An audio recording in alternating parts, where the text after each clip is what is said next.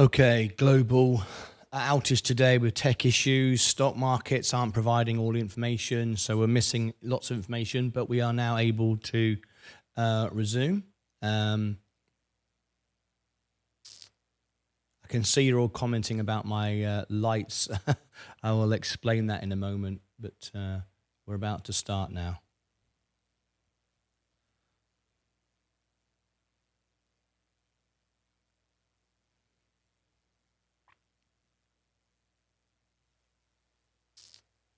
I can see you're all commenting.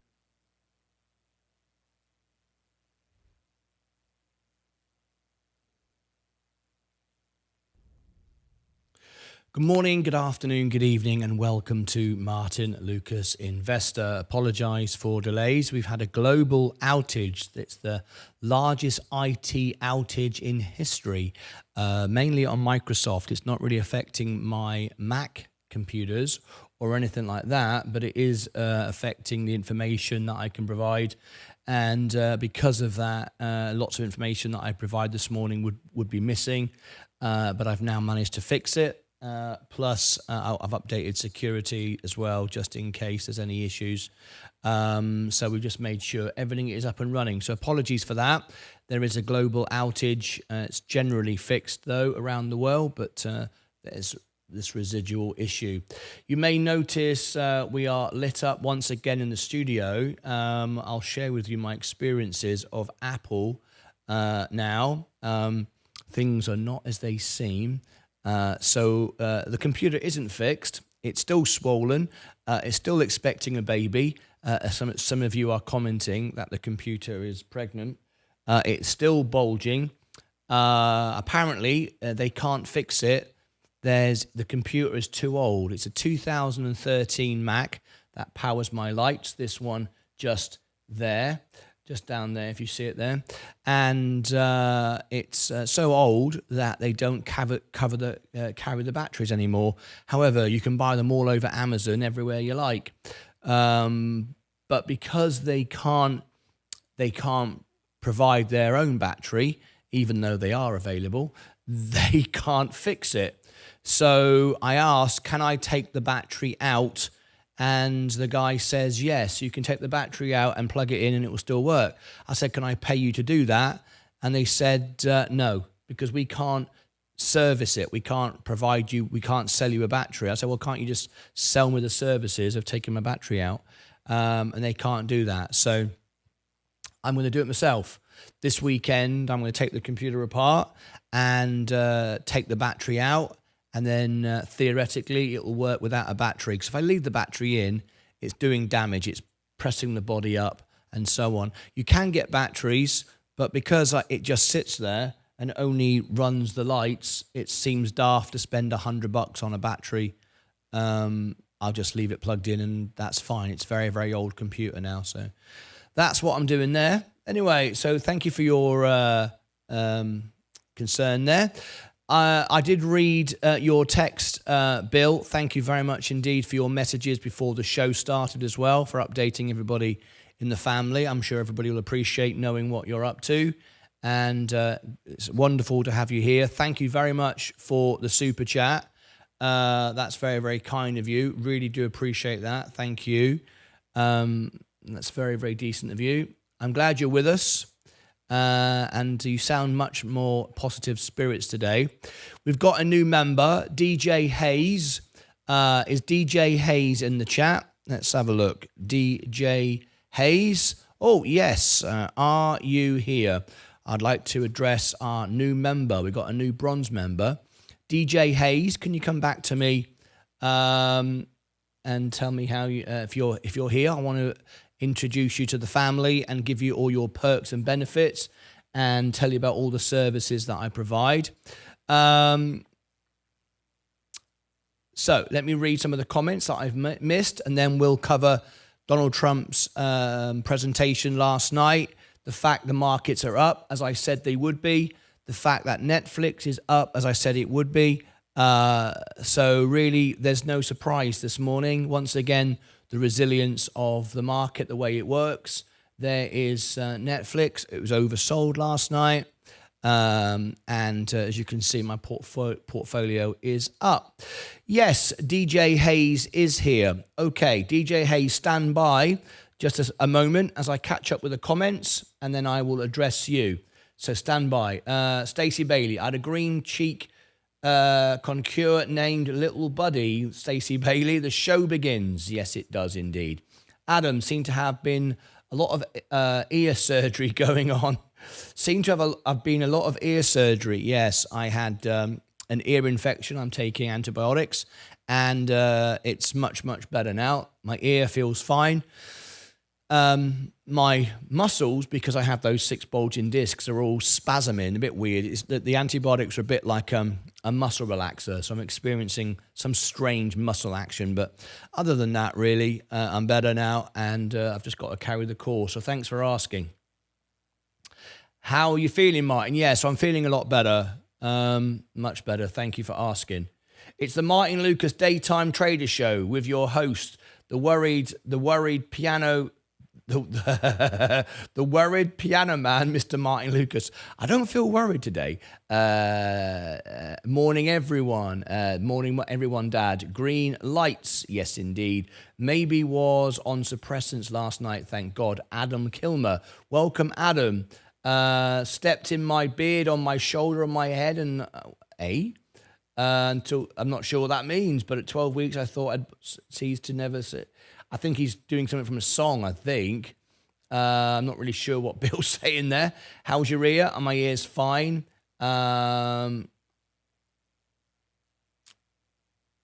Okay. Is red nose tea? What's going on here, Bill? Hey, Stacey. Hi, everyone. Okay. How's Leah doing? Leah's fine. Thank you. Our eye is much, much better. So we go for the checkup on Monday. She should be clear. So we've got through that. That's good. Hello, Martin, everyone. Right. Let's now... I was talking about my bird, Martin, when he was a baby. Okay. I had no idea what was going on. I'm glad you explained. Right. Let's come back to DJ Hayes.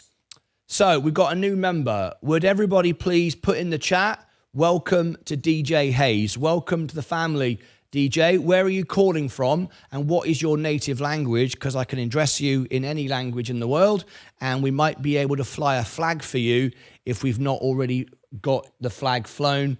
We have members in 62 countries. 98% of our live viewers are members, more than any other channel on YouTube TV, more than Mr. Beast. Our percentage is the highest of any channel in the world. And I guess it's because we are a live channel up to 12 hours a day. We're here to help people. Every word is true. You can ask me anything. I will share anything with you. And it's real. And we're here to help people make money, support people. We do fundraisers, charity events. We're just basically here to have fun and have fun, and support people. That's what this is about. It's not about me. It's not about how many subscribers I can get. It's about helping people. If you don't know, I was voted by Elton John as the world piano man. I'm actually an entertainer, musician, and I built a TV studio, as you can see all around me, to replicate what I did in theatres and concert halls around the world. And I wanted to do a live investment channel, which was basically me investing my real money, as you can see on the screen, and then being able to help people and provide support for people's needs and businesses and whatever. That's what this channel is all about. So welcome in, DJ. You're getting a nice welcome there from everyone. So let me tell you all about it. We are live 12 hours a day. We're here to help people. As I said, we have every Friday, we have a music concert on my music channel. Now let me give you all your perks and benefits. There are too many to explain everything, hence why I've made a members video. There's no ads on it. It just tells you all about the membership. Here is that link. You may have seen it. You may already know about it. I'll find out in a minute by a couple of questions whether you watched it or not. There is the how and why video. Make sure you watch that at some point.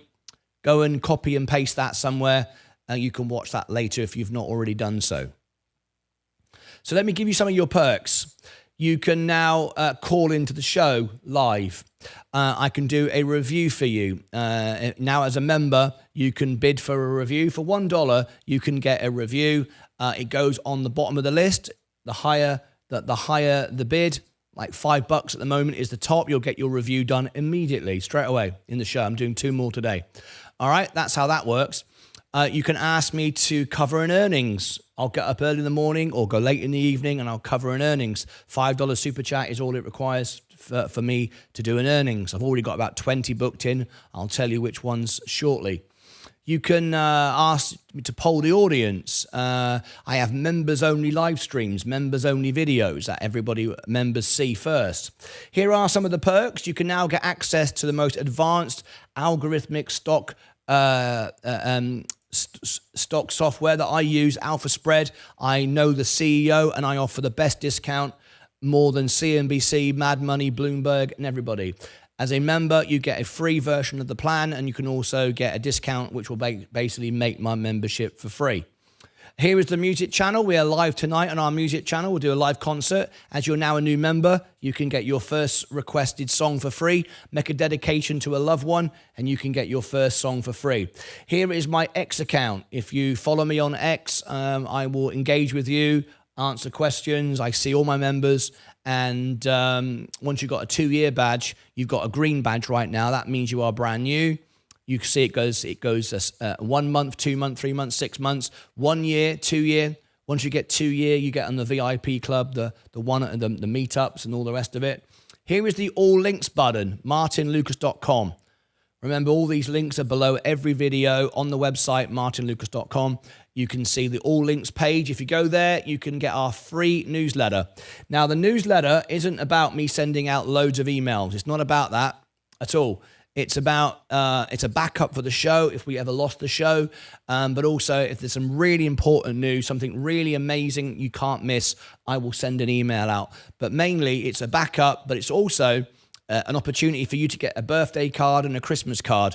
I don't need your year of birth, just your month and date. I don't use the emails. I don't sell the emails. It's a secure server. I wouldn't even know how to. But you don't even have to do that. You could just sign up for the newsletter without your address. Without your name, without your birthday. If you want, whatever you want, it's there. Scroll below, and you will see all of the links. Alpha Spreads down here. That's how you get Alpha Spread. All the free stocks I give away. There's all sorts of things that I get from people that I just give away to you. Right? It's all free. Okay.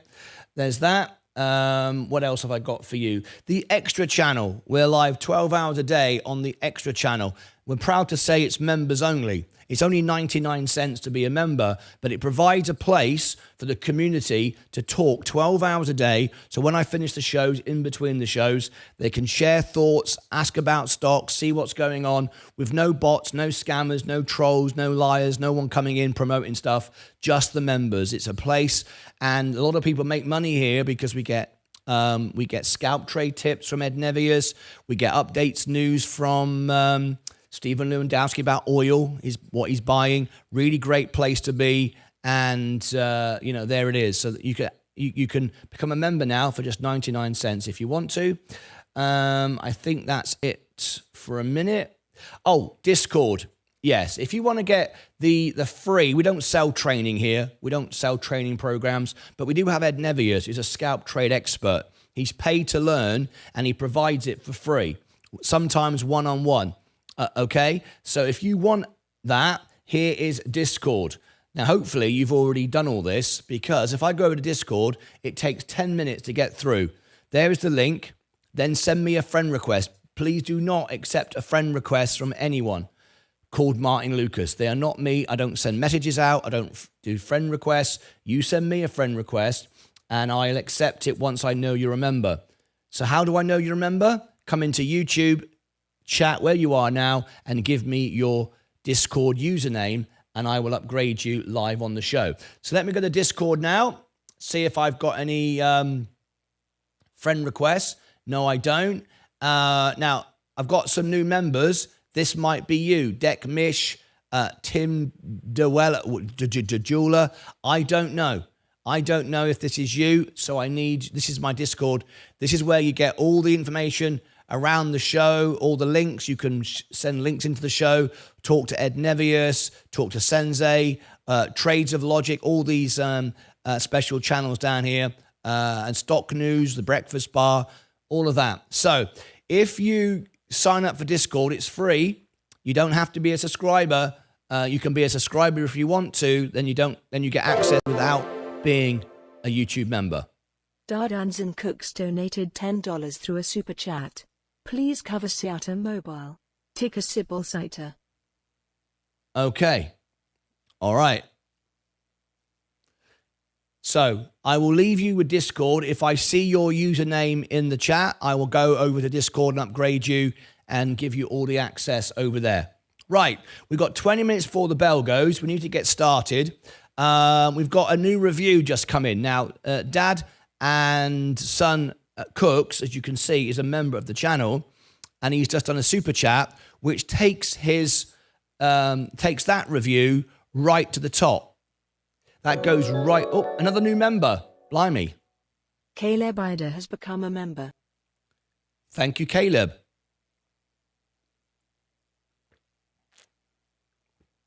Thank you very much. So as you can see, same thing to Caleb. Everything I've just said to you is in the chat. Hopefully that all makes sense. So we're going to do 2 reviews now. And the review for Dad's and Son Cooks goes right to the top now, because that is our top super chat. So it jumps straight to the top. So let me write that down now. SYTA. Sciata Mobile. Right. Okay, that goes right to the top. Once we get past the stock race and we into the show, I will do that. So let me just get it up, make sure I've got the right one for you. Confirm this is the one you want. And we'll be doing this in a few moments. SYTA. Sciata Mobile, there we go. Right, I'll load it up. I'll get it ready. SYTA, that now jumps to the top. So if you are a member, you can book a review. It will get done. You can do it for $1, but it goes about 8th down the list at the moment. Would everybody please welcome Caleb? Where are you from, Caleb? What country are you from? Welcome, Caleb. DJ Hayes. Did everything make sense? Did Discord make sense? Remember, I'm here to answer all your questions. Now, if you want to know anything about anything, if you comment to a video, any video, I answer every single member personally. Every single member. I have my comments on my channel filtered for members. So I see every member's question and I answer it. I don't often see the replies back because that's more difficult, but I do see your initial comment and I do reply. So if you want to know anything, just do a fresh comment. If you reply back to something, I don't always see it, but if you do leave a comment to any video, I will search for it and I find it. All right. Jason Davis. I'll go back to that on Monday. Yeah, that's fine. I understand. Right. Let me check my Discord. There's nothing in there yet. So let me just do that. Let me message these couple of members. This might be our new members today. I don't know. One's called Deck Mitch. There's no way for me to know, but I reply back to them, that person, and explain what to do. We've just got Tim DeJula message. That one's done. Right, we're all good.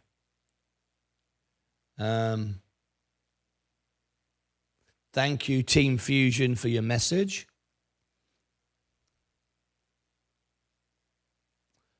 Right.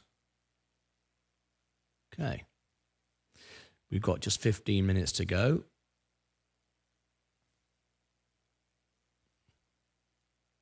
Before we start.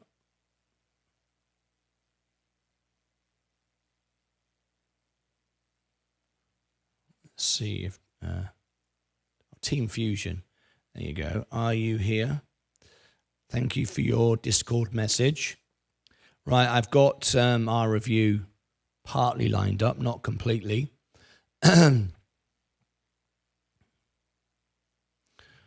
Right, so if you want to join us, James is talking about tonight's music concert. Every Friday we have a music concert. And for our 2 new members, you can have a free song request tonight, and you get to keep the video and you can dedicate it to a loved one. Here is tonight's event. Same time every Friday. Here is the link. Join us. It's a live party, live requests, and you can... there it is. There's the link, and you can join us for the live party tonight. I want to welcome as well this morning our Rumble audience. There's just one there this morning. Rumble audience this morning. Right. Rumble audience this morning. Right. I want to also tell you today's show is provided by Charlotte May Weddings. We don't take sponsorship from anyone other than our members.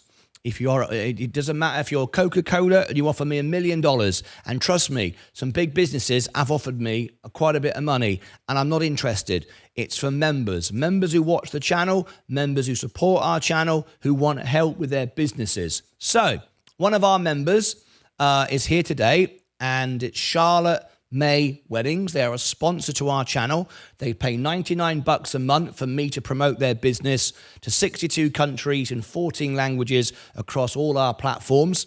And they are a wedding company, one of our members, and we'd love to help them become #1 on Google. And that's really easy for us to do because we have 27,000 subscribers just on YouTube. So what I'd like to ask everyone to do, and I know you'll all do it because we all help each other, here is Charlotte May's Weddings website. All I ask you to do is click on it. Click on it, help it rank. If we've got people all over the world clicking on their website, they will rank #1. Simple. Simple as that. If we've got people all over the world clicking on their website, they will rank #1. You don't have to get married or book a service. Just simply click on their website every time I mention it. So I'm mentioning it today.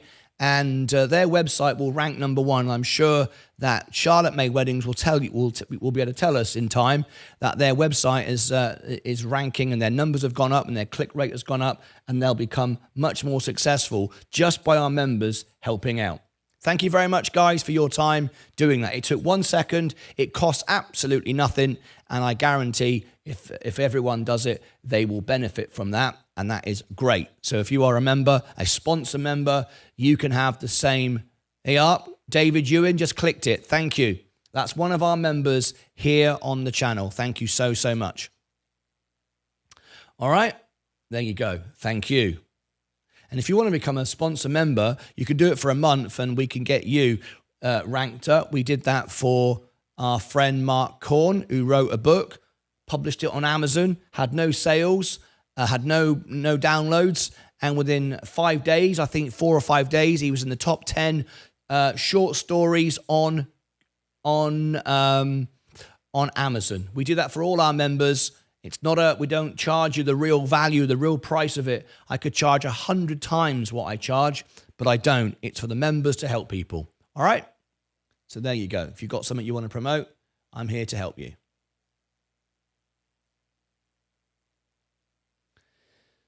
And I've just been told by our sponsor, they also do weddings in Santorini, Greece. So if you are looking for that, go on the website, check it out. Most importantly, you know, most people here probably aren't getting married. You know, it's a very exclusive thing. Just by clicking on the website, you're going to make it rank and make them a #1 choice for weddings. It's a very, very easy thing to do. Thank you, Mike. Mike clicked. Look at that. Clicked. Good business networking. Yeah, we do it. It's. Can you imagine? We're at 27,000 subscribers. The power of this. It's just. It's why I do the show. I just at the end of the day, every day I ask Leah, "Have I done a good thing today? Have I helped people today?" And if she says, "Yeah," And that's it. That's all I want to do. It's very simple. I'm wondering which stocks he helped last night. I was surprised he mentioned AI. Right, we'll talk about Donald Trump in a moment. Have we got time? Because I've got a review to do after the stock race. Let me do a quick reaction then. We've got a few moments. I've got not yet. Let me do a quick reaction here then. So I'll do Trump first of all then. Trump. So this is, let me bring up this, just a quick reaction.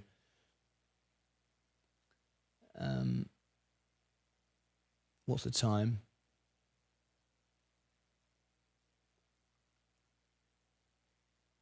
$26. Okay, 26. Here we go.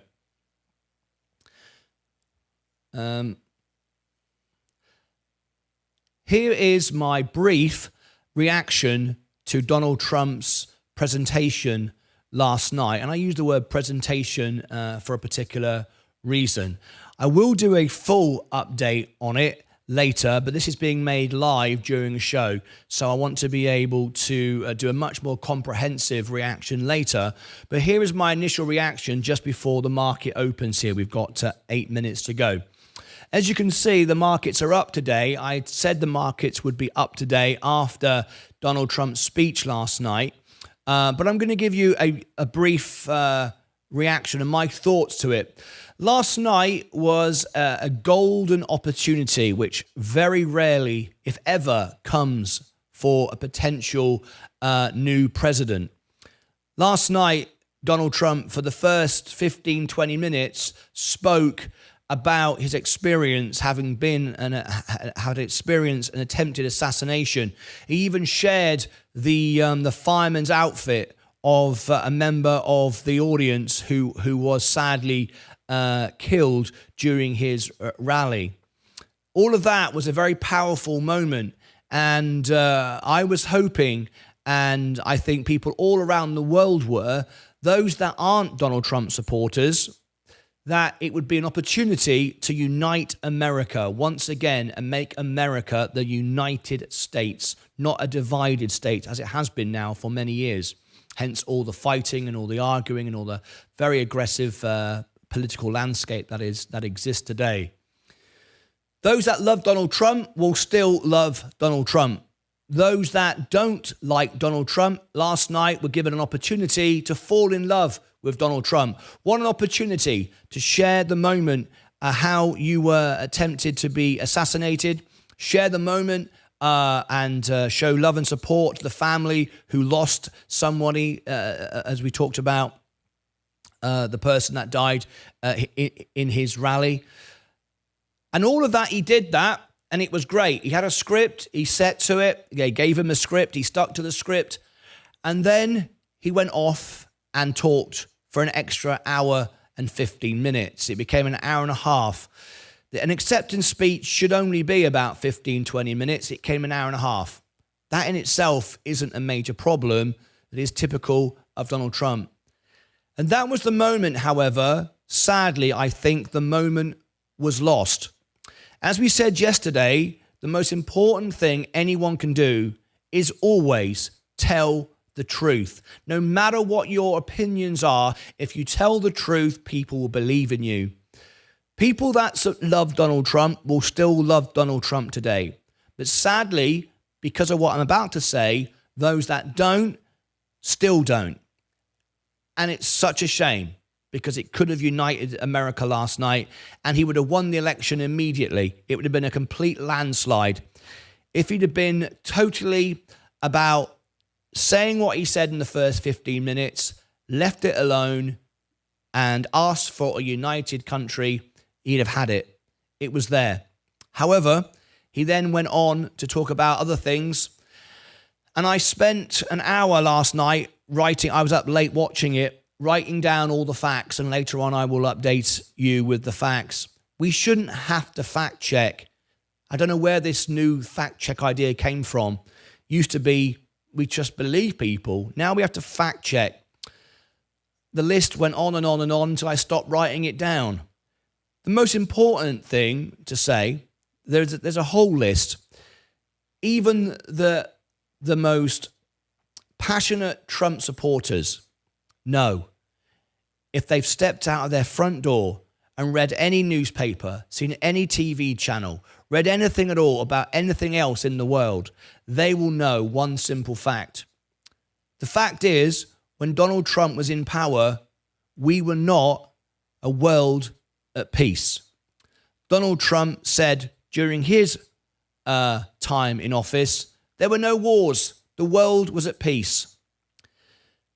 There were about 20 wars running at that time. And there's never been a period in history where there's never been any wars anywhere, under any president, under anyone ever since the beginning of time, as far back as we can go. Sadly, when you say things like that, when there are people, half the country, who don't support you, you're not going to win those supporters. What a shame. He went on and said and some other things about inflation was the lowest and other things, and the stock market was the highest and everything was the greatest. I'd love it to be true. However, there was a list as long as my arm of blatant ridiculousness, so outrageous it was beyond comprehension. You can have your opinions and your beliefs, but you can't ignore blatant facts. As I say, there will be a further video when I present all the facts to you and go through them one by one. But right now, there was no world peace. And Donald Trump said when he comes back in power, there'll be world peace again. Donald Trump cannot stop every war in the world. Nobody can. It's completely impossible. That will never, ever happen. I'm really sad he said it, because it was an opportunity to unite the world, unite America, and the opportunity of a lifetime was lost. Joe Biden right now is on the ropes. Joe Biden doesn't have much power right now. He's losing support. And Donald Trump could have got a landslide, which has never happened in the United States, where everyone votes for one person. That's never happened. It never probably will. But last night, it came as close as it's ever going to come. And sadly, that opportunity was lost. What we needed last night was humility, a brief announcement, a 15-minute would have been fine, not to bang his chest and say how great everything was. And he also said, the moment I get in, inflation will go down. Well, inflation is going down already. It's already down at 2% again. He said, the moment I get in, it will drop straight away. Everything will change straight away. And of course, anyone who loves him will he can say anything. It doesn't matter anymore. I don't understand that, but people do. People that don't like him and politicians around the world who want to build a relationship will go, why did you say that? Why? Why did you say that? It was an opportunity to unite the world. I don't know why he does it. I don't understand it. I'm lost for words. People know what you're saying didn't make any sense. Why say it? Anyway, there's my reaction. It was a great shame. I felt an opportunity to unite the world was lost last night in one of the greatest opportunities of all time. I don't think there'll ever be an opportunity as good as that. So I'm sad this morning, but there it is. What a shame. Click above my head for further links down below in the description. And when I've done the comprehensive video and with all the facts presented to you in very clear and concise ways, I will present it over here and down here. Until next time, as always, take care of yourselves and each other. Right. Let's read the comments. DJ clicked good business networking. Morning, James. Hi, Jay. Morning. I'm wondering which stocks he helped. Don't know. He said the auto industry. But anyway, it wasn't really clear. It was just lost. Love your show, Martyn. Caleb, Ed, thank you so much indeed. I think G.D. Vance is the game changer for Trump. I think he did great. Even the tangents he went on, it was emotional. Did you watch for an hour and a half though? Trump is rubbish, said Fight Channel. I agree with Martin. I couldn't help but to think which thing he was lying about. It was a great speech. Lance Strength. Tell me how you can, for those of you that are really Trump supporters then, tell me how you can live with the fact that the things he said weren't true. Please tell me. I'd love to know. 5, 4, 3, 2, 1. The year is 1991. Hang on a minute. I completely messed that up. I'm going to do it again. It's a live show, and I made a technical error. So I apologize. I'll do it again. 5, 4, 3, 2, 1. The bell has gone. It's the stock race. Let's go for all the information of all the stocks. As you can see, we're pretty flat right now. The stock was up slightly this morning. As you know, I'm now massively in margin. I'm very bullish on the markets. Just under $103,000. Sorry, $104,000. I beg your pardon. Let's go for all our positions, see what's up. We've got the general market is pretty flat at the moment. It had a chance to boom last night, but it didn't. Virgin Galactic, no value here, going down even lower now. This is very, very sad to see Virgin Galactic go down further. It's under 30 cents a share now. There's hardly any value here at all. Palantir down today, gold down today, S&P is pretty flat at the moment, Amazon is down 1.5, Apple up 0.71, Next Year Energy up 0.23, Enphase Energy down 1.49, Coca-Cola up 0.57, J&J up 0.12, Chevron is down very slightly, Tesla is down today. No surprise after last night, EV cuts coming. Rivian, drill baby drill, that's what he said, which is surprising as Donald Trump is supporting him. So that'll be interesting to see where that goes. Rivian down at the moment. McDonald's is down. Google is up today, 0.85. Microsoft is down. It was down a lot lower due to the global outage, mainly caused through CrowdStrike, affected Microsoft devices. Nvidia going down today, trimming off 1.3. Walmart is up today. Tilray, but it was barcoding earlier, broken down. Robinhood flat. IonQ is down 4% today. IonQ is too expensive. Rocket Lab trimming off, but recovering. Plug Power now down 13%. The reason for that is they released more shares. It's been devalued. Great shame. It's not a discount. It's now been devalued. It now needs to go under $2 to buy it. I wouldn't buy it unless it went under $2 now. It's been devalued by the extra shares. Rumble down 266. Funware, basically dilution. ASTI is up today 1.22. FFIE is down 2%. Bitcoin is up slightly 0.1. XRP is down 1%. I did get out of that. I told you I sold all my Bitcoin, all my crypto, all my XRP. Okay, let's now go and look at the global news. We'll start with the US. I think that's very, very important, and let's go straight into it. This is your stock race and your US news. I'm bringing it up. It happens live. Bear with me. I'm making this during a live video, and here it is. Click the subscribe, ring the bell, and tap the like button. Away we go. US news. Trump's speech as it happened with Biden close to abandoning presidential race. It looks like Biden will be out very shortly. Some are saying he's out already to get views on YouTube. That's not true, but it looks like he will be soon. Mass IT outage affects worldwide travel and GP surgeries as Microsoft working on lingering impact. The largest IT outage in history, apparently. American journalist sentenced to 16 years in Russian spy years in Russian prison after spying trial. And we've seen air travel, we've seen the National Health Service, we've seen banks all around the world go down, and stocks go down as well because of the outages. Drill, baby, drill, and close our borders. Donald Trump has claimed that's what he'll do. Remember, he's made these claims before. We shall see what happens if he wins. I'm sure he will win. Anyway, drill, baby, drill. So that's what's going to happen. There's your latest news today on the stock market, and your stocks around the world. There we go. There's the stock race. I'll just look at my phone and bring it back up. We're pretty flat at the moment. Click above my head for all the links down below in the description, and over here, more information in the series. Until next time, as always, take care of yourselves and each other. Right. Okay, Lance Strength. Obviously, you said it was a great speech. I respect that. You liked it. He said there was world peace while he was in power. Please tell me what your reaction to that is. That's his words, not mine. There was world peace while he was in power. That's what he said. No new wars. He's always said that.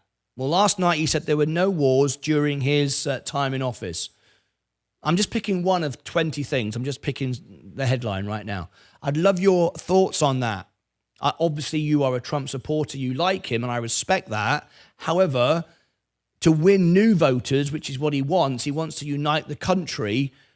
We all know there's wars going on. I can't get past the fact that it's not true. Anyway, inflation was 1.6 until COVID. Correct. No politician had anything to do with COVID going up and down. COVID went up because of, sorry, I beg your pardon. Inflation went up because of supply shortages to COVID.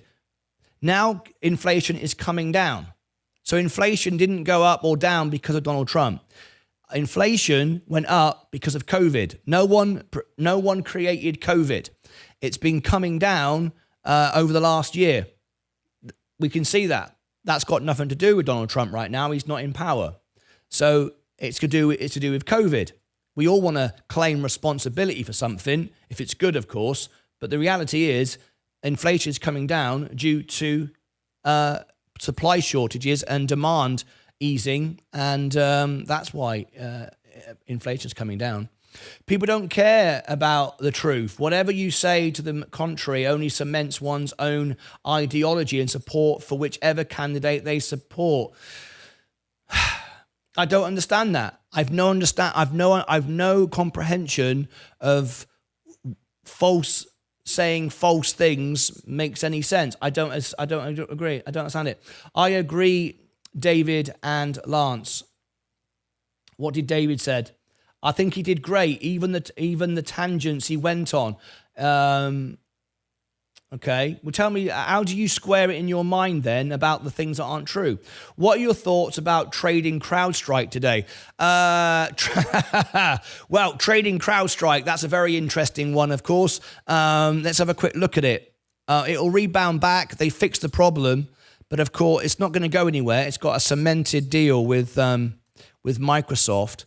It's now part of the S&P as well. CrowdStrike is an overreaction.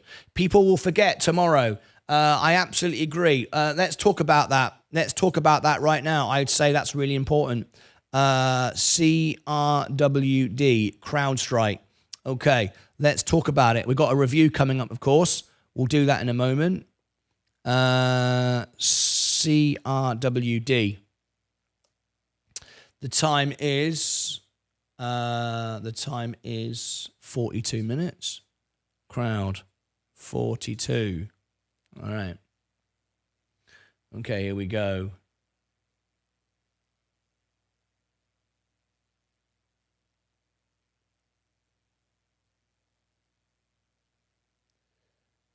Okay. I'm going to come back to Lance in a moment.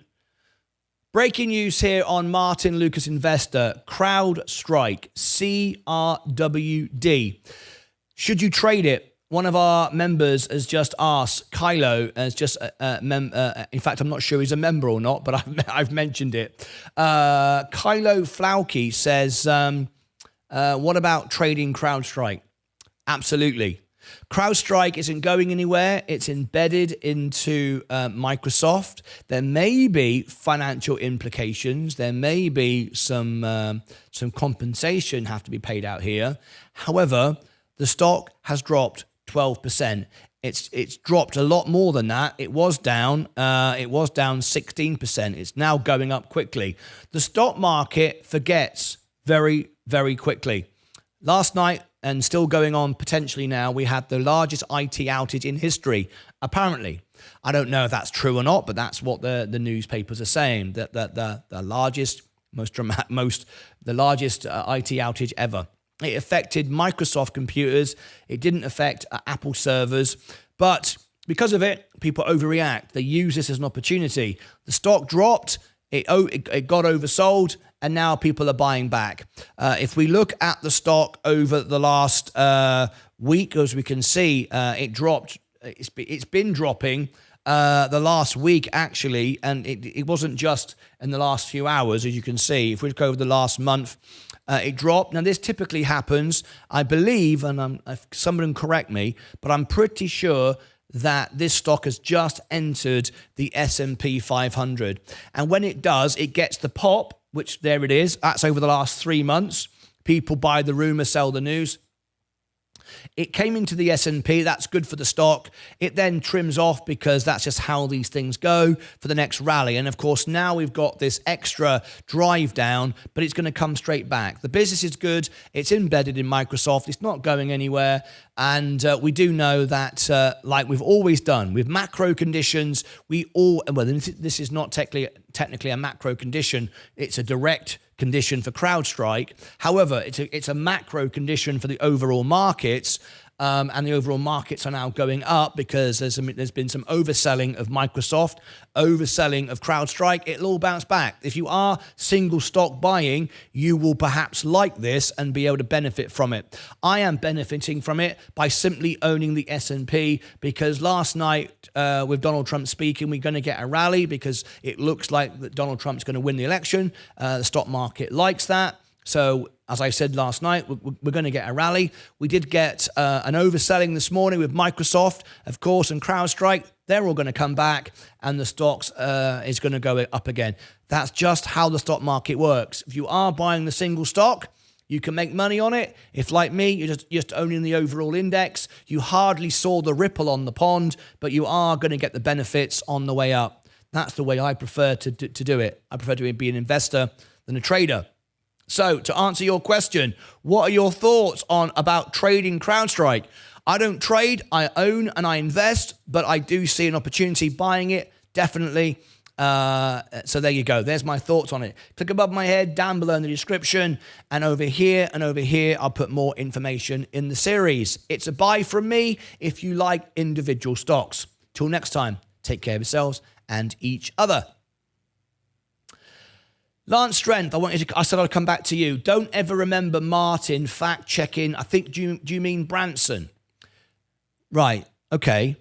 So, I think you mean Branson. Let me be clear, right? We're talking about what Donald Trump said last night. We're not going to be in a playground saying, well, you didn't say this about my dad, and you didn't say that about my dad. We're not going to do that. Right? We're going to rise above that. I'm not on anybody's side. I'm not on Branson's side or against Trump or for Trump. I'm neutral, okay? I'm just presenting facts. What I said or didn't say about Branson has nothing to do with what I'm talking about right now. But I can assure you, if I was presented with a discussion and a debate about anyone, you included, I will answer it and be open and honest about it.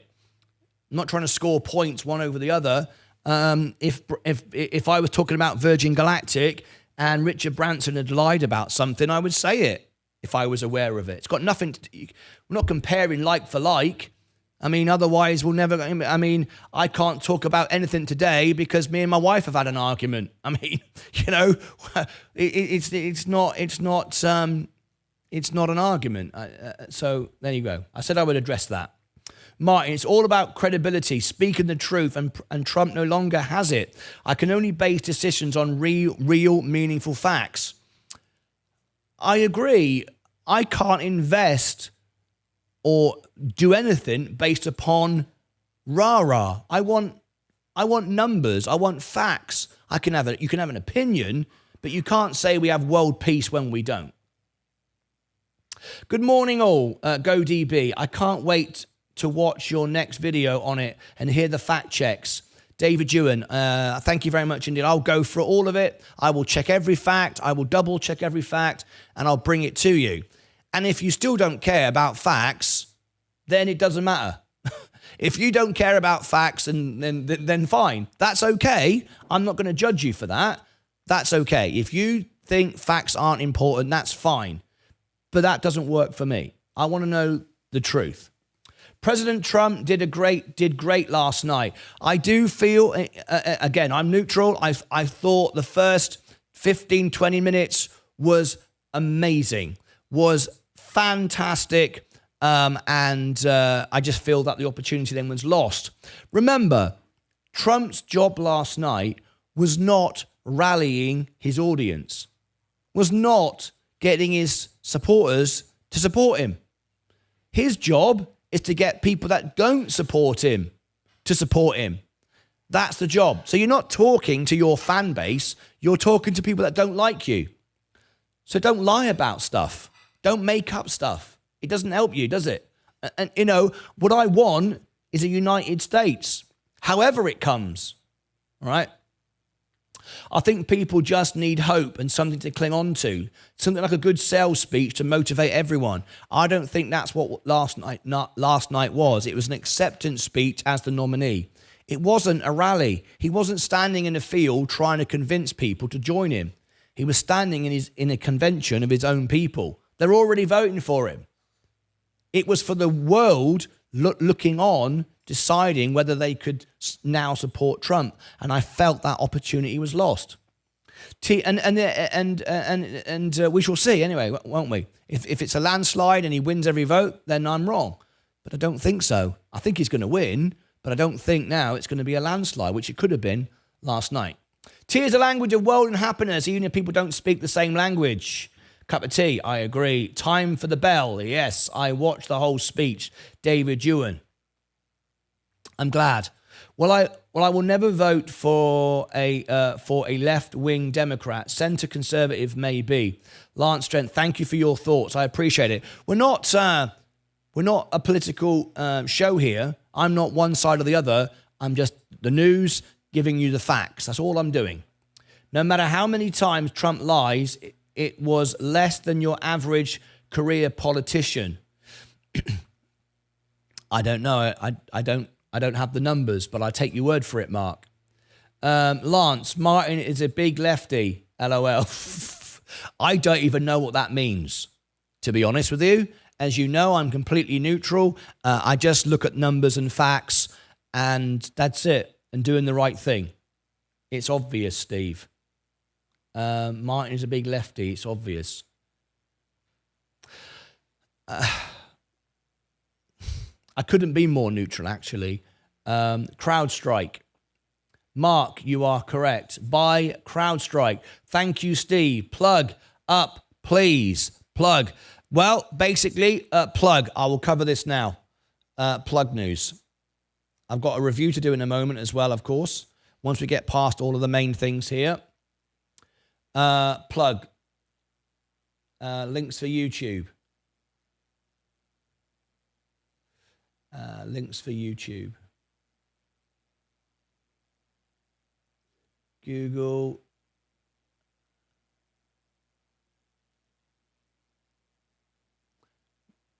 Nothing there. Okay. Let me just do that. Let me just get something a moment. Plug update. We've got earnings coming up as well. 23rd of July, we start. Just a couple of days to go.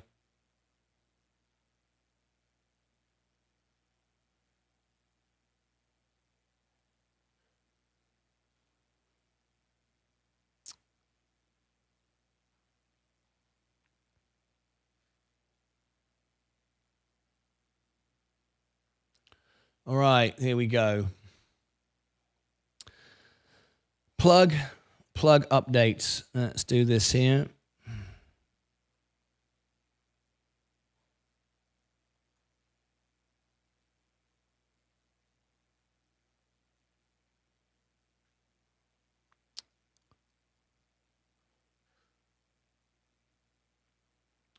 Okay, here we go.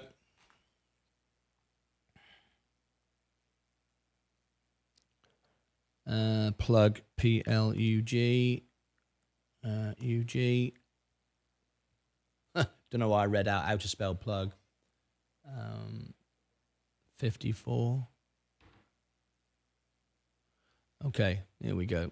Let's have a look at this. Breaking news here on Martyn Lucas Investor. Many of you are asking about plug.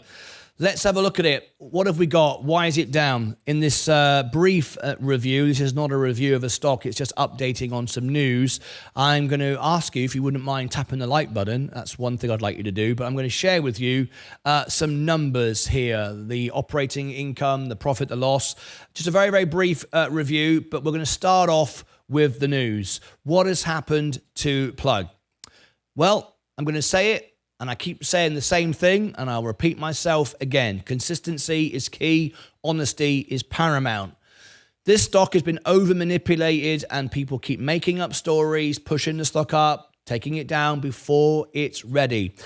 You all know I was approached, and my channel was attacked by Russian oligarchs trying to influence me to say everything was great with Plug. Plug is a great business.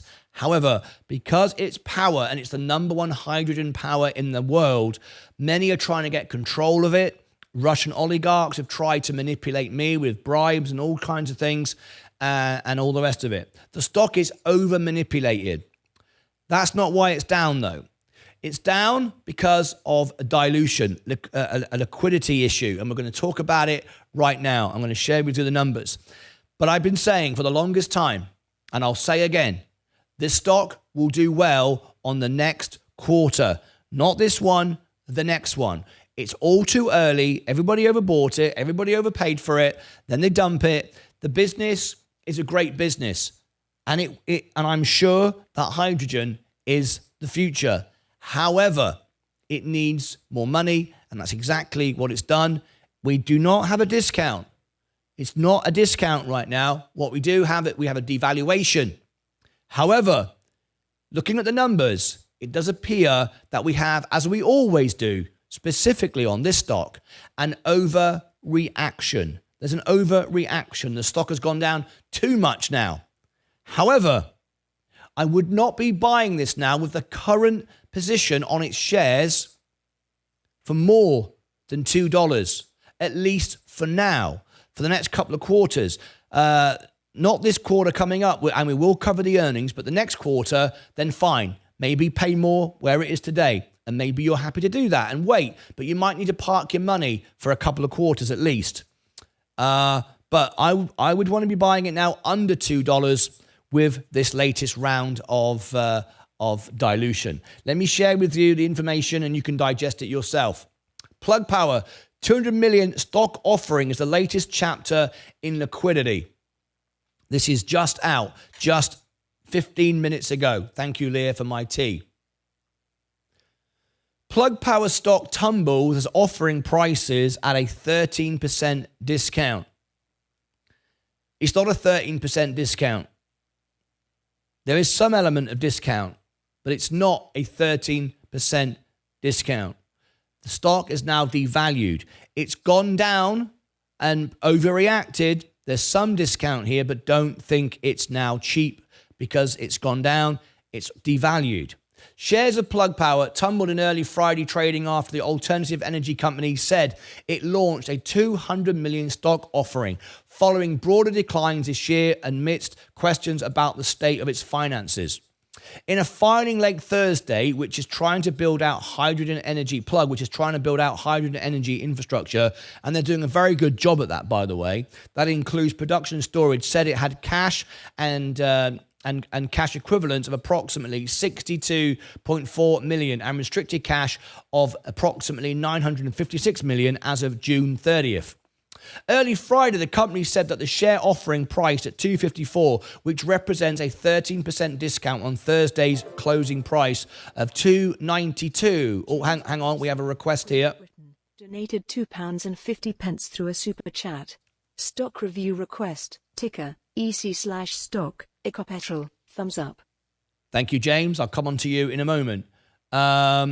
The value of the stock was 9.2 of Plug's power market's capitalization of 2.17 billion at Thursday's close. Shares of Plug sank 16.4% in trading through Thursday, while the S&P 500 index has gained 16.2. Plug Power said it plans to use proceeds from the stock sale for general purpose, for general corporate purposes. That's a bit vague. Don't mind diluting the stock to build out the business, but not to pay wages and stuff like that and bonuses. We hope it's not that, but there we go. It also said it would give the offering's underwriters a 30-day option to buy up to 30 million in extra shares. Morgan Stanley is acting as the offering's book running manager. The company, in its most recent annual report in February, said it believed it had enough money to resolve earlier doubts about its ability to keep operating. Still, it has suffered losses for years and has cut jobs and costs. The company, as Barron's has noted, faces a hydrogen market that has yet to fully take off, and has also struggled to make sufficient amount of hydrogen on its own. Chief Executive Andy Marsh told Barron's that the company is losing money on each ton of hydrogen it has had to buy elsewhere amid the shortfall. Still, in May, Plug Power's surged after it said it landed a 1.6 billion conditional commitment for a Department of Energy loan guarantee. The company said it planned to use that long-awaited financial assistance to finance up to 6 green hydrogen production sites around the US. The loan guarantee will prove instrumental to grow and scale not only Plug's green hydrogen plant network, but the clean hydrogen industry in the United States, March said at the time. Now, my concern is, and we have to consider this now, let's look at the numbers before we talk about the concern. Revenue is 801. Let me zoom in a minute. 801. Oh, before I share that, I'll show you the intrinsic value. The intrinsic value is 4.31. Would suggest undervalued, but there's no DCF valuation. We cannot rely on those numbers. I wish we could, but we can't. Net income is expected to increase. Operating income is expecting to increase. You can see it there. Revenue is expecting to increase considerably. Operating cash flow up 10%. All of this looks good. Balance sheet. 4.8 billion in assets, 1.9 billion in liability. So 50% is liability. If we look at cash, it's 172 million. We've got liabilities. Long-term debt is half a billion, 509.1. Long-term debt is 26. Now we're about to get interest rate cuts. That will be a major stimulus for Plug. That's a major stimulus for Plug. But their debt isn't out of control. If we scroll down, this is not a full review. Profitability is extremely low. We're not making any money, right? But they're not going to go bankrupt. Let's look at the short interest. We've got a short interest of 27.7. It's rising again. So with good news, this stock could rise. However, and we need to address quickly the elephant in the room. Last night, Donald Trump said, drill, baby, drill. He is focused on relighting the oil business. Will that affect hydrogen? I don't know. Honestly, I wish I had an answer. I don't know if Donald Trump will be pro this. If someone knows the answer to that, let me know. I don't know. But we do know he's more than likely to win the election. I'd say it's extremely likely. And we know he is pro-oil. I don't know what will happen to this. I wouldn't buy this stock unless it was under $2. I'd be waiting for further information. I'd rather pay $10 for it, knowing it's going to 100, than buy it for $2.49 and it could go to zero. Remember, the balance sheet is fine. The debt position is okay. They fixed a lot of those issues. We've got an overreaction. it comes down to what you think Donald Trump, a Republican Party, would do with this. I honestly don't know the answer to that question. So it remains to be seen. I would buy it under 2 if I was individual stock purchasing. I wouldn't buy it here. I would want to wait to get the earnings as we need. I'd rather pay more knowing it's fine. I do believe plug power and hydrogen is the future, but it depends in the short term what the new government are going to do, assuming that Donald Trump does win the election. So there's some unknowns. So what do you do right now? I don't know. I wouldn't be chasing it. It's an overreaction, but it's not a discount. It could go a lot lower. I wouldn't be buying it.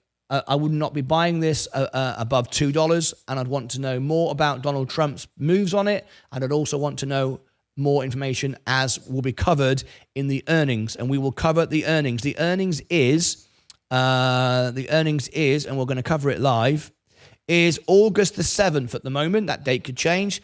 Click above my head. I'll give you all the links down below in the description over here and over here. I will cover the earnings. Join us live for that, and let's get more information to make an informed decision. Till next time, take care of yourselves and each other.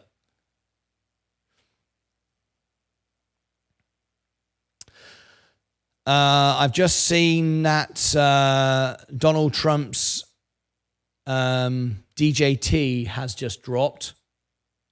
His stock is being sold this morning. So make of that as you will.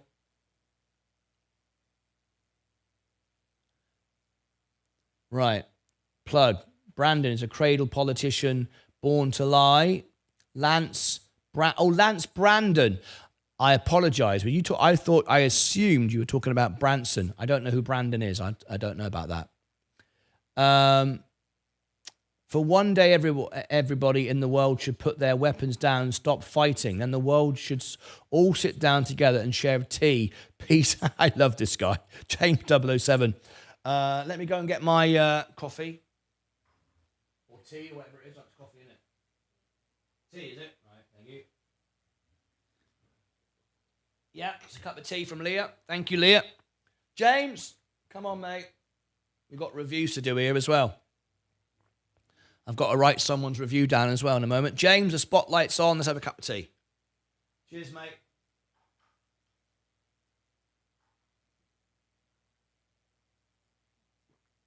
Okay.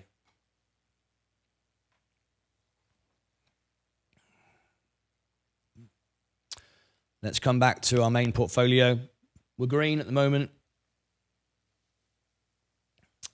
I don't want to look at the market today. Sheesh.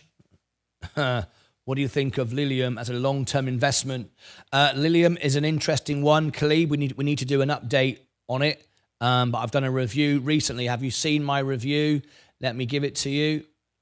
Here we go. You can go and see what I think about it. Martyn Lucas. This is how you do it, by the way. If you go over to Martyn Lucas Investor and LILM, I think that was a stock ticker, wasn't it? There you go. There's my latest review.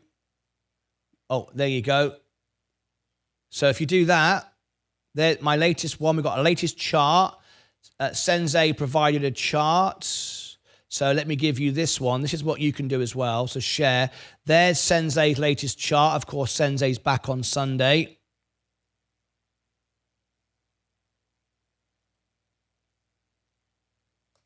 There is, I know, DJ, it does use more at the moment, but that will change over time. And here is my Lilium. Here we go. Here's one for you as well. These are my latest ones. Okay. There we go. Okay. I don't want to look. Energy production lowers inflation. Correct. I agree. Lance Strength. No new cars. He says it. No new wars. He says it every speech. No new wars.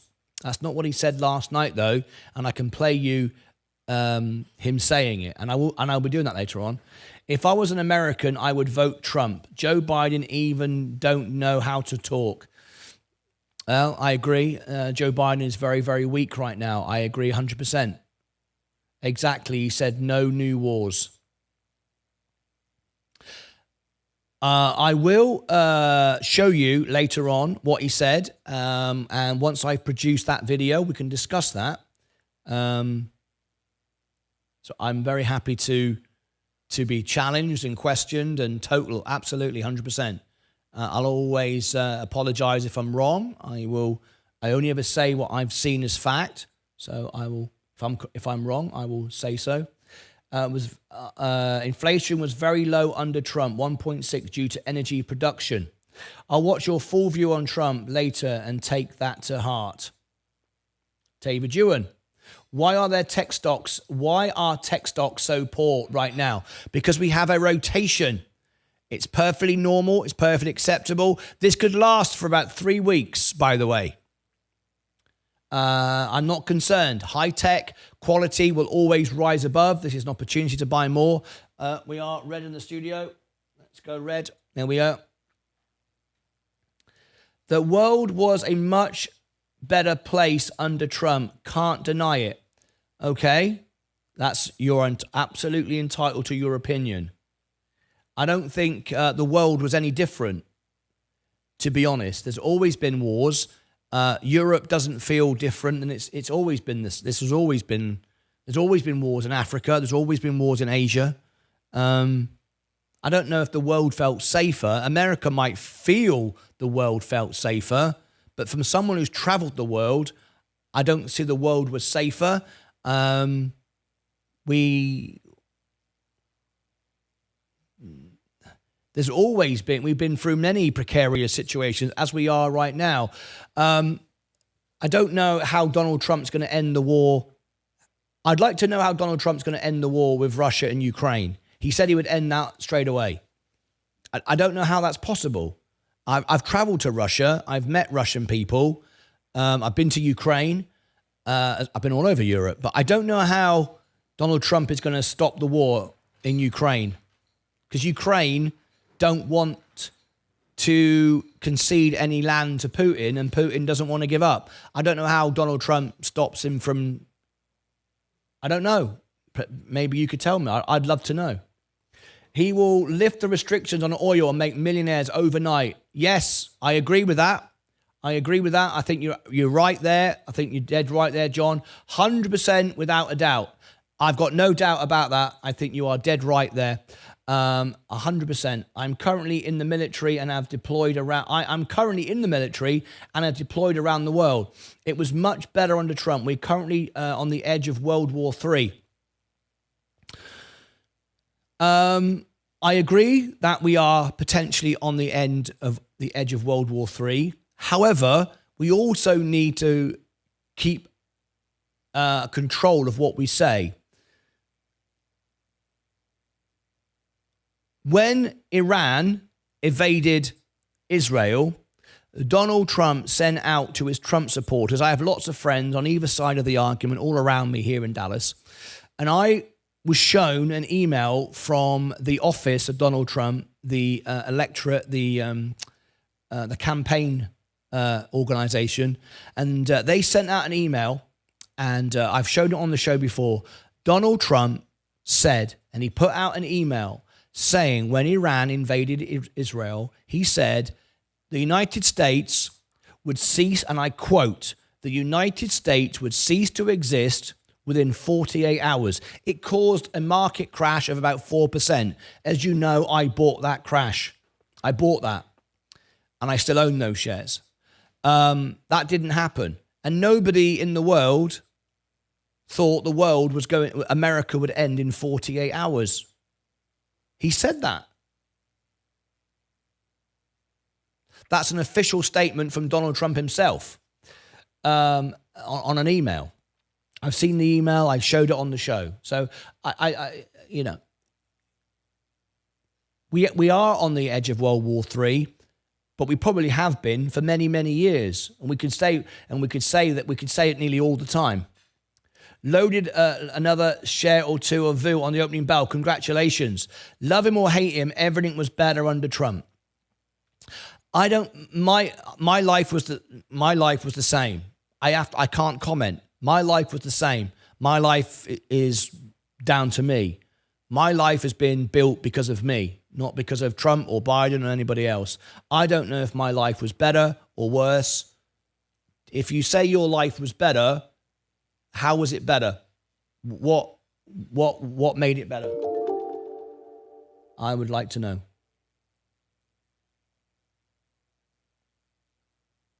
Brandon is Biden. Let's go, Brandon. The rally. Oh, I see. Why do they say that then? Why do they say, let's go, Brandon, if he's Biden? I don't understand that. Would someone explain that to me? Only two choices, more of the same or change. So vote, will the people, says Stephen. Please talk to Asti stock price to continue down.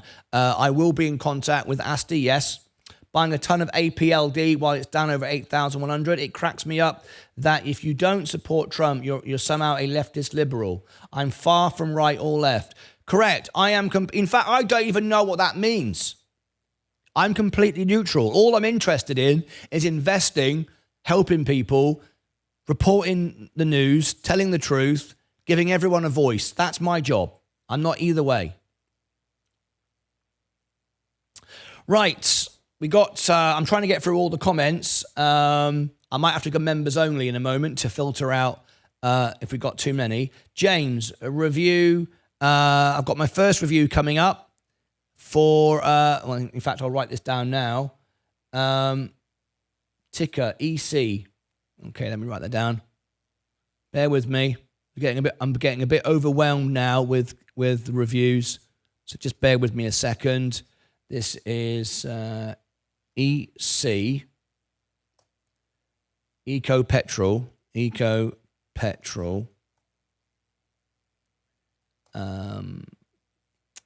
that is James 007, $2.50.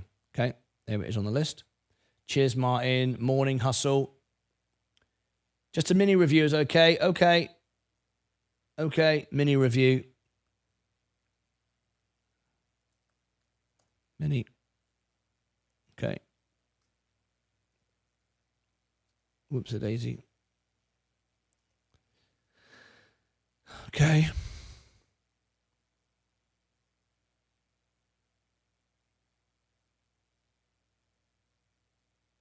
Wonder what he was talking about when he talked about the green scam. Yeah.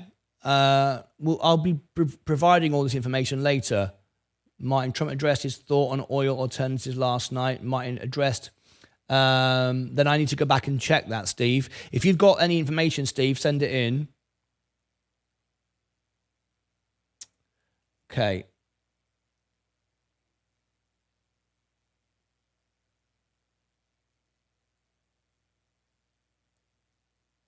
Okay. I'm going to jump to the bottom of the comments now. There we go, because I was just getting too many. Right, here we go. We have an immediate review to do. Let me see where it was. This was for David and Son Cooks. Sorry, I keep forgetting your name. I'm sorry. I can only remember what I'm looking at the time. Are you here? I'm going to do your review now. Are you here? Are you here? Okay. Right. Okay. Let's get straight into it. SYTA. SYTA. Seattle Mobile. Excuse me. SYTA.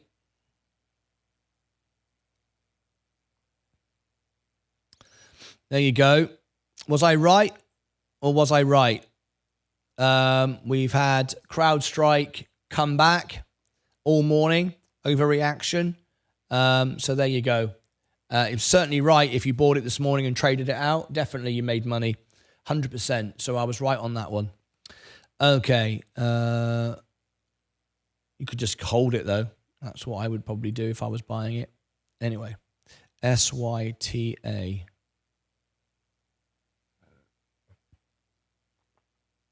Thank you, James.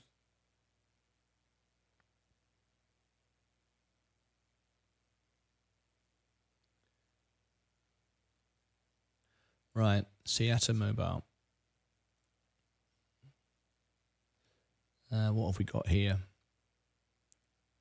All right. Okay.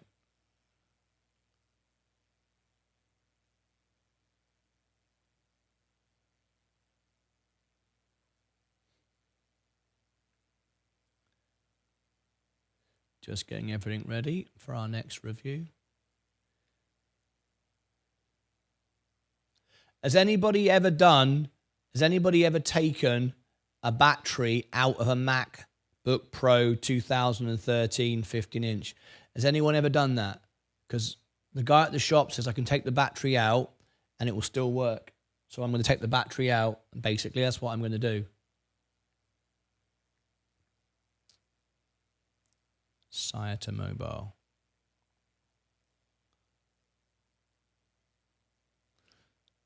And hopefully it will work without a battery in it. That is the plan.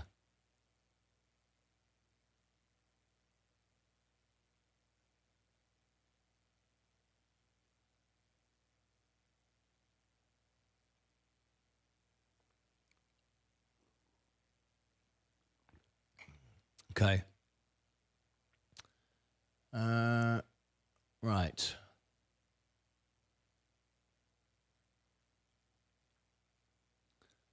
SYTA,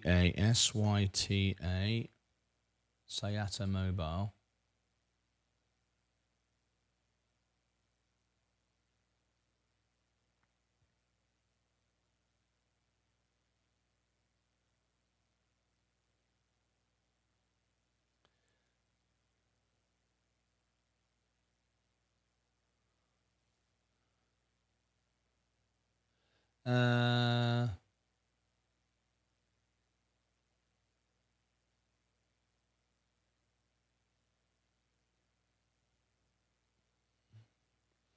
Okay.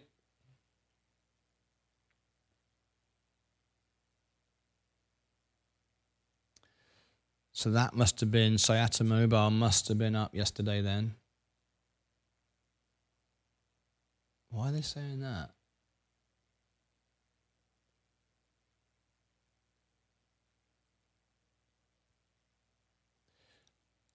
What day was that? 65, 71.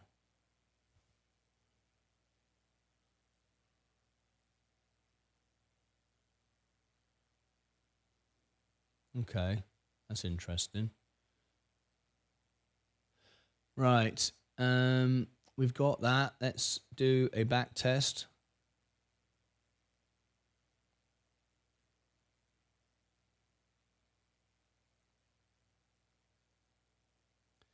Just preparing for this.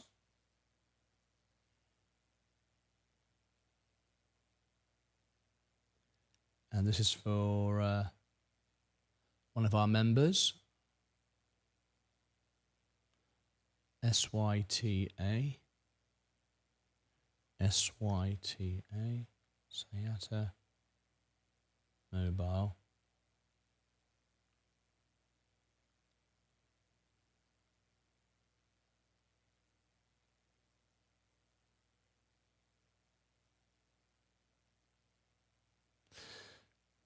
Boo. Okay, we're nearly there. I just have to prepare all my software, make sure it's all good. Bloody hell. Hell. See why you're looking at this. Okay.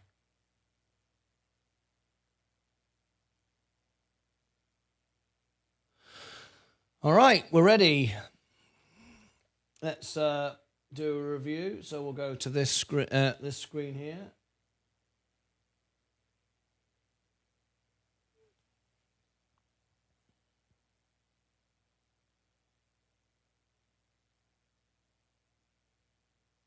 How far is SoFi down on the list? It was.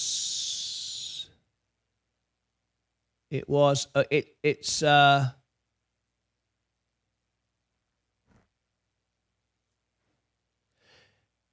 It was second. It's just gone to third because someone did a $10 super chat, but it'll be done today. It'll be done today. SoFi, Robbie Cooper, you don't need to do another super chat. It'll be done today. Okay. I'm going to do 3. So you'll be, you were second, you're third now. So I'm doing the first one now. So bear with me. Okay. Time is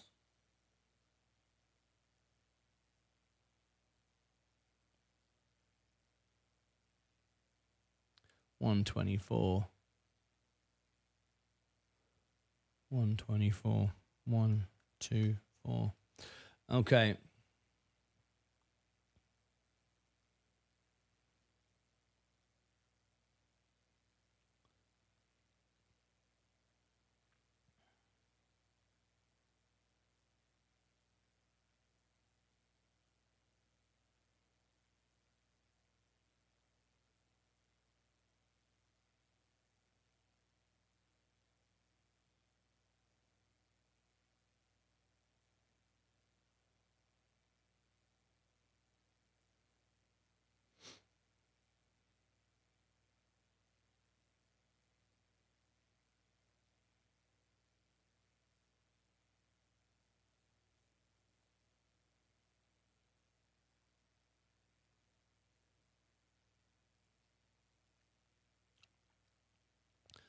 Time for another stock review. This time we are talking Syata Mobile, SYTA. If you're a member of my channel, you can get a review just like this from just $1. Absolutely. I'm here to help and support people. Remember, I only own the S&P. I'm not pumping and dumping stocks. I'm fully invested. All of my money, over 100 grand now, is in the S&P. I'm here 12 hours a day answering all your questions.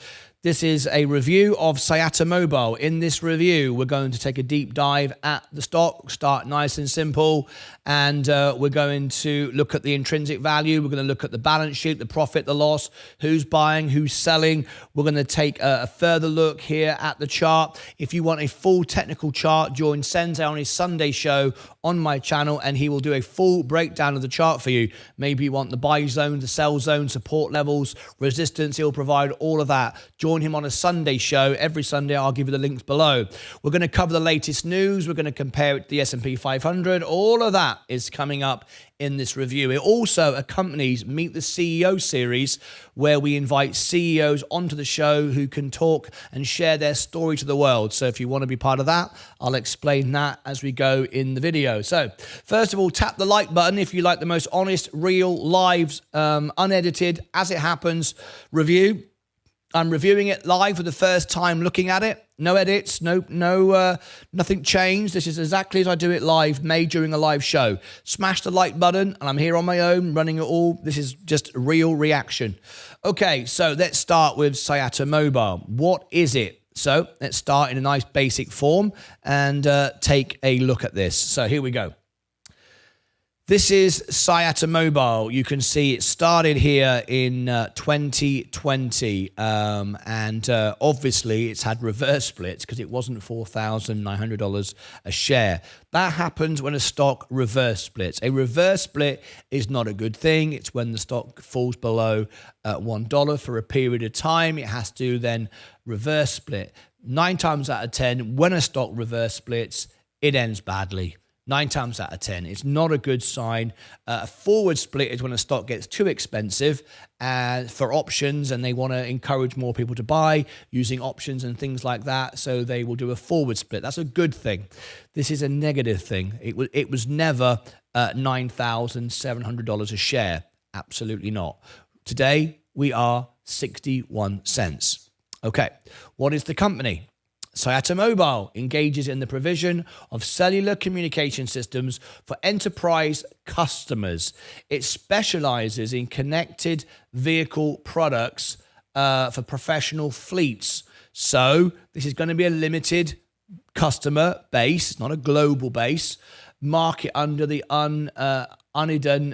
Uniden, I beg your pardon, Uniden Cellular and Sayata brands. Show more. Yes, please, show us more.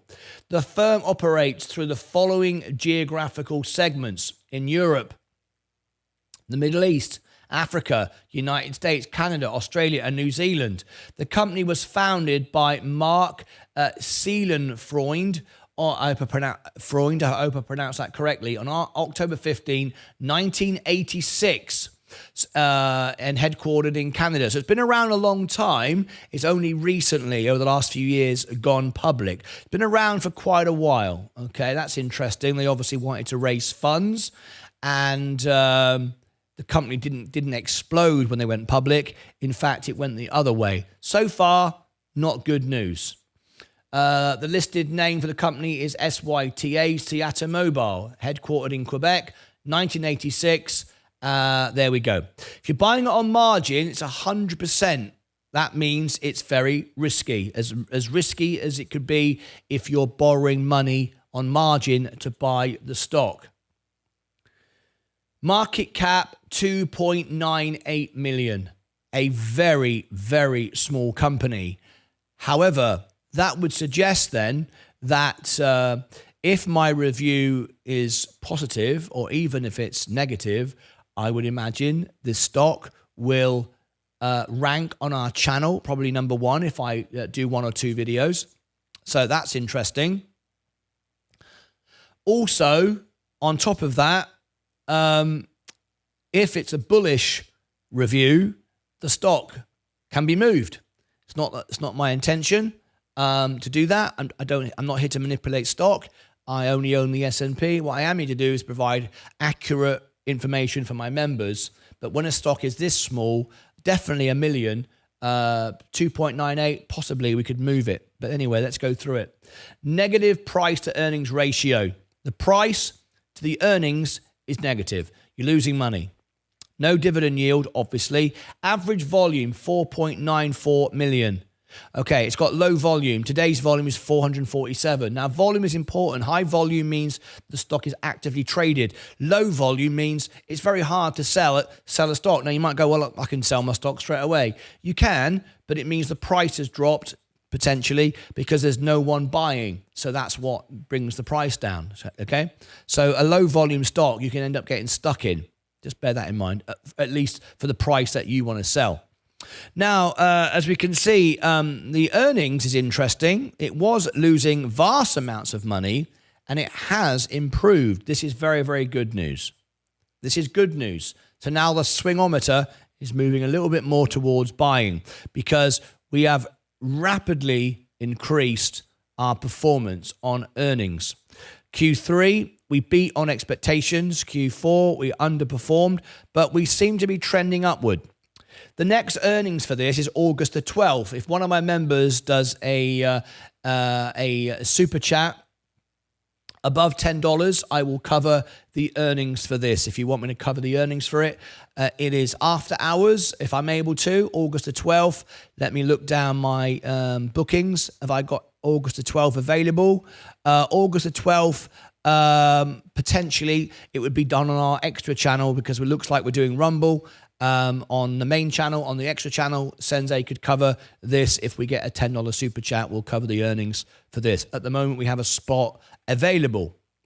Earnings is very, very important. Who's buying the stock? That's a concern. Mullen.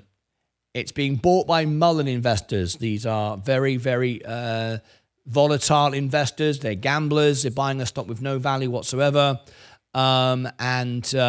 That means there's volatility here. SNDL, this sector will explode with legalization, but we're not there yet. Very volatile. Camber Energy, very low level stock. Exceller Technologies, I'm not familiar with it. AMC, I haven't done a review for a while, so I can't comment. But we can see AMC, again, was the whole, there was a big I can't remember the name of it now, but there was a big push online. I think it was Matt Kors, wasn't it? Matt Kors on Rumble was getting behind this stock, and it gets on Reddit and stuff. So the stock is very volatile. So far, it's not the sort of stock that I would want to touch. It's too limited on its audience who might want this. Financially, it hasn't performed well. It's obviously very volatile, which means you can trade the stock, but it's always trading down, so you can be very, very careful. But anyway, we don't know much about it yet. That's why we're going to carry on looking. So let's go into it. Tap the like button if you like this so far. Let's go. Now, we'll start off with looking at some latest news on the stock. Let's go over to this screen. You can see the volatility on the chart here. The candles get very, very big, very, very aggressive trading here. Straight away, that would scare me because it's not being invested in, it's being traded, and it's being traded downward. Let's look at the latest news on the stock. News like this is a concern. Again, this is manipulation. Remember, a lot of people that report on stocks are paid to do so. I do this for free. Yes, I get a super chat from a member, but I'm not paid by the company to do this or promote it in any way whatsoever. Why Sayata Mobile stock is exploding higher? You'd be a bit confused there, wouldn't you? You're looking at the stock thinking exploding higher. What on earth are we talking about? I mean, where is the exploding higher? Well, we're talking about that moment there, from 67 to 72. Yes, there's some movement there. However, that when you look at the bigger picture, it's a ripple on the ocean. Of course, it presents opportunity for scalp trading, but be very careful. We need to do more research. Let's read the news and what they tried to say over this. Sayata Mobile shares are trading higher by 4.5%. I wouldn't say exploding higher was 4.5%. I've had days on the S&P that can do that without the fear of it all going to zero. During Thursday's session, this was yesterday, after the company announced new orders for its SD7 handsets and related accessories valued at more than 4.5 million. Now, 4.5 million is very significant when we know that the company's only worth, what was it? 2.72. That's the market cap. But let's remember, 4.5 million is the order. They might make $1 million profit. We'll find out what the margins are in a minute. That's what's important, not how much value the order is. It's how much the profit is. We'll come on to that in a minute. CEO Mark Seidenfreund expects record sales. Now, Mark, we'd love to welcome you onto the show. If you'd like to be on our show, we have a Meet the CEO series. I never sell my services. I never contact you or anything like that. It's done through my investors, your investors, people that buy your stock. So if you want to get Mark on the show, email customer relations, investor relations on their website. Tell them about you're an investor. Tell them about you love their company. You've obviously bought it and would love to see them on the show. We can rank them on YouTube. The world can learn about their stock and do that. Get a relationship with them. When they reply to you, then you can pass them on to me or copy me in at martyn@martynlucas.com and we'll get them on the show and then we'll certainly get their voice to the world. Mark expects record sales in third quarter of 2024. Citing strong distribution channels and increasing adoption of the SD7 handset through relationships with leading US carriers and their distributors. We'll look at the product in a minute, bear with me. The company has also appointed TJ Kennedy to its advisory board. Kennedy, the former president of FirstNet, brings extensive expertise in public safety broadband networks. Mark Seidenfreund, Sayata's CEO, highlighted that Kennedy's industry knowledge will success will aid Sayata in strategic thinking, operational execution, and sales strategy, enhancing their presence in the public safety market. Okay, Good news, but we'll look at the margins in a minute. You could think that was a good opportunity then. So why is the stock down today? Well, people traded on the news of it. Let's look at the actual fundamentals of it in a few moments. All right, we'll come on to that. Right. We've also got this news. This was just a couple of weeks ago. Sayata announces pricing of approximately 6 million public offering of common shares and pre-funded warrants. Now, of course, this is raising more money. This isn't good. This is why the stock has been trending down recently.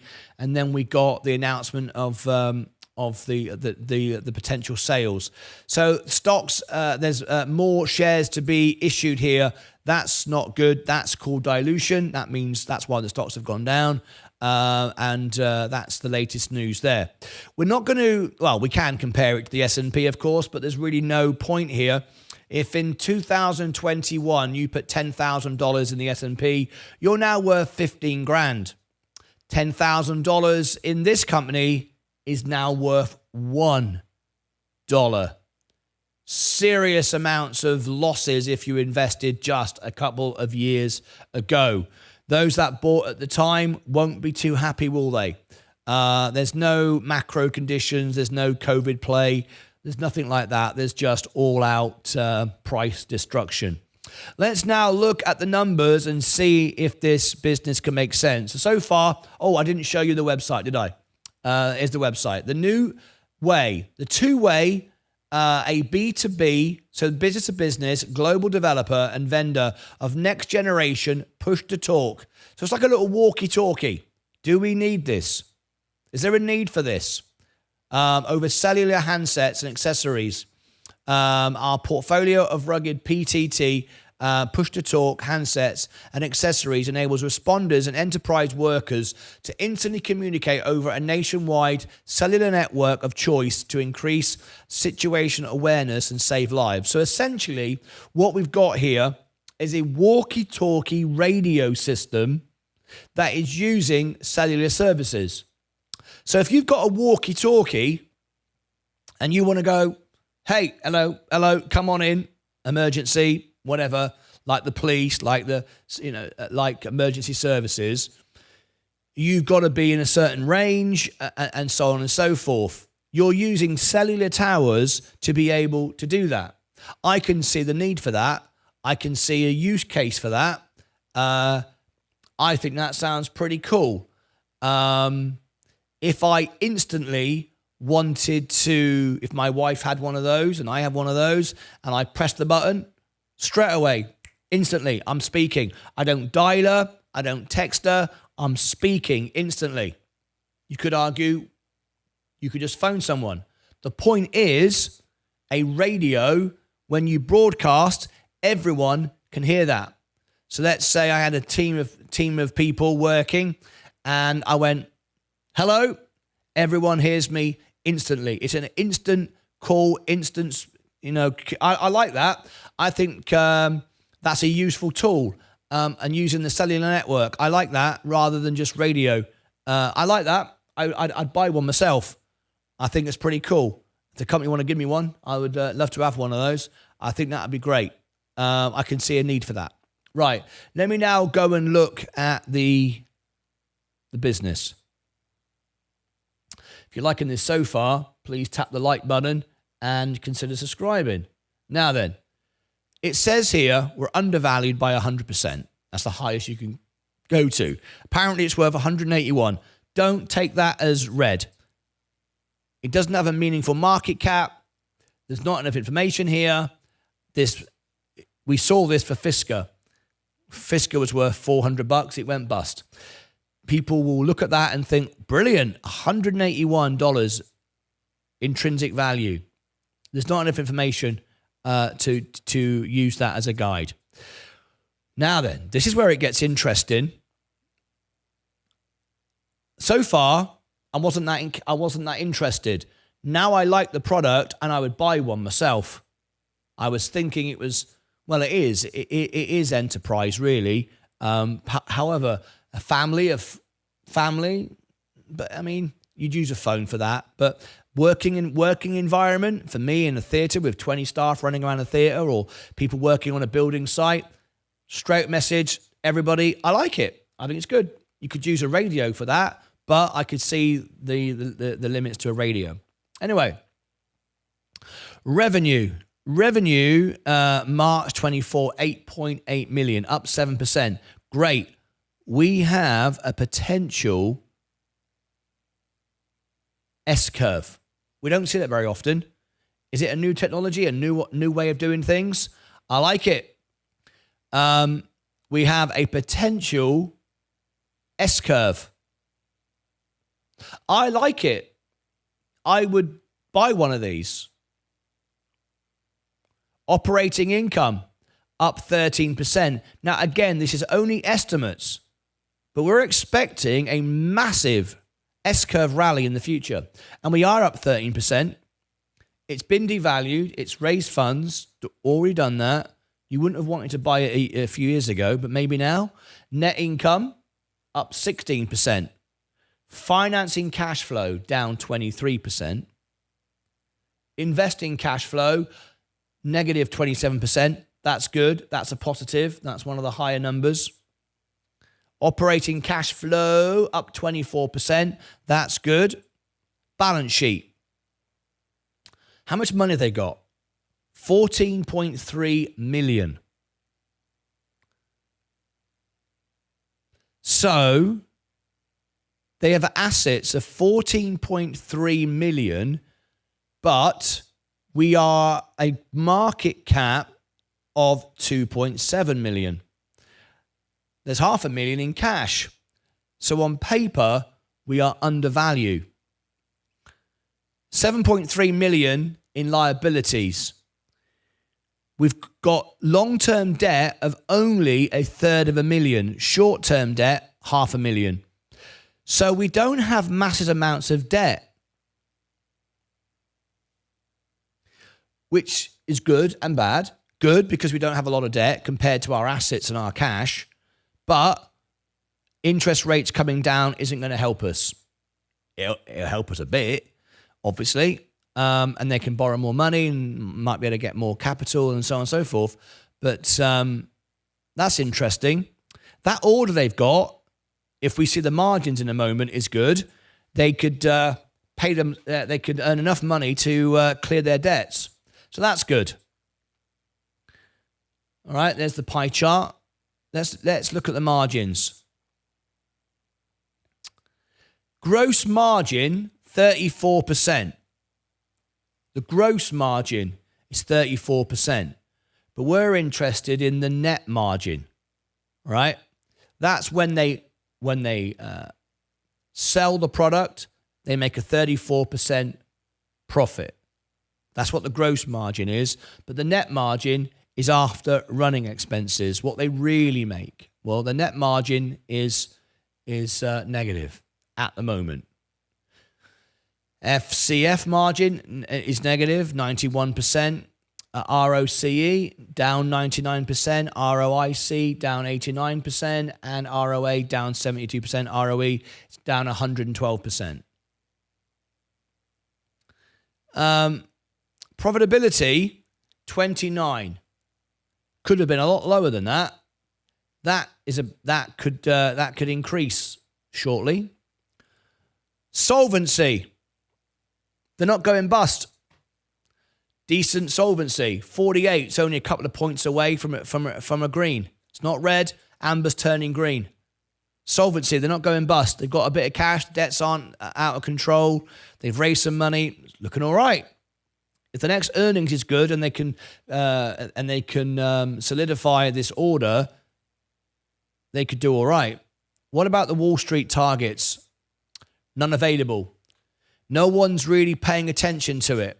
That can be good. Can be bad as well, but it could be good. No one's paying attention. There are no analysts, Wall Street analysts have done targets for this. There's nothing. I could see the potential in this. There's the competition. If you are using my software, all my members can use the software for free, limited, or if you become a member of my channel, you can use, you get a discount, and it'll basically make my membership for free. Highly recommend you use it like that. That's how I use it. I think it's great. Great software. Probably the best software out there for doing this sort of thing. What about short interest? Percent of shorts of shares shorted, 10.9%. So there's not enough for a short squeeze, but there's not massive amounts of shorts either. That could you're not going to get a short squeeze with that number. Plus, you need the volume. But there's obviously negativity towards it, which is bringing the stock down. People are betting against it. So this stock could rally quite easily with a bit of good news. People just give up. There's no other sentiment than that. There's no inside selling, no inside buying, nothing like that.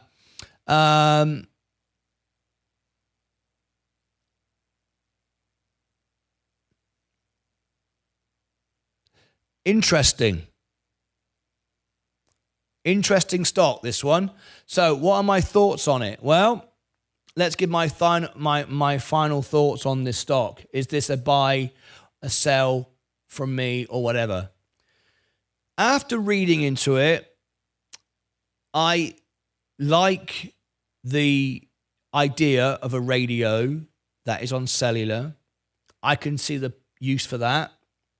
I could see how that could expand. I would need to know if they've got patents and patents on this, and that's why we want the CEO on the show. Someone could arrange that. It'd be great to have them on the show. Learn more about their protection of the business. They have got some great expectations. Wall Street is not paying any attention to it. It's not getting any attention on YouTube or online. No one knows about this stock. I'm sure we will do very well on this one and could get a lot of attention, and the company could benefit greatly by being on the show. They're not going bust.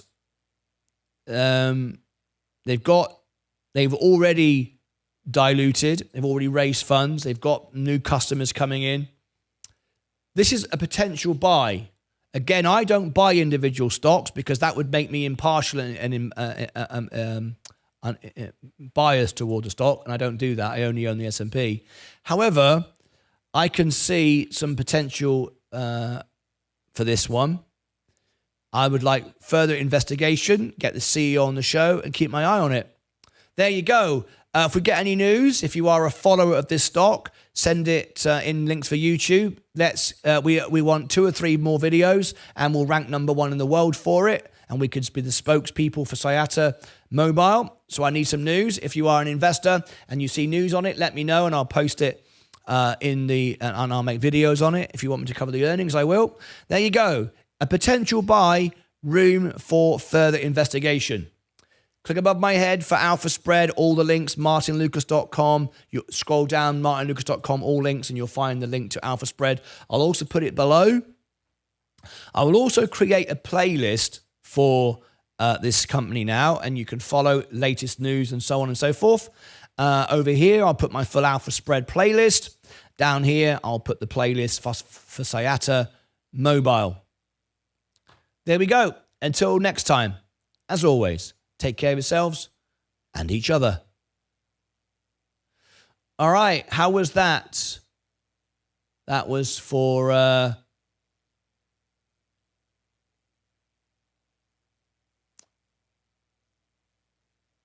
keep forgetting his name. It's difficult to remember the name because it's not his real name, and I get confused. Dads and Son Stocks or something. Cooks. Dads and Son Cooks. I think it is. Anyway, there you go. Let's read the comments that I might have missed.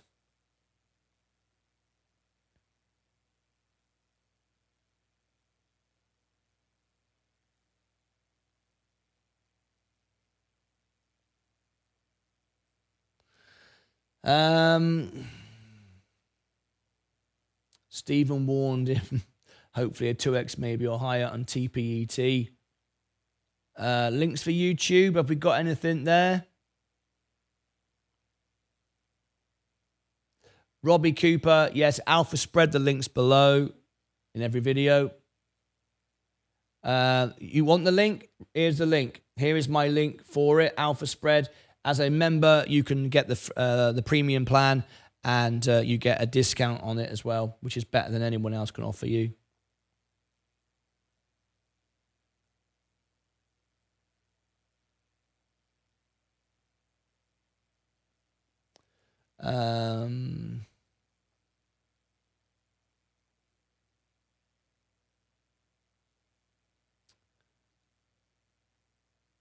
My yacht at the moment is about 16 foot with a 40 HP motor on the back. Very nice. Right. Okay. Next review.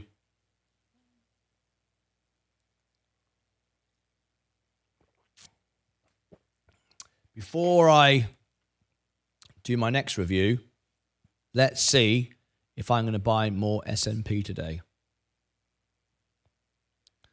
Let's have a look.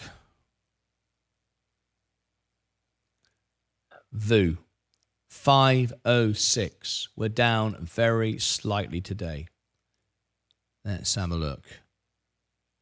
I just bought more at 506. No, not buying anything today. It's not down low enough to buy anything else today.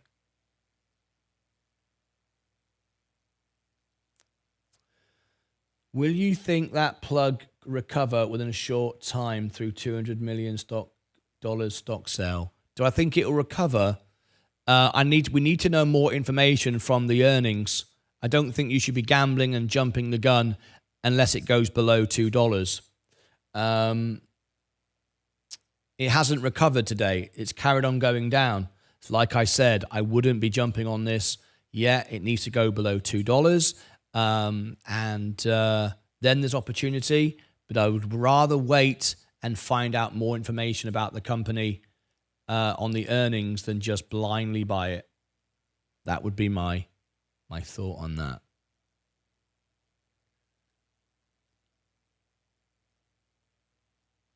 Okay.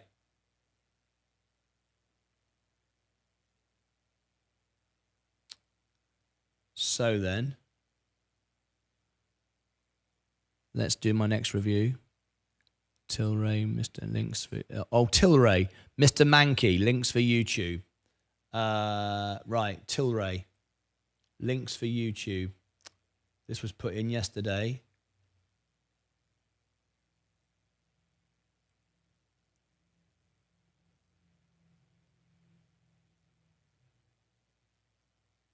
There it is. Thank you very much, Mr. Mankey. That's not really any news I can really use, though. Plans for me. Yeah. Hang on. Is that anything there? No. I can't use that, I'm afraid. There's not enough information there. Okay. Nothing else in links for YouTube, so I'll take that one off the list. Okay, let's have a look. Fisker, FSR. Let's scroll down here. FSR.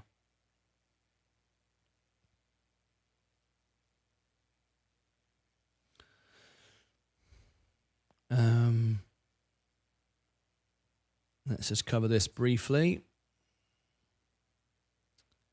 Fisker to 0.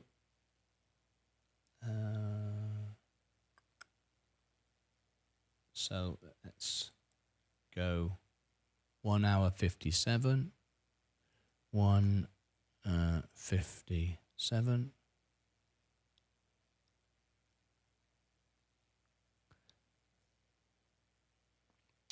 Okay. Let's check if we've got any news there.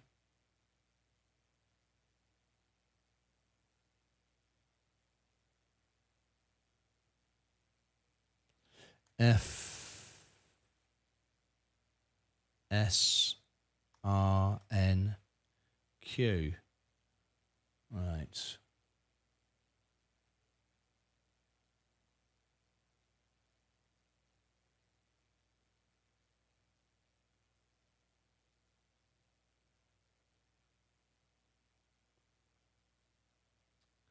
Okay.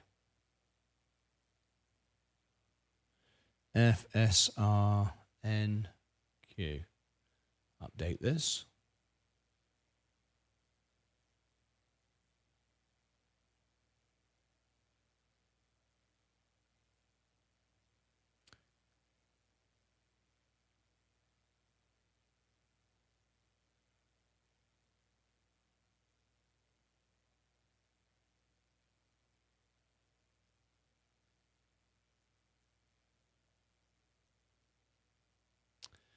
Okay. Okay, let's have a quick update on this one, just very briefly. Breaking news here on Martyn Lucas Investor. Fisker, FSRNQ. It's now officially zero. It's still available on Robinhood. You can't trade it, you can't buy it, you can't sell it. Most brokerages, same thing, but it still exists. Showing on my account because I used to own it at one point or another, but there it is. It's now officially zero. There is some information here, and Henrik Fisker dropped salary to $1 to keep Fisker bankruptcy case alive. Can you believe we're still having a conversation about Fisker? Fisker is bankrupt. It's zero. Doesn't exist. However, there's paperwork and admin to tie up. It's sitting there. I don't think anyone has the opportunity to buy it or sell it or anything else for that matter, even though it's showing up here. But this is a Reuters claim here. I have to say this, even though it made it to Reuters, they're not verifying their own news story, which is fascinating in itself that Reuters have announced it on their website, even though they don't verify it. So, are you still in Fisker? I'd love your comments below. I'd love to have a debate with you or what you think about this. But officially, Fisker now is at zero. And allegedly, according to Henrik Fisker, all hopes are still alive. So technically, I suppose, if you scroll down here, I wonder what the market cap would be. It says the market cap is 2.58 million. Of course, because it's not completely zero, there's decimal points, you can buy the entire company for 2.58 million. Be interested to see how this story plays out if Henrik Fisker makes a reappearance, but it's not technically 000. There is a 0.0017 at the end of that. I wish everybody the best. I'd love to know your thoughts on this, but it's official. Fisker is zero, even though it's not official. And Henrik Fisker is still around, paying himself $1 to run the business. What do you reckon? Tap the like button if you like this message. I don't know what there is to say about it. Subscribe and ring the bell. The time has come and gone, but I thought it was worth mentioning. Until next time, above my head, down here, over here, and over here. Until then, take care of yourselves and each other. Right. Thank you for sending that in. If you want to get anything from the shop, 20% discount applies until July the 26th. If you pay $5 super chat, that's our best ever discount, by the way. If you do a $5 super chat, I will customize it for you. If you want me to put your name on a mug or a t-shirt or whatever, $5, I will do that for you. And you'll get also 20% off the price of anything you buy in the shop. There's the link until the 26th of July. Right, my next review.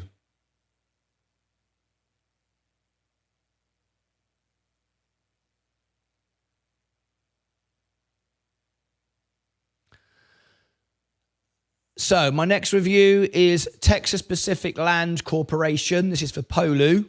He's at the top of the list. And then we have SoFi. David Ewan.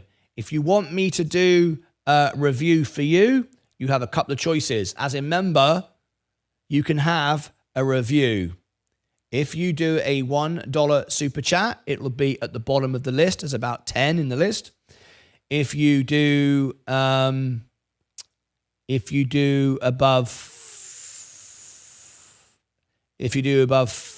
hang on. If you do above if you do $6 or more, you'll be right now, instantly. If you do below $5, you will be after Texas Pacific, after SoFi, after another 4 or 5. So you'll be about 5th down the list if you do under $5, above 4, but below 5. Makes sense, right? Or above 5, you'll be done straight away. So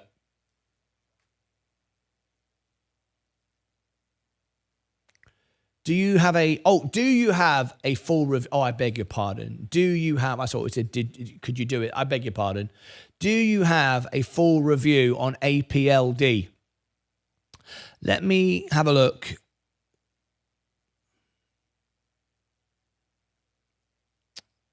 Right, I've not got one on the list. I have been asked to cover the earnings, I believe. But let me have a look. Do I have a review? Let me have a look. What you do is this. I'll share with you how you do it yourself. You go into YouTube. You type in the search bar, Martyn Lucas Investor, APLD. And if I have, it'll come up. Have I done one? Applied, yes. Applied blockchain. Oh, sorry, I wasn't sharing you what I was doing then. I apologize for that. Yes, 5 months ago. A very popular video, 40 times our average. Applied blockchain. Yes, I have a very popular video. There you go.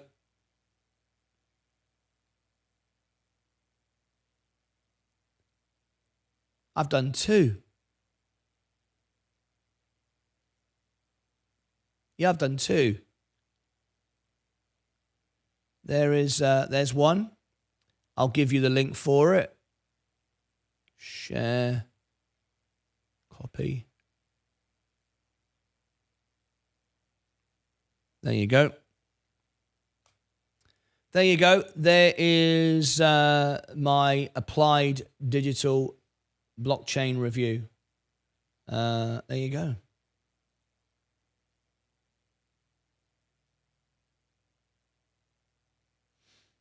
I did it there recently. Okay, let's carry on. We're going to do our next review. This is for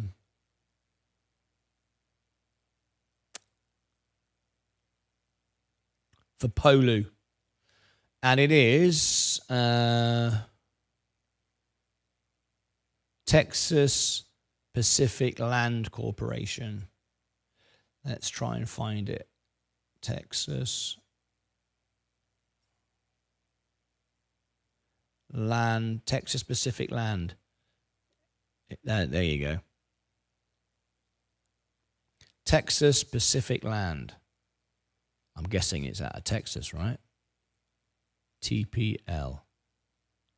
TPL.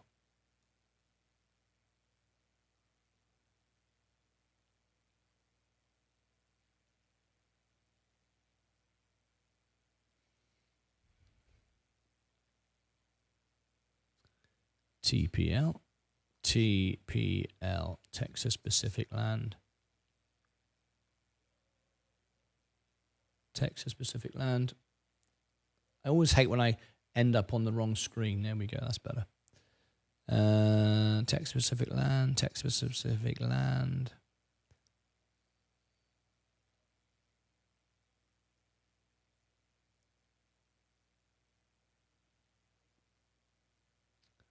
Let's load it up. TPL, TPL, Texas Pacific Land.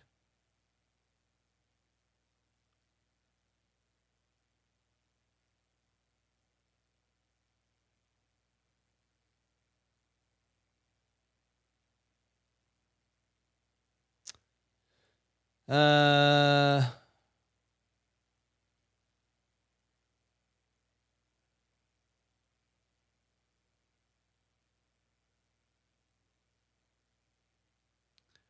that's interesting.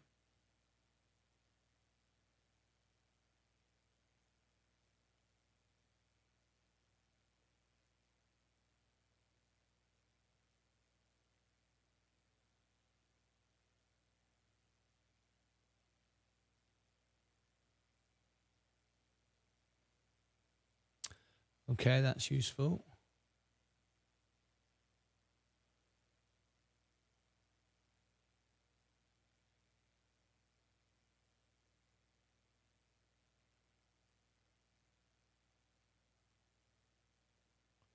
Okay, that's useful.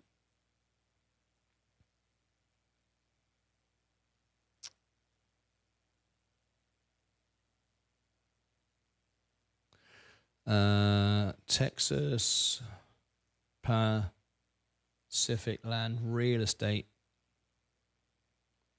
Company, TPL. This looks familiar. Well, funny feeling I've done this before.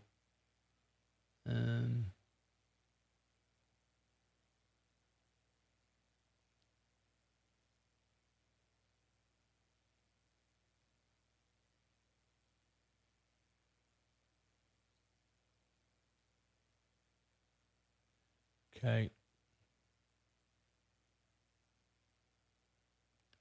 That's what I want. That's interesting. Okay, we got that. We got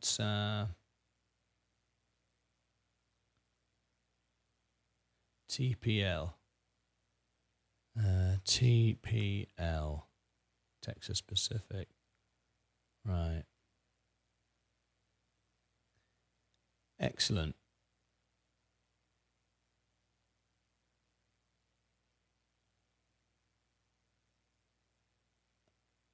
Really? Hang on, that's not right.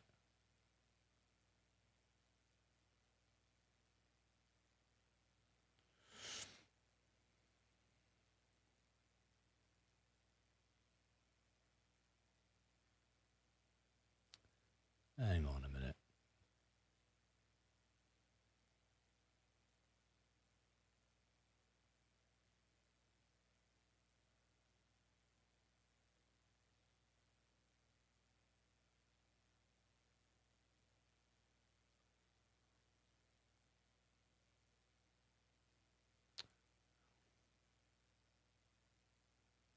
Just bear with me, just loading it all up.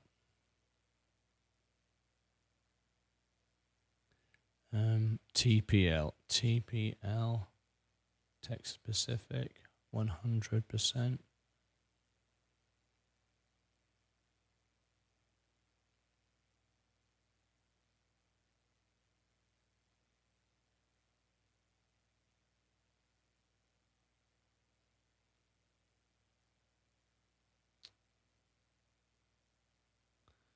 What's going on here? This isn't what we want.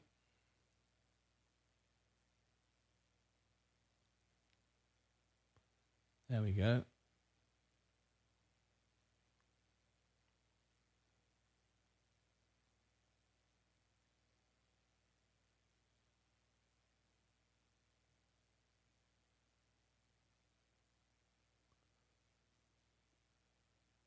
That's better.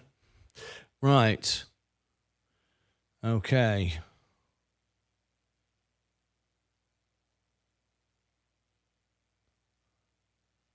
$10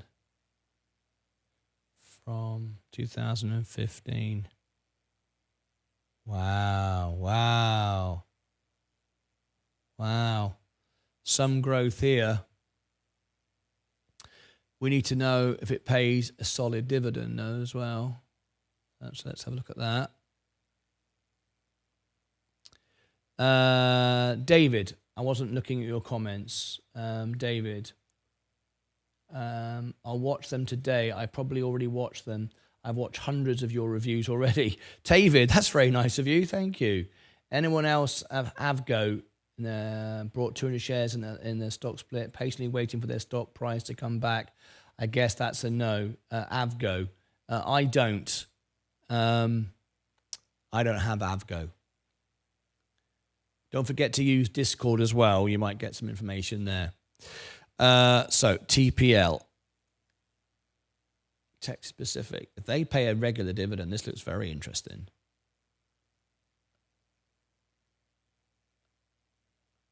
$12, $14, $15, $16, $17, $18, $18, $19. Okay, it's once a year.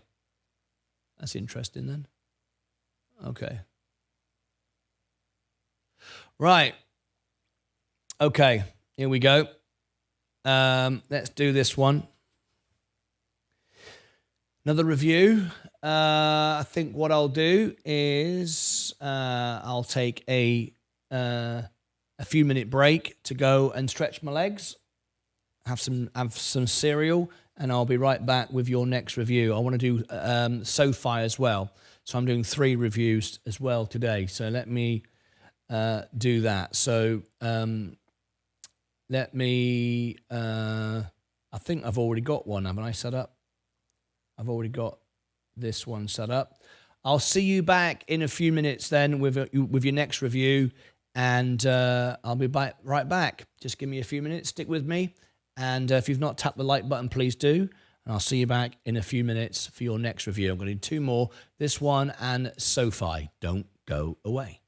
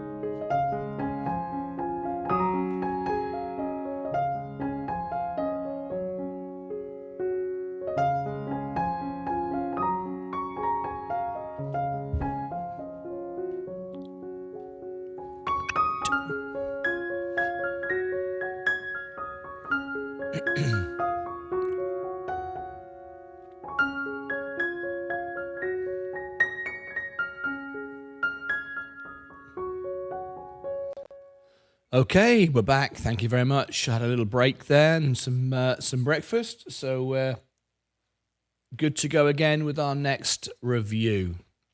Let me just catch up with the questions if there were any. Back into my stocks. Yeah, David Ewan, what are you all into other than the stock market? I'll start to have a ton of bonsai trees, a koi pond, and a few fish tanks. I used to have several marine tanks. I used to have marine fish. I used to propagate coral. So I was into all of that. But yeah, it was a very expensive time trying to keep all the fish alive. And oh yeah, let's go and grab that. Thank you, Leah. Yeah, very expensive time that was. Nice cup of coffee ready to rock and roll. More reviews lined up. Let's get to it. Now then, before we start this one, I'm all set for it. I think I've got the website. Yes, I have got everything ready to go. We've got a bit of a crash again today. So let's have a look. The S&P 504 now. So I bought 506. We're now down to 504. Yeah, it's getting increasingly more serious. Let's have a look at the main portfolio. You can see it there. We're down on the week now, 3%. We're now down on the month as well. Now, of course, that is exaggerated. It's best for me to actually look on the S&P itself. We're down a week. Yeah, we're also down the month as well on the the month. 3 months. We're still up. It's quite a drop now though. So if we look at the top of that, that's 13%. We lost 3%, basically. Well, the most we're going to get is 10. So there could be another 7% in it. So I can't really just keep buying. I mean, it's fine to buy, but I'm using margin to do it. So it's only dropped. I just bought some more at 506. We're now at 504, 505. It's not really enough. But everyone's down. It's a tough one. But it isn't really. It's not tough at all. It's just patience. You just got to wait. Anyway, let's get on with this review. TPL. TPL.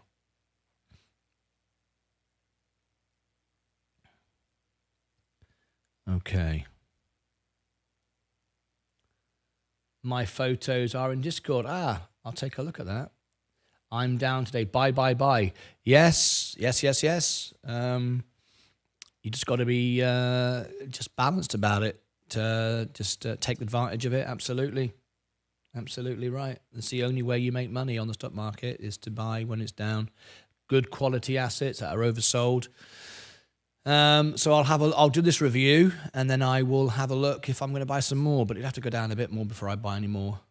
Just can't afford to keep buying. We've all got limits. No matter how rich you are, you can't just buy infinitely. Right. I mean, that's just, otherwise everybody would own everything and it would go up to a gazillion. It would just never stop, would it? It wouldn't work. You know, it's just a transference of wealth, really. That's how it works. Okay. Let's do my next review then.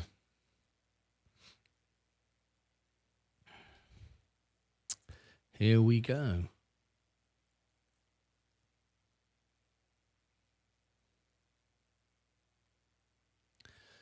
Time for another... hang on a minute. I didn't write the time down. So the time is 2 hours 40.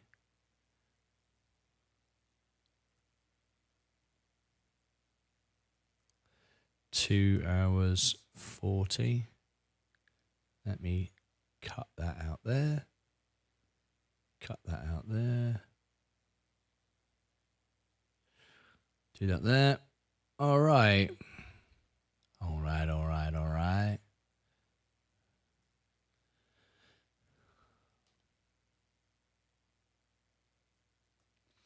Okay, I think we are set. I know the feeling. I was up 14 grand on APLD, and now only up 1,500. But if you believe in the business, though, David Ewan, you decided that you didn't want to sell it and take profit. You own the business, and you're happy with that. That's fine. Only sell if you don't believe in it. But then why would you believe in it? Why would you buy it if you didn't believe in it? And let the business do its work. Let it earn money and return you as an investor. I don't buy anything I can't own for 10 years, or in my case, forever. Otherwise, why am I buying it? All right. Anyway, but made 8,400 on AEIs today. I was up 10 grand, but sold. Okay, great. I mean, profit is profit. Nothing wrong with that. When I used to trade a lot, I'll take profits anywhere. I mean, profit is profit. MTDR at 58. Share, I have 3,036. How's MTDR doing today? I've got to start this review for TPL, otherwise I'm going to get sidetracked. So let me get straight into that. Time for another stock review. This time, Texas Pacific Land. Can we make money? Turn on the money printer. Let's get straight into it. Let's look over the numbers and decide if this is a stock we can make money on. So let's get straight into it. And just so you know, I only own the S&P. I'm not here to pump and dump stocks. I am here to provide a service to my members. If you're a member of my channel, you can book a review for just $1. And it'll be on the list, or you can pay a little bit more and it'll go straight to the top. It's entirely up to you. And we also have a Meet the CEO series as well. So we would love to meet the CEO and discuss the whole business. So in this review, tap the like button if you like this sort of content. It's the most honest review, real review you're ever going to get. I'm not sponsored by anyone or paid by anyone. I get a super chat from a member to cover it, but not from the company. Anyway, let's look at it. This is the overall chart. It's a very interesting one, this. We're going to look at the overall chart. We're going to look at the balance sheet, the profitability, the intrinsic value, the financials, the inside trading, who's buying, who's selling. We're also going to take a look at some latest news, latest trends, the website, all kinds of stuff, how it compares to the S&P as well. You'll be fascinated by this one. This really is a fascinating stock. So you're about to find out a lot with this stock, and it could be one to buy. We shall see. Very, very interesting. Anyway, without further ado, let's get straight into it. So let's start at the very, very beginning and go over to here. What is it, first of all? Texas Land Pacific, $811 is where we are today. And over the maximum period that we have here, from 2000 to today, we're up 10,300%. Look at that for growth. Indeed, huge, 210 over the last 5 years. So the main growth was in the early years. We were 1,000% profit in the first couple of years here on this chart here. But anyway, over the last day, it's been down. The last week, it's up 3.81. Over the month, it's up nearly 5%, up 38% over the last 3 months. So it's growing nicely, consistently going up. There does seem to be buying and selling opportunity along the journey. There is some volatility, but not much. Generally trending upwards. Looks very nice indeed. Look at that. You buy here, sell here, you buy here. So, I mean, real opportunity, or you're just holding it. But anyway, this also comes with a dividend as well. So lots to talk about on this stock. So we've got growth plus a dividend. That's a perfect thing, right? If it all goes well. Texas Pacific Land operates as a landowner in the state of Texas. Its surface and royalty ownership allow revenue generation through the entire value chain of oil and gas development, including through fixed fee payments to use of the firm's land, revenue for sales of materials used in construction of infrastructure, providing sourced water and treated produced water, revenue from its oil and gas royalty interest, and revenues related to saltwater disposal on land. The firm also generates revenue from pipeline. This could be interesting coming up with what Donald Trump's going to do if he wins the election, which he probably will. Power line and utility easements, commercial leases, material sales, and seismic and temporary permits related to a variety of land uses, including midstream infrastructure projects and hydrocarbon processing facilities. It operates through the Land and Resources Management and Water Services and Operations segment. The Land and Resource Management segment focuses on managing oil and gas royalty interests and surface. The Water Services and Operations segment refers to the full service water offerings to operators in the Permian Basin through Texas Pacific Water Resources, a single-member Texas limited liability company owned by the company. The company was founded in 1871, headquartered in Dallas. So this is a stock with history, a stock with potential growth with what we're seeing now with Donald Trump. This looks very, very interesting indeed. A lot of people moving to this area. I know, I live here. So there's growth here. 100 employees, very, very small amount of employees, founded in 1871, so it's got history. Margin requirement, very low risk if you're buying it on margin, all good so far. 18 billion is the market cap, okay, so a reasonable sized company. Price to earnings ratio 43 times earnings, so it might not necessarily be cheap, but cheap isn't always good. Dividend 0.55%, but we've got massive growth as well, so looking good there. Average volume 106,000. Wow, which means people don't trade it, it just gets owned. Volume today 18,000. 106,000 on a market cap of 18.8. Wow. No one, I always like volume, but in a stock that's climbing, don't need volume. Everybody's just buying and owning and holding. That's very interesting. That shows some stability there. Okay, let's scroll down. For this little bit of information, I'm going to go over to this view. It presents a better way of showing you. 52-week high, 834, 52-week low, 467. It's so huge amounts of movement there, but in the upward direction, that's okay. Robinhood, right, trading trends. As you can see, majority is buying.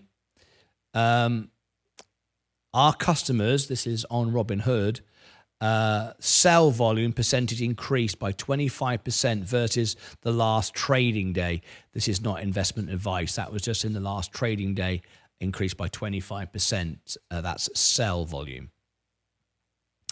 Okay, as you can see the little red line at the end. What about hedge funds? Okay, there's been some selling going on here. More than there is. Q1, let me just read this here.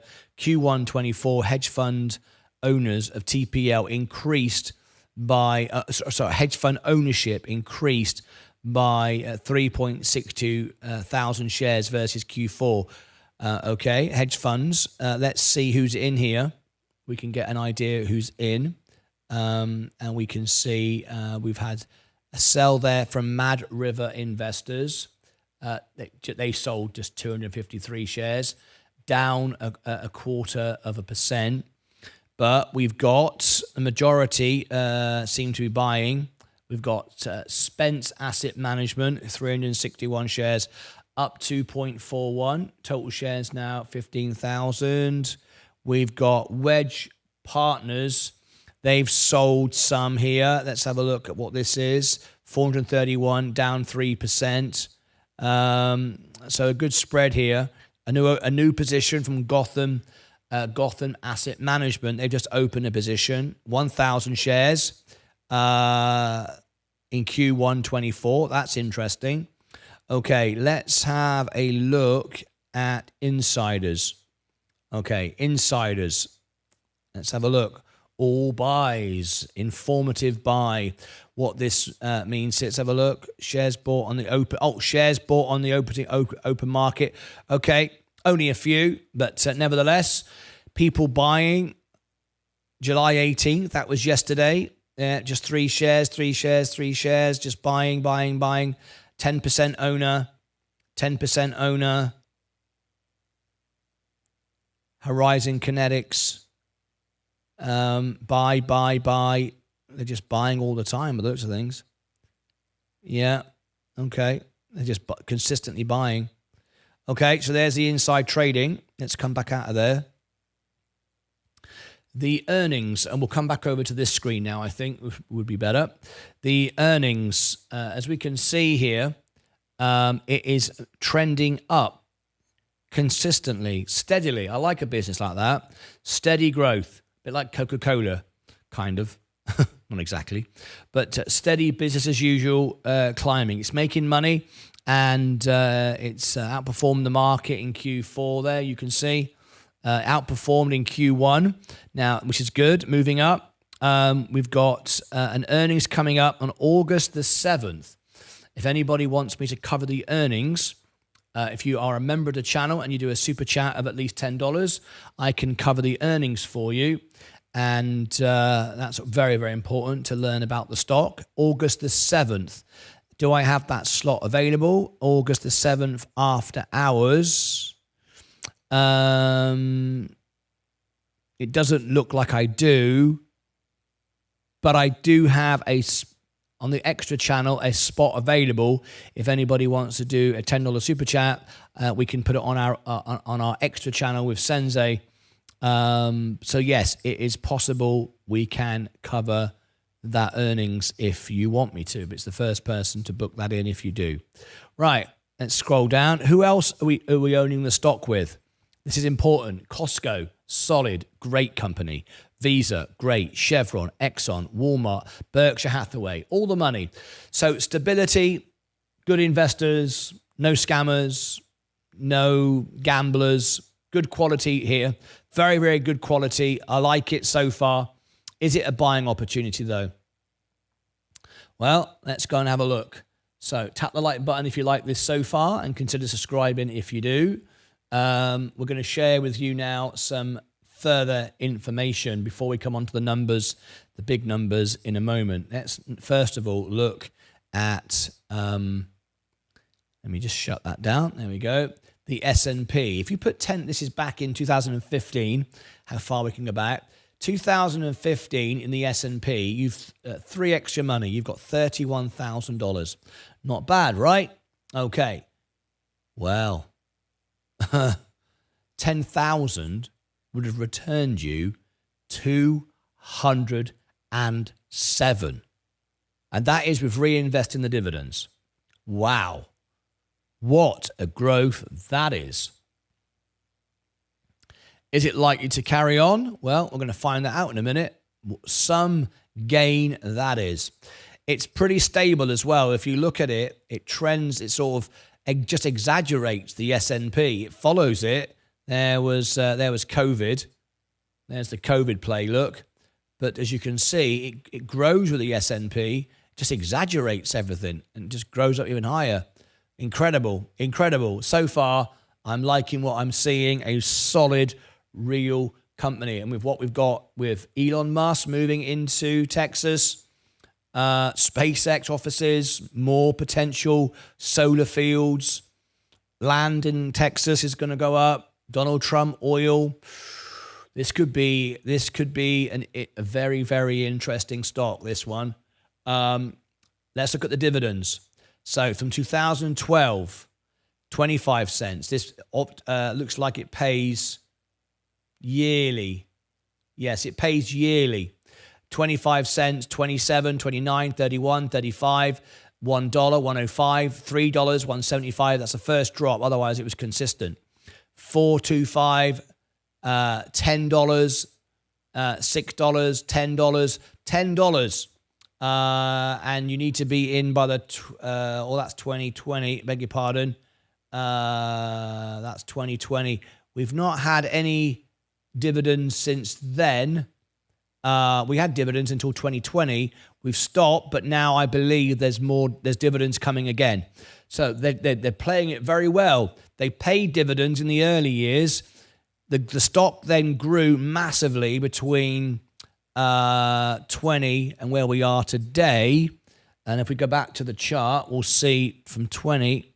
Let's have a look for 2020, which is there, right? We had this massive growth. They stopped paying dividends. Wouldn't matter, would it? Wouldn't matter.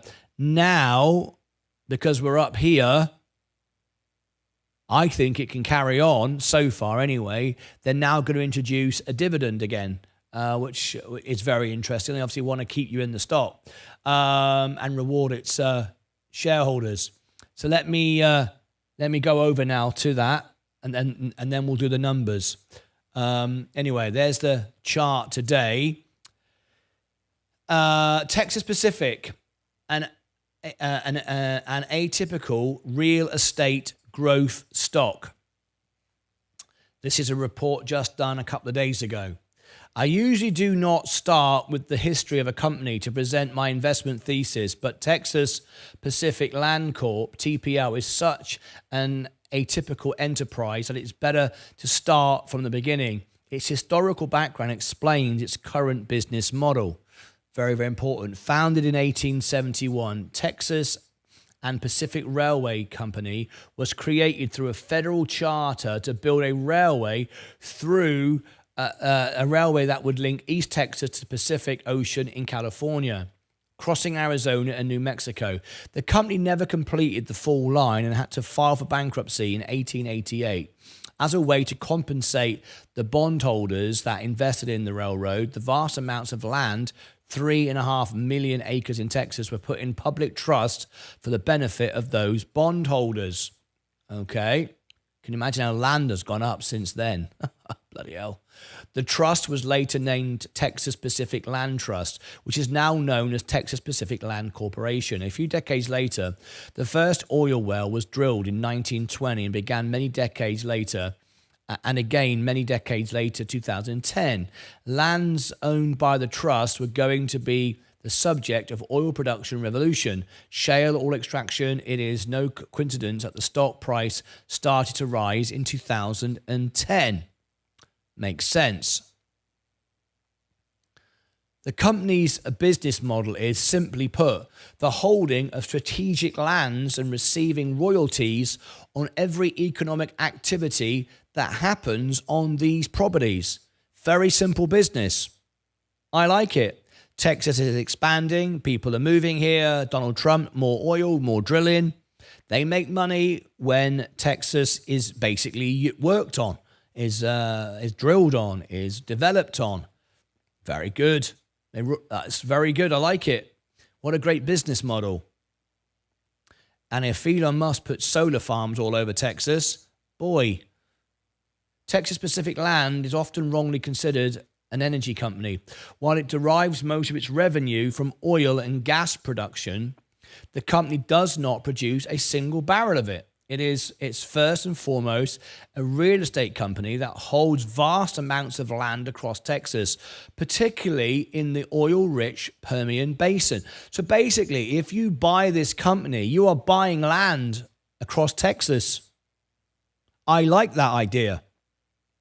The Permian Basin is the largest producing oil field in the United States, with 1.6 million barrels of oil produced per day.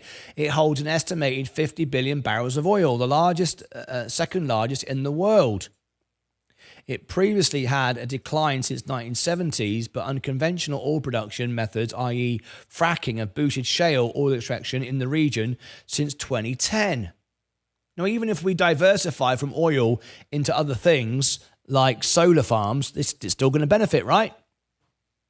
The company makes its revenue from a variety of sources, fixed fee payments for use of the land by tenants, revenue of sales of materials used in the construction of infrastructure, provision of source water or treated produced water, revenue from oil and gas royalty interest, and revenue related to saltwater disposal on its land. Texas Pacific Land also generates revenue from all types of infrastructure projects on its properties like solar and wind installations. There you go. Further, it has no competition and is moat owned of its lands. Its ownership of lands rich in resources is here to last essentially forever. I think this is brilliant. Basically, it's like being the owner of Texas. It's like being the owner of America. This is good. I like this. Generates revenue from all types of infrastructure projects. I like it. Further, it has no competition and is mostly owned, and its moat ownership of land is rich in resources. It's essentially here forever. As Warren Buffett trades portfolio said, when we own portions of outstanding businesses with outstanding management, our favorite holding period is forever. Texas Pacific Land is truly one of those stocks that, from my point of view, every long-term portfolio should hold some exposure to with a forever time horizon. The royalties received on every barrel produced on 880,000 acres it owns in the Permian Basin, the high growth of its water business, the ultra-high financial margins, and the shareholder-friendly management makes the stock an unavoidable one in a long-term growth-oriented portfolio. Two distinct business lines. Texas Pacific Land has two distinct business lines through which it collects royalties and fees. The company makes a large portion of its revenue by lending land to reliable and growing oil-producing tenants like ExxonMobil Corporation, Chevron, EOG, Global Oil. It's like being the landlord for everybody. Everybody with money. I like this. I got to be honest. This sounds great to me. This is right up my street. Texas Pacific Land Corporation announces special dividend of $10 per share and a cash balance target. They've got, that's interesting, a dividend, $10 per share, a special, just a one-off payment, that is. Wow, pretty impressed. This is the business here. Pure play in the Permian Basin. Such history, such diversity. You basically own America. You basically own Texas. You own all the oil on it. You own all the water on it. You own all the solar on it. I love it. I love it. Very rarely I say a stock that I just go, I love it. It's a simple business model. It's a very simple business model that just cannot fail. Texas Pacific Land Corporation announces special dividend of $10 per share and cash balance target. Today announced that the company's board of directors approved a $10 per share special dividend. The special dividend will be payable on July the 15th. It's just been paid out to stockholders at the record close of July the 1st. There you go. That you can see how that was. We don't need to read into that. Really, we know all about the company. That's great. We have set a target cash and cash equivalents balance of approximately $700 million above the targeted level. TPL will seek to deploy the majority of its free cash flow towards share repurchases and dividends. That's good as well. Blimey, this is a very rarely I get everything great. Just basically you own Texas. Basically you own America. Basically you own everything that goes on it. I love it. Right, let's have a look at the business, the numbers. If you like this so far, please tap the like button and consider subscribing. Loudwork, TPL. Now I've learned about a new stock today. Thanks and happy Friday. Loudwork, yes. And very nice it was too, Steve. Got comments coming in here as I'm making this video. It's being made live, so I always try to keep you updated as I make it live. Right. Here we go. The intrinsic value, overvalued by 64%. Now, of course it is. Of course it's overvalued. Of course it is. It's a long-term play, future revenue. This is the kind of stock you buy and own and forget about it. It's not going to be undervalued. I don't think it will ever be undervalued. It just won't. People just don't trade it. They own it. That's it. Get on the bandwagon and that's it. Is it a good time? Well, if we look down here, it just keeps rising. It just keeps rising. You just can't get it. If we look, there's brief moments, but it really isn't anything to shout about. At the peak there, with 900, you could have bought it there. Well, there we go. There's 195, 244. There's a big swing there between 22 and 23, a year there. But I would imagine with Elon Musk moving to Texas, SpaceX, more solar, more drilling, oil, Donald Trump getting in, I wouldn't be worried about getting the bottom. I mean, of course, we all want to get the bottom, but if you look at it, it was higher. It was 901. So it's trending up. So more than likely, we're going to be there again, probably by election time. So you're going to make $100 a share by election time. So oil's going up at the moment. So anyway, let's carry on. I like this stock. It's not about the price. It's about owning it. Let's have a look here. Revenue up 4%. Up 4%. And it's just going to continue to rise. And I would expect with the election, if it goes Donald Trump's way, this could steepen. So that's a considerable rise. Operating income up 6%. Net income up 7%. Ooh. Look at that.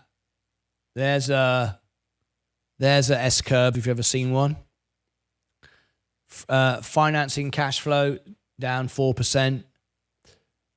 Investing cash flow up 0.8%. Operating cash flow up 8%. What's there not to like about this?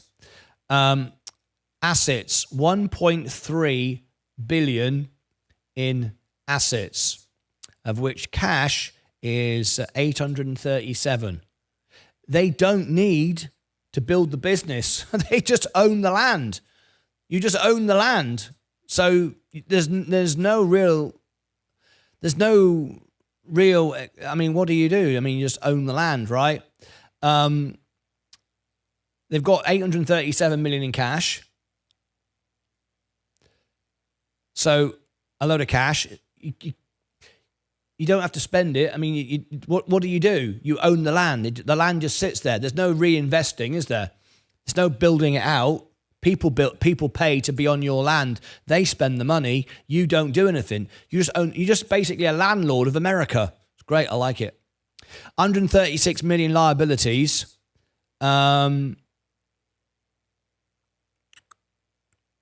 So there's no debt.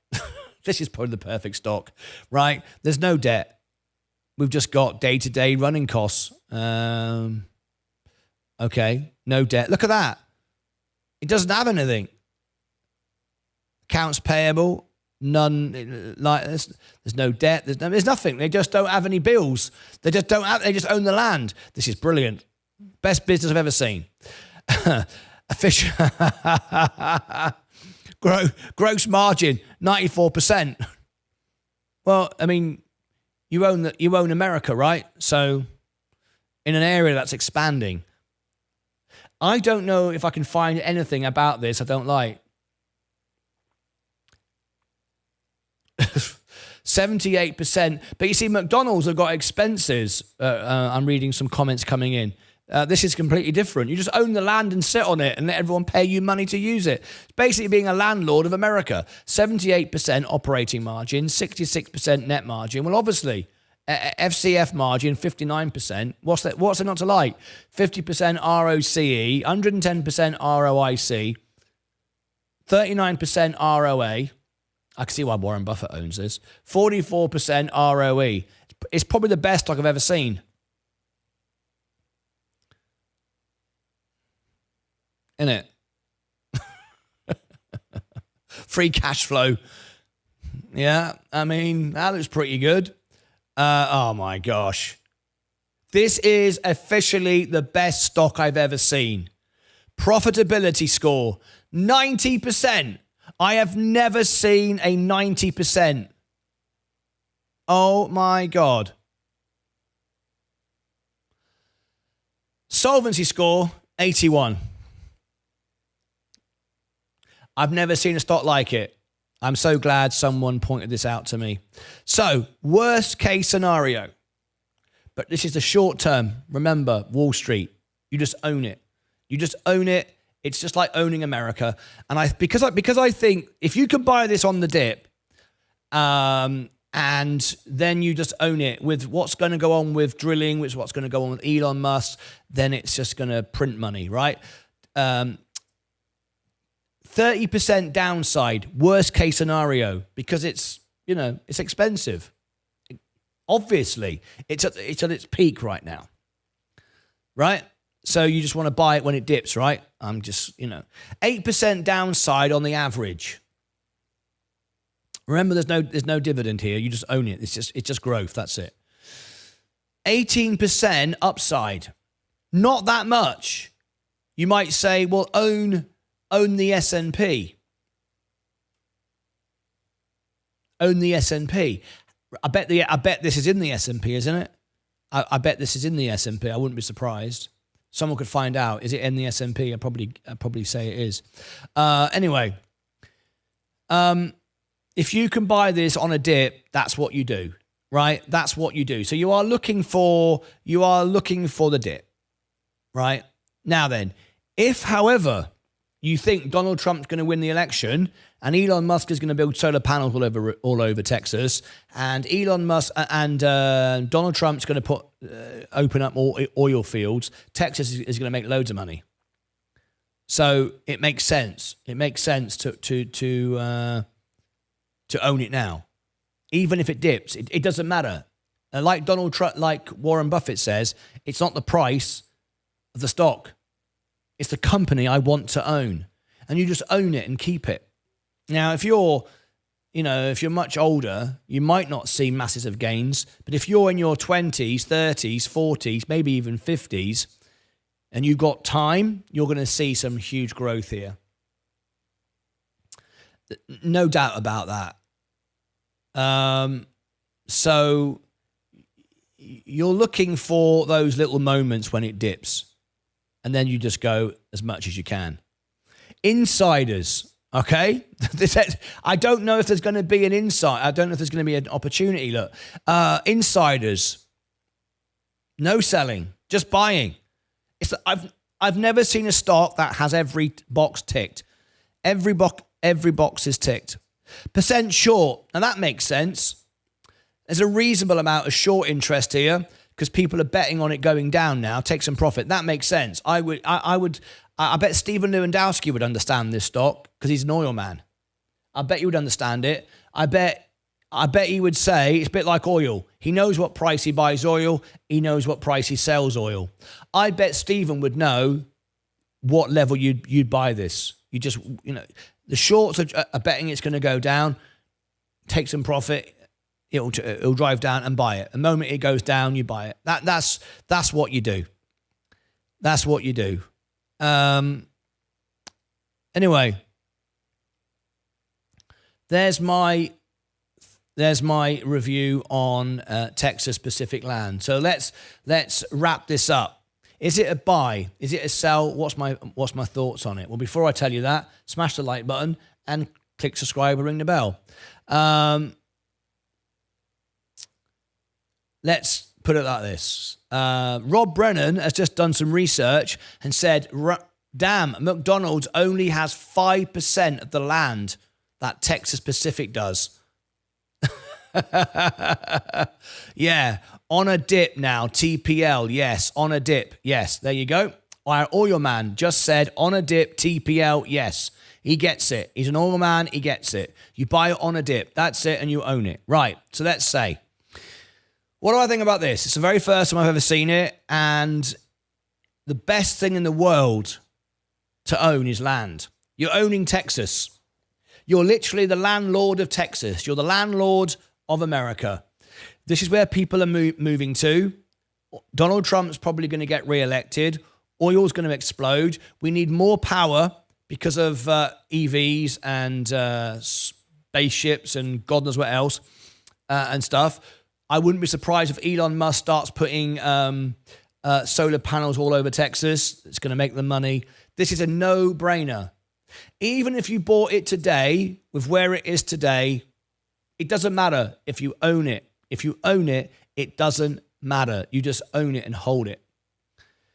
I'm tempted to even break my own rule of only owning the S&P and buy this. This is in fact, look, I'm going to put it on my watch list.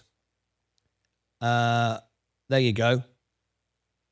Put it on my watch list. For a dip, I might, because I wouldn't be trading this, I'll just own it, right? I think it's a no-brainer. If you want to buy it today, fine. There might be a bit of downside. There won't be in 6 months. When the election comes, you could be up 30%. In 5 years, you could be up 300%. It's great. It's a no-brainer. So yes, it's a buy from me. Buy it when you like. Buy it when you want. I've never seen a perfect business that was as close to perfect as you can get. You own the land. You've got no expenses. You just own the land, and everyone who works it pays you money. Land isn't going anywhere. Land's going to go up in price. Energy is the future. Texas has the oil. Texas has the sun. Texas has the land. Brilliant. Balance sheet, great. No expense. It's best stock I've ever seen. Click above my head for all the links. Alpha Spread. Already added it to mine. David Ewan is going, I've added it to mine. It's great. Click above my head for Alpha Spread. MartynLucas.com. Scroll down. You'll find my full list.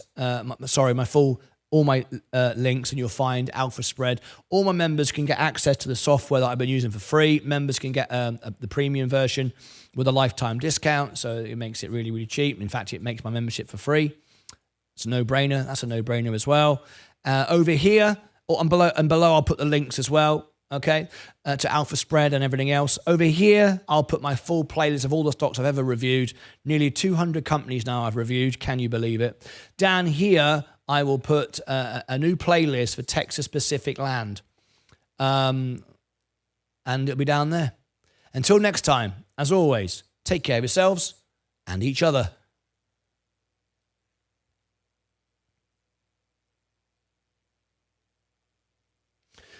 You don't think it's in the S&P? No.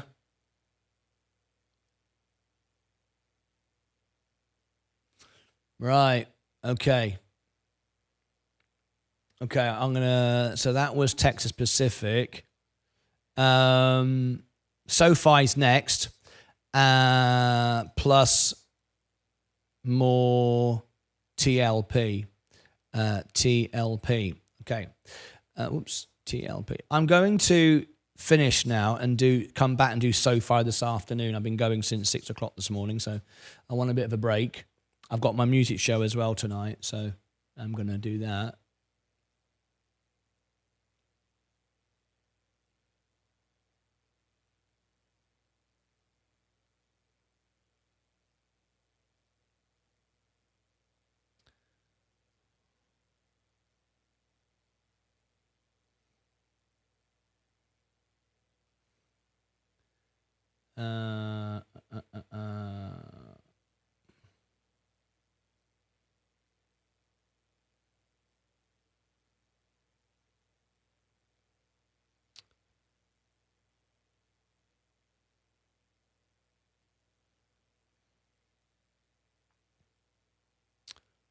Okay. Right.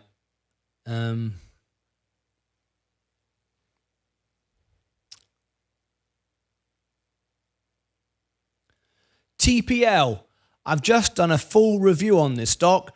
Probably, no, scrub that. Definitely the best stock I've ever seen. A 100% buy. I've done a full review on this stock. The best stock I've ever seen. You are an owner of Texas. You own America. You own everything that goes on that land in Texas, essentially. McDonald's owns less than 5%, I believe. Someone's just done research for me. As only 5% of the land that Texas Pacific land do. Everything that goes on this land, you make money from. Little expenses, you just own the land. Everybody else pays to work your land. And with Donald Trump more than likely to win the election, this stock is bound to go up. For oil drilling, Elon Musk now moving headquarters to Texas, more rockets, more solar, more wind turbines. Basically, you are the landlord of Texas, the landlord of America. I've done a full review on this. Check out the full review and find out why I believe this is the best stock I've ever seen. Click above my head, down here, I'll put the full review just here. And over here, the full list of all my stocks I've reviewed. Check out this one. I think it's one you cannot afford to miss.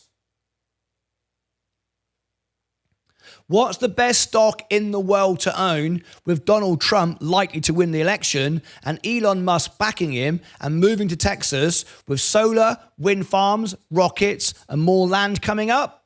More oil being drilled coming up? Well, I've done a full review. I think this potentially could be the best stock I've ever seen. For full information, click above my head, down below in the description. Over here, I'll put the full review, and down here, I'll put my full Alpha Spread playlist. Do you want to be the owner of Texas and the landowner of America and everyone who works your land pay you money? I've just reviewed it. This could be the one for you, particularly around about now. Right. Okay.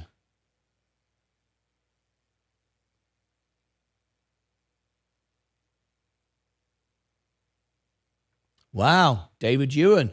Bloody hell. Buying only when down. Future hits.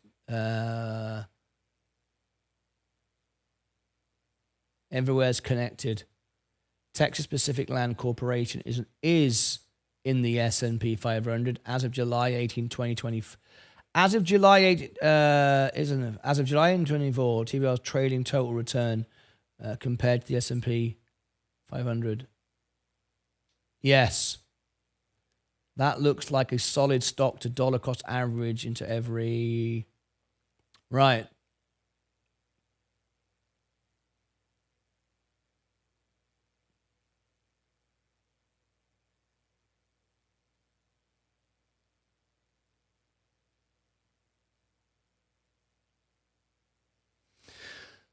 What's the best stock to own in America? Well, it could be this one, particularly now. And this is what a couple of my members feel about it after I've just done a full review. Check out the full review.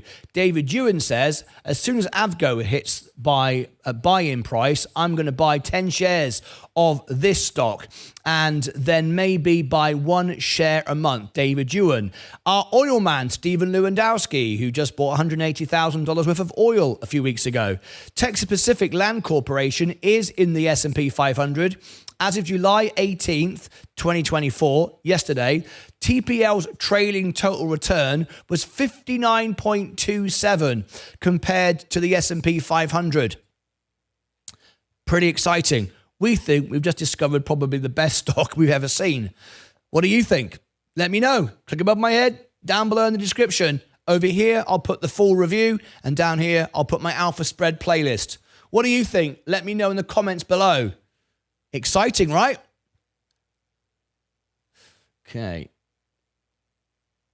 Okay. I'm going to get off and put these videos out. I'm going to come back later and do SoFi as promised.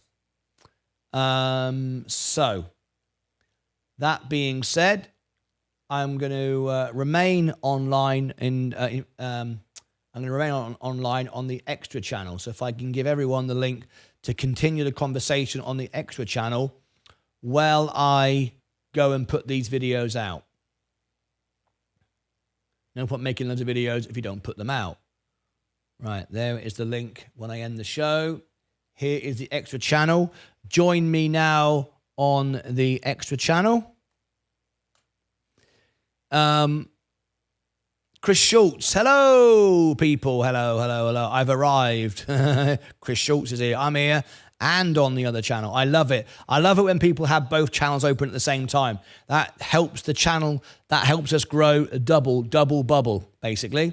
That really, really helps. Anyway, that being said, I'm going to get out of here. I'm not going to do day trader of the day. I want to get out quick. I've been going all day, and I'm going to put all these videos out, send you to the extra channel. That's it from me. Join me in the extra channel for conversation and support, and I'll be putting these videos out, and then back for the closing bell, of course, with the SoFi review. That's coming up next. In the meantime, as always, take care of yourselves and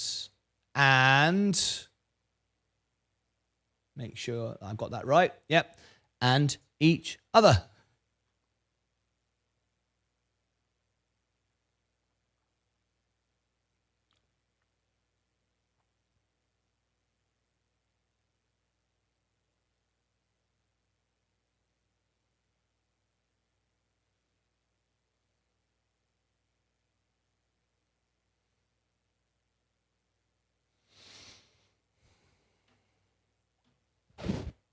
Okay, let's do this.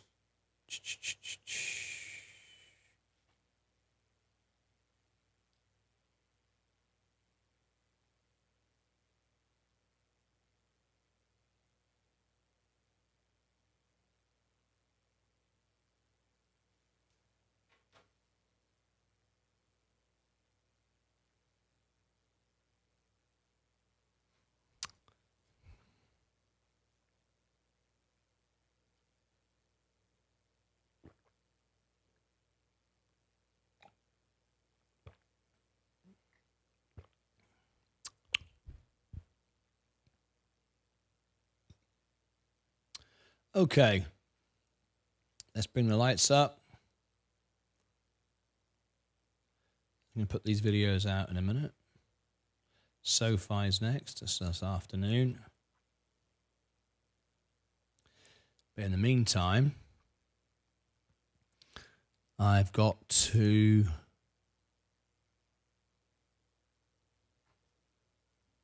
leave you with some music.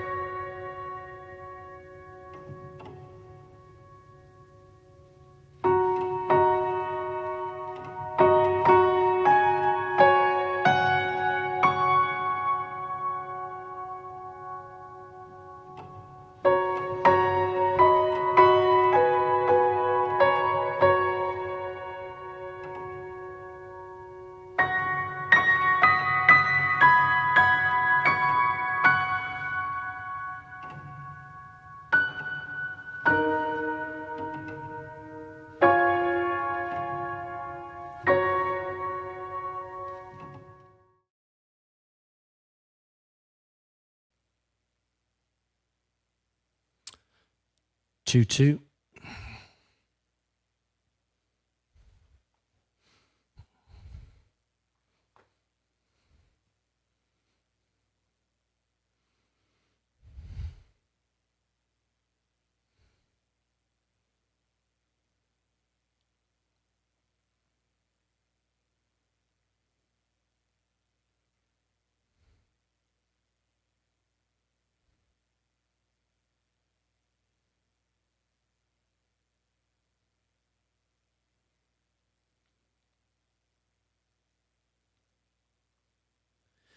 Good morning, good afternoon, good evening, and welcome to Martyn Lucas Investor. It's time for our closing bell show, last show of the week.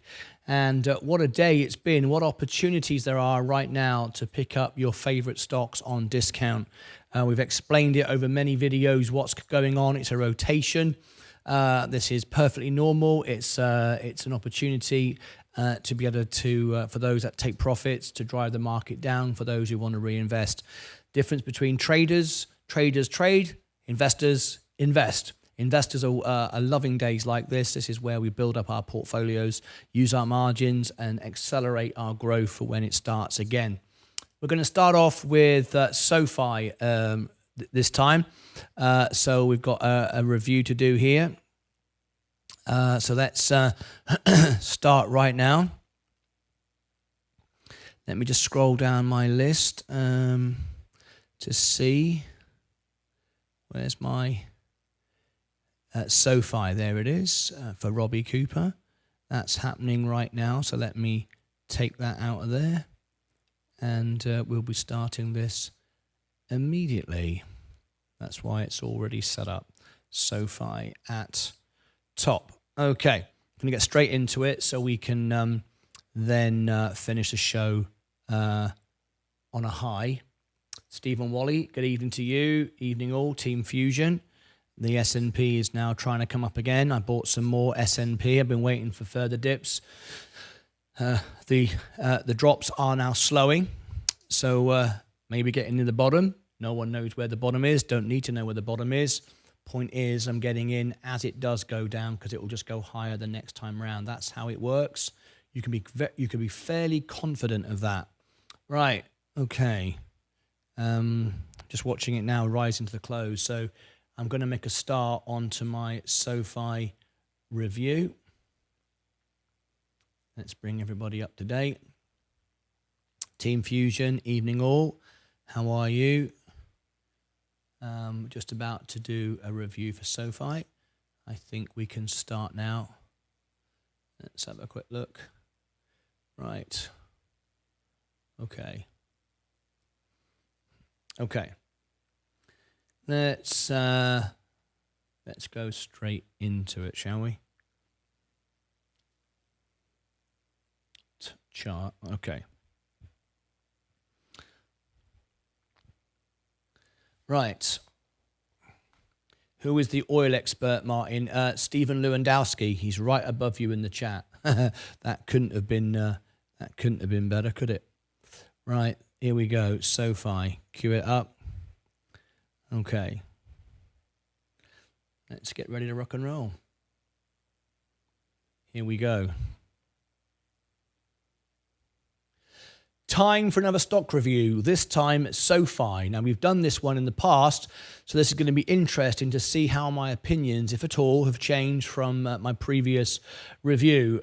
In this review, we are going to take a look at SoFi to see if you can make money, see if it's going to go up or down. We've got lots to talk about. We're going to cover the news. We're going to go over the numbers. So let's, without further ado, get straight into it. In this review, we're going to look to see how you can trade the stock. There's the information there. We're going to look at the intrinsic value. We're going to look at the balance sheet, the profit, the loss, the solvency, who's buying on the inside. We're going to go and have a look at the website if you're not familiar with the company. SoFi, we're going to take a look at some latest news. We've got student loan forgiveness. What's going on with SoFi? A lot of people are asking what is going on. What is going on is very, very clear to me. We're going to compare to a back test to the S&P 500. All of that's coming up in this review. Bearing in mind, as always, I only own the S&P. I'm completely impartial. No one pays me from the companies to make these reviews. I do them for free. I could get paid to do them in all kinds of ways, but I don't. I do them for my members. If you're a member of my channel, you can have a review just like this. So let's get straight into it without further ado. Also, this will accompany the Meet the CEO series. We'd love to have the CEO on the show. That would be an interesting one, as my last review was very critical. But let's see what we can do with SoFi today. All right, so for those of you who are unfamiliar, we'll start at the beginning. Please tap the like button if you like reviews and stock reviews, and also a bit of entertainment as well. We like to have fun with it. If you have fun making money, you always make money. You just stay at the right frame of mind. Click subscribe and ring the bell. We go live 12 hours a day and provide you with the best and most honest live service. This video is being made during a live show, so there's no editing. It is as it is. I'm reading it for the first time. I don't go back and jiggle it about. I just do it as I find it. Okay, let's start from the very beginning. What is SoFi? Let's have a look at it. It's a fintech. It's finance tech. And NASDAQ and tech is all down now because we're going through a rotation. But that's not really the story for this stock, of course, because we've been down now for a while.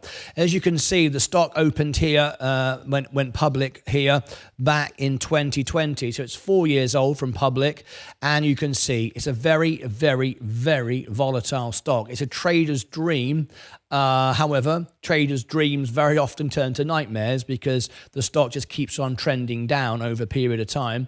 So let's take a further look at what the stock is. Let's have a look. SoFi Technologies is a financial services platform which engages in the provision of student loan refinancing options to the private student loan market. It offers home loans, personal loans, credit card. It operates through the following segments: lending, technology platform, and financial services. The lending segment includes personal loans, student loans, home loans, product-related and servicing activities. The technology platform segment focuses on technology products and solutions revenue. The financial services segment includes SoFi Money product, SoFi Invest product, SoFi Credit Card product, and SoFi Relay Personal Finance Management product, and other financial services such as lead generation and content for other financial services institutions. The company was founded in 2011 and is headquartered in San Francisco, California. The listed name is SoFi. Okay, there you go. You can see there, 2011, San Francisco. 4,400 employees. Sounds rather a lot for a company like this. You'd think there'd be a bit trimmer on numbers. Anthony J. Noto, we'll be talking about Anthony shortly.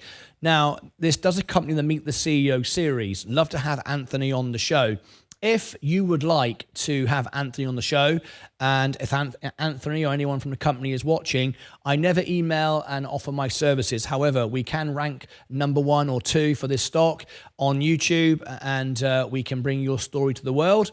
I never message you because I don't sell my services. However, those watching right now, if you are an investor in this company and you'd like to get them on the show because you want their story to be told to the world, and perhaps you want them to correct my opinions or update me or inform me or educate me, thereby educating our audience, please do email them at investor relations. You'll find that on their website, and tell them you're an investor, tell them that you're interested in their company, you'd love to see them on the show, build up a relationship, and then if you want to copy me in, martyn@martynlucas.com, you can, but it's down to you. Build the relationship. I won't get involved until they are talking to you and want to build a relationship with you, and then they might want to speak to me and be on the show. That's how we do it. All right, so let's have a look here. If you're buying it on margin, it's 30%, so it's regarded as fairly safe. 25% is the lowest, 100% is the highest. There you go. 7.92 billion is the market cap. High today 761, 52-week high 1170, low today 731, and the 52-week low is 615. So there's some volatility there, as you can see. Average volume 44. This is a very highly traded stock, as you can see. It's got high volume, 26 million today. People use it to trade in and out. Is it a good investment or is it a trading stock? They are very, very different. Some are like casinos, and I'm an investor. I like to own the businesses and keep them forever and never sell. That's me. Right, let's scroll down to here to a new feature that we're getting here on Robinhood. So I'm going to share this new feature with you. It's pretty cool. So let's have a look at it as we move down. Trading, trending trades. First of all, Morningstar give this a hold, or a 22% is the buy. Only 17% say sell. But again, Morningstar are paid to give these reviews. I am not. The bulls say the Galileo acquisition was likely a major win, as the major number of accounts using its platform has risen sharply. The bears say, there we go. The bears say many of SoFi's products and services are the result of partnerships or easy to replicate, and that is one of the key points I'll come on to in a minute. Creating the risk of, and we might as well just look at what that is, creating the risk of future competition. Indeed, I'll come on to that in a moment. Right, we've got the Robinhood. This is the platform I'm using right now, and you can see the trends right now. Our customers' sell volume percentage decreased by 10%. So the selling is going down on the last trading day, but you can see in the last few days there's been some selling. People taking their profits as the NASDAQ has been going down, the rotation out of tech into low quality cap stocks. Not a good idea in my opinion, but that's what people do. It presents me, an investor, the opportunity to buy great businesses at a discount. I love doing it. I own the businesses. I never sell them. I just keep adding more and more. So it's always a great opportunity for me. Right. That's what Robinhood are doing. What about hedge funders? Hedge funders, we've just got a recent buy, a steep buy. There you go. There's the money. Retail investors dump, and institutions pick up. There you go. I prefer to be in the institutions camp, even though I'm obviously a retail investor. Hedge fund owners of SoFi increased by 14.2 million shares in Q4. There you go. That is very, very important. And if we look and see who those hedge funders are, we can see massive position moving in there. Buys, ARK Invest, Cathie Wood. Cathie Wood is back. Now, Cathie Wood is great, but she's very good at manipulating the market. Tesla's the greatest thing to buy until she dumps it. Tesla's the worst thing to buy until she buys it. I mean, it's just ridiculous, some of these things. But there you go. But even so, Cathie Wood has just been buying. So you can see the change there, 723%. So she's all in. Institutions buying. What else have we got that's worth mentioning? Entry Point Capital buy, 16,000, only a very small position there. Nothing else major. The major headline there is Cathie Wood. What about insiders? Insiders have been selling. So as it got dumped, Cathie Wood picked it up. Isn't that how this game goes? Insiders have been taking profits, and then it drives it down, and then it gets bought back. That's just the nature of the game. All right, okay. And we can see CTO, uninformative sell. Now, this is important to say this. An automatic sell means it's not sentiment. It's simply could be a tax position or whatever. And you can see the buys underneath there, accumulation of shares via grant or reward. So insiders aren't actually doing anything. That's important, all right? Insiders are either selling. Sorry, these are all buys, I beg your pardon. They're buys due to stock options. That's not, we love the stock, we're putting our own money in it, we're going to remortgage the house and buy stock. And we're getting paid, basically, in shares. That's all that is. And also, we've got automatic sell transactions, very small, but that is just tax position. They don't even know they're doing it. So there's no real negative story there from insiders selling. There is some selling going on, but nothing really major to talk about, which is good, right? That's good. Let's carry on with SoFi. I think I've covered all I need to on this page here. Yeah. Oh, let's go and look at this final part here. Economic moat, none. which means their margins are minimal and there's no room for error. Fair value, $13. I will tell you what the fair value is in a minute, and we're at 751. So that suggests it's undervalued. I'll tell you if it's undervalued in a minute. Uncertainty, very high. Yes, and I'll tell you why it's uncertainty is very high. Stewardship, standard. I would have said poor, but I'll explain why I think it's poor.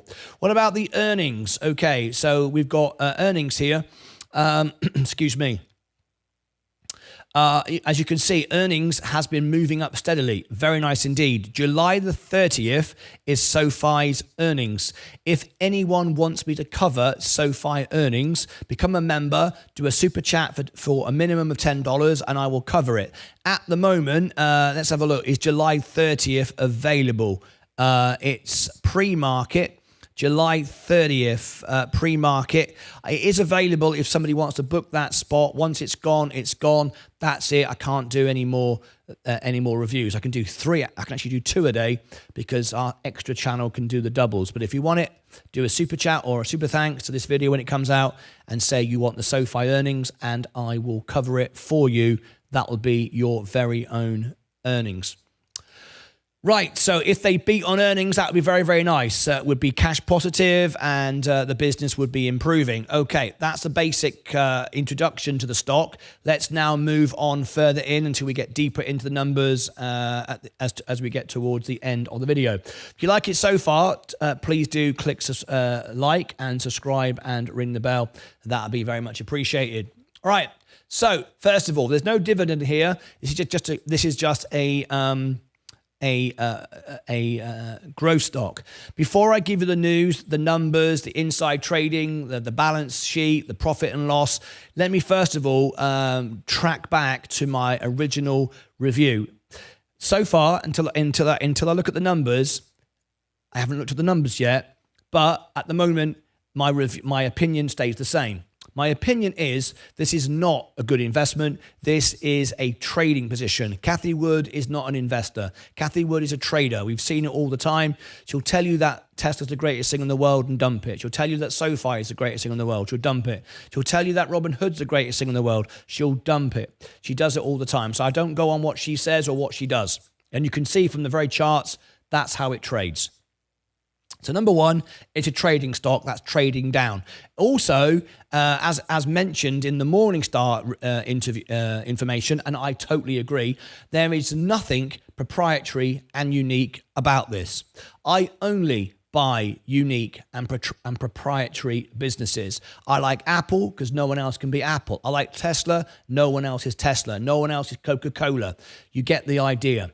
A business that can be just like for example, Netflix. I would never buy Netflix because anyone can do it. It's not that difficult. I say, of course, it's difficult to actually execute, but with where there's a will, there's a way. You could be a Netflix, right?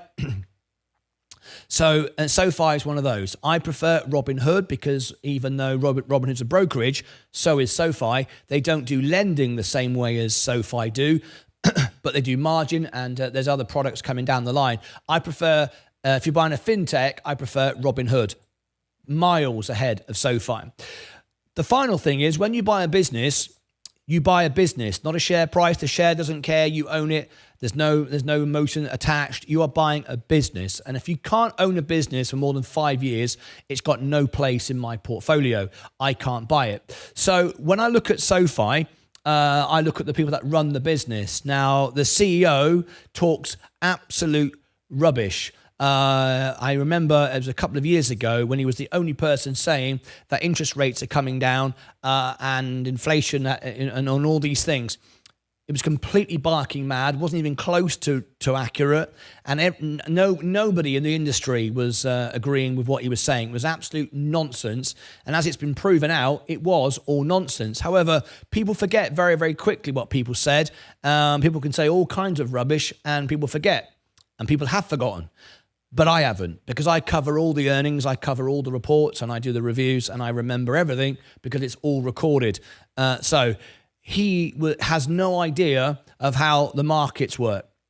Now, this is not only a publicly traded company, it's a financial company. So if you've got someone running the company that doesn't understand money, then that ain't very clever. And in my opinion, he hasn't, because he couldn't read the markets. I made a prediction 18 months ago that rates would come down the summer of 2024.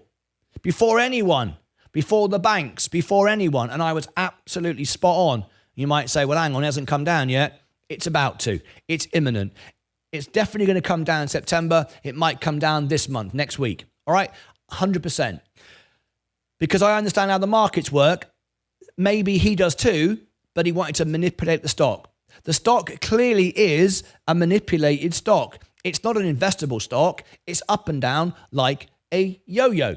And I'm not saying this to grind an axe with anyone or fall out with anyone. I'm here, though, to provide information, in my opinion, based upon facts, based upon numbers, based upon what people say, for the benefit of my members, period. Not to gain subscribers, not to gain friends, not to gain more people to follow my channel. I couldn't care less.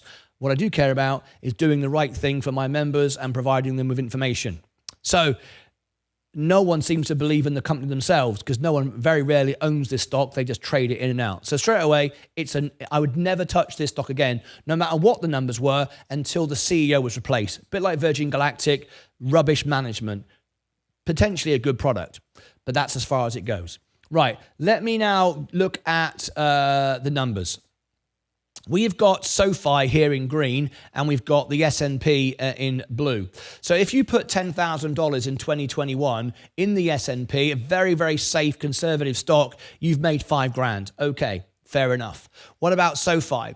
You've lost half your money. It's gone from 10 grand to 5 grand. Remember, this is a money stock, a finance stock. It makes money out of money, except the shareholders don't make any money. Doesn't make sense. Doesn't make sense, right? Lost half its money. Okay.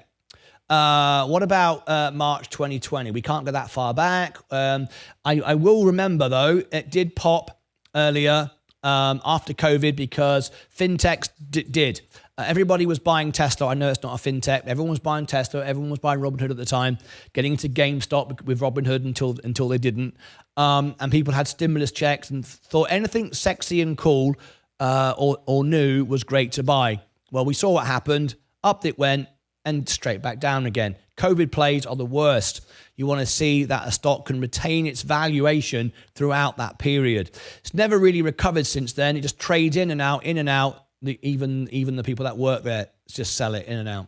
Right, there is that. Let's look at the this here. Again, I don't like stocks that are politically related. That's why I wouldn't invest in Rumble. It's why I wouldn't invest in DWAC. Anything that is a popularity contest for one side of a political argument. So when it wins, it makes money. When it loses money, right? I want a business that can make money regardless of politics. It always makes business. It always makes money because it's sound, it's reliable, it's managed properly, it's well-funded, it's proprietary, it's unique, and it just simply makes money. SoFi falls on new student loan forgiveness plans. Again, politics has come into this now, and of course, that affects the stock. Can't buy a business that that benefits from one political side of the argument. That to me is borderline stupid. It's borderline gambling. SoFi stock slipped Thursday after the government announced it would forgive up to $1.2 billion in additional student loans. Well, of course, SoFi just lose a ton of money because someone in government has made an announcement. That cannot be a good idea, can it? So how can you buy the stock? 1 minute it's great news, next minute it's bad news. No, rubbish. Indeed, the news snapped SoFi's 7-day winning streak in the stock market. Now, it probably went up because on the rumor that would happen, so people bought it to dump it to take profits, and here we go again. It's a trading, gambling stock. So what exactly does this mean for SoFi? Well, if its stock price movement is any indicator, it may be a bit troublesome for SoFi's bottom line. You're damn right it will be. SoFi could be, we'll come on to the numbers in a minute. SoFi seemingly can't catch a break regarding student loans. They keep having these issues. It's really such a, I don't know why anyone would even set a business up like this. A bank, a regular bank, SoFi is not a full bank, It is partly, but not a full bank. They have many, many more pathways and many more avenues to make money. Whereas if your main thing is student loans, bloody hell, you're relying on students, first of all, to pay those loans back. Of course, if they're government backed, I get it. But if the government changes, situations change, you are vulnerable. I don't think it's a good business model at all. Again, that's why I prefer, even though they do the investment side, that's why I prefer Robinhood. If you something just crashed into our window. That was a bit weird. I don't know if anybody heard that. I think an asteroid just crashed into our house. Very strange. Very bizarre. Sorry about that. Anyway, carrying on. So yeah, I'd rather own Robinhood. I hope that's where I was. Unfortunately, the Biden administration has repeatedly implemented student loan forgiveness packages. Oh, I hear what it is. That the lawn crew are here throwing around bits and pieces. Anyway, curbing SoFi's once largest revenue stream. Analysts are somewhat divided on SoFi stock. While the company has found other ways to earn aside from student loans, some analysts believe the company will face headwinds related to worsening credit quality of its balance sheet. Exactly, credit quality. Who the hell wants to loan people? I mean, that's the highest risk people. I would rather, not being funny, but if I'm a bank and I'm lending people money, I'd rather lend it to the richest people rather than students. No disrespect to students. This is not the make friends channel. This is the investment channel, right? This is a business channel, right? And we want to buy a business. Nothing wrong with students. We were all students once, but would you lend money to a student? I wouldn't. No disrespect to students. Don't unsubscribe to me. In fact, you do what you want. I'm not bothered. But we're here to give information to investors. It's obviously a risky business, and it's also it's also got government risk. Anyway, what's going on with SoFi technology stock? Another bit of news here. Before I come on to the numbers, let me have a look at this one. Yes, student loans, we've already covered that. We know all about that. Right. Let's now look at the website. Just so you know the business you're buying. This is the business. I don't particularly like the website. I think it's cluttered. I'm not really a fan of it. It doesn't really appeal to anyone specifically. It's not a student-friendly app it just looks a bit silly. That's just me. I mean, maybe I'm being critical there. Doesn't really matter, but I just don't like the way it looks. But that's just my opinion. That's not important, really. Anyway, let's move on to the numbers, okay? Let's see if we can make some money out of this stock. If you are a trader, I've already said as an investor, I wouldn't buy it because of so many fundamental conditions.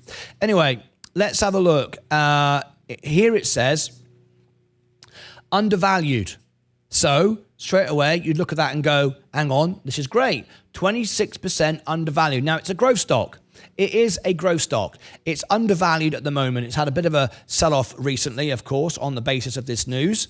It's up on the week, but it's dropped off over the last couple of days. So it was, if I just look at it, it was a couple of days ago, $7.95. It's now $7.52. It's saying here that it's undervalued. Base case. Best case, it's undervalued by 57%. Sounds great. Worst case, $7.75. Undervalued by 3%. Now, unfortunately, a lot of retail investors who don't read balance sheets are happy with that. They will look at that and go, great. But we remember, we've seen Fisker, which went bankrupt. It's worth zero, having a $300 valuation. Intrinsic values are okay, but they have to be accompanied by balance sheets, fundamentals, management study, principles, and so on and so forth, and understanding of the market. But some people will just look at that and go, it's undervalued, I'm buying it. Like it will say, of course, on Morningstar, very basic information. Let's buy this. It's on Robinhood. It's cheap. No, it isn't cheap. Let's scroll down and discover why. If we scroll down here and we look at its financials, let's be honest, financials are important if you buy investing. It's up 13%. Very nice. And we've had a steady growth. Very, very good indeed. March 30th, we're now waiting for the next earnings and we'll see where it goes. Up 13%. We've had steady growth. However, Interest rates are about to come down. This business is about to lose some of its income. Interest rates will come down. Now, that does also mean delinquent and defaults will get less. If rates are lower, more likely people can pay their bills. There's an upside. Banks make money when rates come down as well as going up because they often get less delinquent accounts. Very, very important to note that, right? We've got non-interest income. Non-interest income. So that has been declining. Most recent report is up slightly, 0.7, but it has been declining. Non-interest income has been declining. So we are soon about to get interest income drop. So if interest income drops, non-interest income is dropping, then you're in trouble. Okay? This should be increasing now, and it's not. It's coming down. I know we've got a slight uptick of 0.7, but that really isn't really that good. Net income is up 36%. Net income is up 36%, but it's still negative. All right? Negative of 218 million. Okay? Gross income and is very different than the net income. Okay? 31 billion in assets. Very nice indeed. 31 billion in assets, of which 23 billion is in loans. Right. Okay, great. So we're lending out 23 billion in loans. That equates to 74%. Their business is all lending money out. They often talk about their brokerage or other things. They make money on this and the other. Nothing of any relevance at all. It's just a lending business. 74% is lending money out. They'll tell you when you speak to them, everything's great, everything's increasing and all the rest of it. Well, only as long as you're getting your debt serviced and we talked about forgiveness and so on. But that's how they make their money. They don't make the money. Everything else is decreasing. They're supposed to be making money on their credit cards. They're supposed to be making money on their investment platform. None of that really makes any real money. The biggest money is the loans. So liabilities, 25 billion. This is the other side of the balance sheet. And we've got long-term debt is nearly 3 billion, 2.9. Now that isn't too bad out of 25 billion. But 2.9 billion is debt. Now, of course, that's going to be improved because long-term debt is 11.5. Okay? That's good when rates come down. But that balance sheet isn't that great. Our liabilities is very close to our assets. And because all our money is being made on loans and loans are being forgiven and rates are coming down and we've seen everything else, this doesn't look good for the future of SoFi. Efficiency, 7%. Very, very low margin. We talked about the moat. There is none. Morningstar, who are paid to say good things. Not technically paid to say good things, but you know what I mean. People would want a good review, right? They're paid to do it. 7% margin. There's no margin. No margin for error. No moat. Slightest reduction, boom, we're in trouble. You know, the company doesn't make anything, doesn't build anything, doesn't sell anything. It makes money because you pay them interest. Interest rates going down, delinquent payments. And remember, even though the stock market has been doing well, the economy hasn't. And people are now going to feel for the next year or two the pain of the rates that were up all this time. There's a lagging effect. And people are still going to struggle over the next couple of years. They're not going to suddenly feel rich over the next 2 years, all right? Okay. Now, of course, we have an election coming up. Maybe Donald Trump will turn around and say, we're not forgiving all the loans. And maybe. Who knows? I don't know. You could bet on that if you want. A net margin, down 10%, negative 10%. ROA, a negative 1%. And ROE, negative 4%. What do Wall Street think of this? Well, worst case scenario, 46% downside. Well, that's a bankrupt stock. You can't buy a stock and lose half your money. You've already lost half your money. You lose half your money again. You're down to nothing, right? That's no good. What about on the average, 18%, no point. You can make 10%, 13% on the S&P. What's the point of risking a business that's all about lending money out with the macro condition worsening when you can make that sort of money on the S&P? Well, you could turn around and say, well, what about the best case scenario? What's the best case scenario? Best case scenario, that debts aren't forgiven or whatever. Donald Trump gets in and says the opposite could happen. You want to? I mean, that's gambling. That then is not investing. That's gambling on an election outcome. I never think that's a good idea. I like to own businesses regardless of the election. So I don't like that. So that doesn't interest me. It's great if it's up, but we've just seen how there are more decreasing values, and this could be done a few days ago before this recent round. So anyway, there's that. The competition. Now, if you like this sector, Capital One, Discover, Synchrony Financial, there are other businesses in the sector. If you like fintech, there are alternatives. If you want to know how they perform, and you should compare, because if you're going to buy this, you might say, well, how does Capital One compare? What are their margins? What's their balance sheet looking like? What's their numbers? You click on this, you can all use my software. All my members get access to this. The link is below in the description, Alpha Spread, or on martynlucas.com, my website. Look for all links. Find this, and all my members get access to this for free, or a premium plan where you can do what I'm doing here and basically get a discount so good it makes my membership for free. Okay? We always give you the best deals. Insiders selling. Now, we were talking about it a short while ago. It does look bad. And this is where I'm trying to be impartial. I'm always balanced. If the news is bad, it's bad. I don't care. If it's good, equally, I don't care. I just tell you what it is. But insiders selling, initially, you look at that and go, well, that's rubbish. Everyone's selling. I don't want to buy this. However, we need to be clear. We've just looked at the trades. They are automatic trades, the majority, but nevertheless, it is selling nevertheless. They can always turn those off and not sell their positions, but they are. And to give you some numbers, they bought 1.3 million in the last 3 months and sold 140 million. So it's nothing insignificant, but it's worth noting that they were a lot of auto trades, which aren't necessarily sentiment.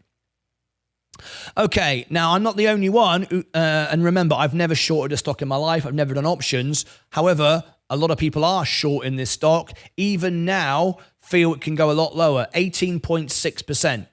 Now then, what would create a short squeeze? A short squeeze would be a minimum of 20%, somewhere between 20 and 100. 20 is excessive. 100 is virtually guaranteed it is guaranteed. It's a short squeeze at 100%. But 18% is getting to the point of a short squeeze, but there's not enough volume in the upward direction. People buying it because there's no real reason to buy it now. There's every reason to sell it. So you're more likely to get more short interest. What would be the good news? Well, a reversal of policy. Will Donald Trump do the opposite? Are interest rates going to stay high? No. Are they going to make any money? Nothing else makes them money from loans. Worsening economy, which there will be, so more people will be delinquent and not pay and default. So it's negative there as well. Let's have a look. 1 week ago, SoFi, Anthony Noto. This guy here talks rubbish. He says things to promote. Remember, and this is important, anyone can set up a company. There's no qualification to setting up a company other than you've got some money and you've followed all the rules. You could be a terrible person. You could be barking mad. You could be absolutely an idiot. Anyone can set up a business. Okay? There's no rule, there's no qualification to being a decent person or telling the truth. A lot of people are very decent people who set up businesses. Some people set up businesses to manipulate the market, like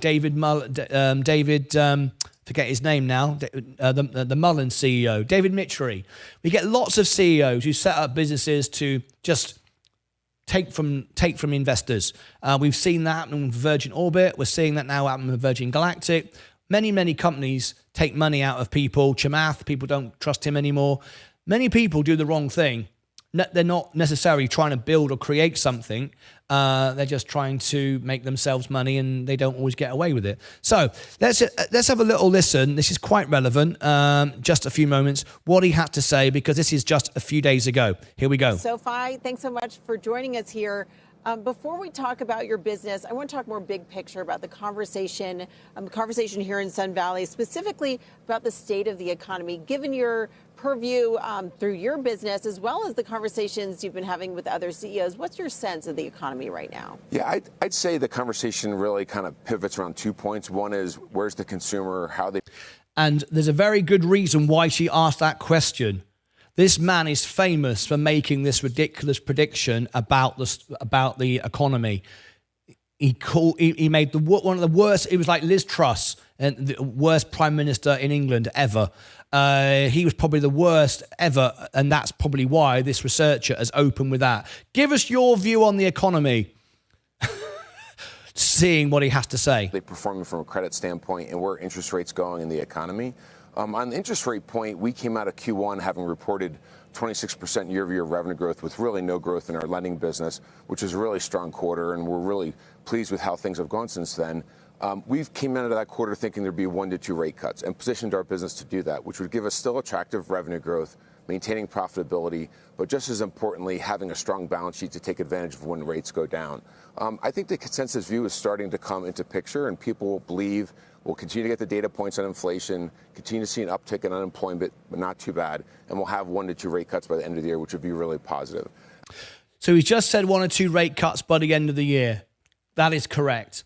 Possibly 3, actually. That's correct. However, he was saying 2, 3, 4 rate cuts about 2 years ago. People forget what he said. I don't forget. I cover all the earnings. I cover all the reports. I don't miss a trick. He hasn't reminded us that he's been saying rate cuts forever. Eventually you're going to get right, okay? The difference is I said 18 months ago rates would come down this summer, not 2 years ago, and keep saying it on every report to try to get you to buy my stock. As it relates to the consumer, we've seen really good trends in spending. We've seen really strong demand for refinancing personal loans as people are trying to lower their debt so they can make sure they're planning for the future. So overall, our companies performed. That's not correct. Lower their debt. Debts are actually increasing. More people now in the United States are in debt than there have been for a very long time. So that's the opposite way around. Really well in this environment. I'm glad we took the stance of lower rate cuts than everyone else because it's positioned us now to benefit when rates start to come down. So I like how we're positioned. And for the first time, I'd say in 2 years, there's a more central consensus view about rates and where credit is. And credit actually has performed relatively well throughout the year. And that's something I heard from a couple CEOs last night. And we're really happy with where it's performed as well, in line with our tolerance levels and our expectations. So all in all, I think we're setting up for a pretty strong back half of the year in 2025 if we get the right fiscal policy. Well, we're going to talk more about fiscal policy in a minute, but I just want to return to something you said. I know you've been introducing new things. Like you said, if we get the right fiscal policy, sadly, you have not got the right fiscal policy. So that's not, and obviously he's aware of that. Such as alternative investments, but also you mentioned you're not doing as many student loans. What is behind that policy, and where are you shifting your focus to effectively follow or lead consumers, and where you want to be growing the business? Sure. As we came into 2024, there was a view that actually rates would be cut 4 or 5 times. And we believed that for rates to be cut that frequently, there would have to be a recession or some type of underlying problem. It turns out we'll get 1 to 2 rate cuts, which is where we've been positioned. And as we thought about the environment and thought about how much we invested in our financial services Can I business, rewind that? frequently there would have to be a recession or some type of underlying problem. It turns out we'll get 1 to 2 rate cuts, which is where we've been positioned. And as we thought about the environment and thought about how much we invested in our financial services business, our SoFi Money product, our SoFi Invest product, our credit card product, as well as our technology platform, we had an opportunity to drive really strong growth there. I have to correct him there. Getting more rate cuts does not mean we're likely to get a recession at all. That's not an indication of that at all. If the economy has cooled, we can afford to lower rates. The purpose of raising rates was to cool the economy. When the economy starts to cool, inflation comes down, we can afford to bring rates down. We can continue to bring rates down. We're not bringing more rates down necessarily because we're going into recession. It's to avoid recession, but it's not indicative that we are doing that because we're going into a recession. I want to just comment. This is the person who asked me to make this video. You can't compare Mullen to SoFi. I didn't, Robbie Cooper, and I want to be clear. This is Robbie, one of our members, who asked me to do the review. I am not comparing Mullen to SoFi. They are very, very different businesses, very different balance sheets. Mullen is an all-out scam stock. SoFi is potentially a good business. I'm simply saying it's not a good investment right now, and I don't think the CEO is up to it, if I'm honest. So I'm not comparing. What I'm simply saying is that CEOs aren't always the best CEOs, don't always do a good job for their businesses. And if I may say, if he was great and the business was great, we wouldn't be looking at this, would we? You have to judge by performance. You have to have high standards. The standards couldn't be much worse. So the CEO hasn't performed, has he? So we need to be clear on that. And you saying here, rate cuts is out of his hands, though. Correct. Rate cuts are out of his hands. So he needs to build a business that isn't just about student loans. Unfortunately, that hasn't happened. They've tried and it hasn't happened. People aren't taking up the other services enough that they would like. They'll tell you they are, but obviously they're not. I've just shown you the numbers. And we all thought it was going down a couple of years ago. No, we didn't. No, we didn't. I didn't say rates were coming down 2 years ago, and nobody was. The banks were not saying that. The Fed was not saying that. I don't know who was saying that, but nobody was saying 2 years ago that rates are going to be coming down. Absolutely not. And you can check all my videos and see I most certainly was not saying that. So let's be absolutely clear.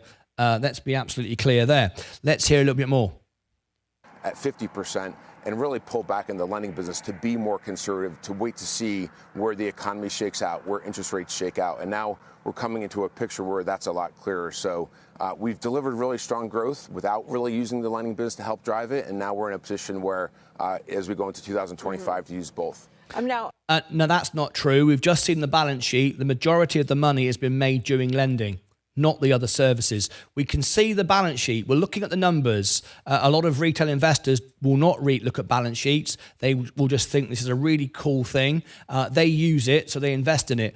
That is not the case. You are not building a business outside of lending. I think the lending, was it 74% of their income? So that is not true.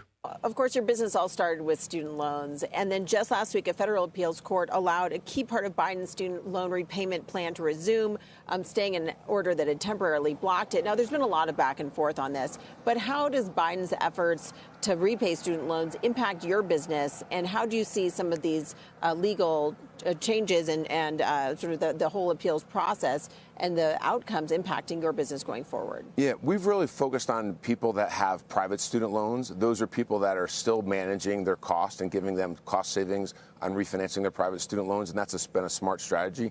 It's a much smaller percent of our business. We gave guidance that we'll do close to $2.5 billion of revenue this year. We'll see really strong growth from the other businesses, so we're much less dependent on it.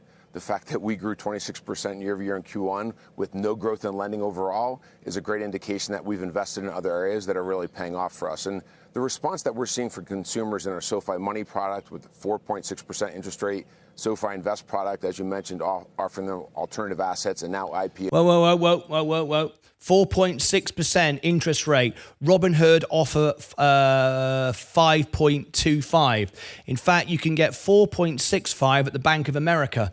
And banks offer rubbish rates compared to online, so they're way behind. They're way behind the competition there. Robinhood is 5.25, so we shouldn't be celebrating that fact.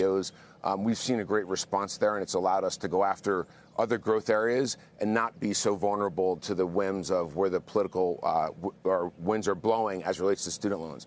I will say this: we've done well with a high rate environment and uncertainty around credit.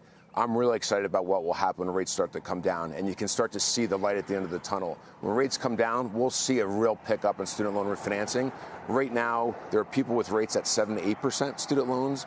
but we only can offer them in the 6s. As rates come down, we can start to offer them in the low 5s and maybe in high 4s. So that business will pick up.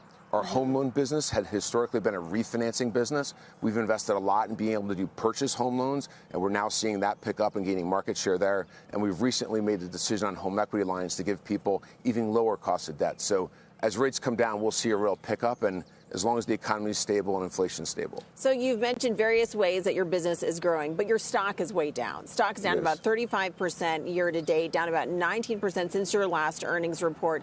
I know that you have earnings coming up in a few weeks, so you're limited in terms of how many specifics you can share. But what's your message to investors? Why should they hold on when the stock is down so dramatically? Yeah. The thing that we can control is our strategy and our execution. And for the last 7.5 years, our strategy has been consistent and our execution has been consistent. We've driven good, steady growth. When I joined the company, we had less than $300 million of revenue in 2018. Now we're over $2 billion of revenue. We weren't generating profits. We weren't generating positive EBITDA. Now we're generating both positive EBITDA and GAAP profitability. So I'm really pleased with what we're doing. In terms of the stock, I'm equally disappointed. I'm a big investor. Our employees are large investors.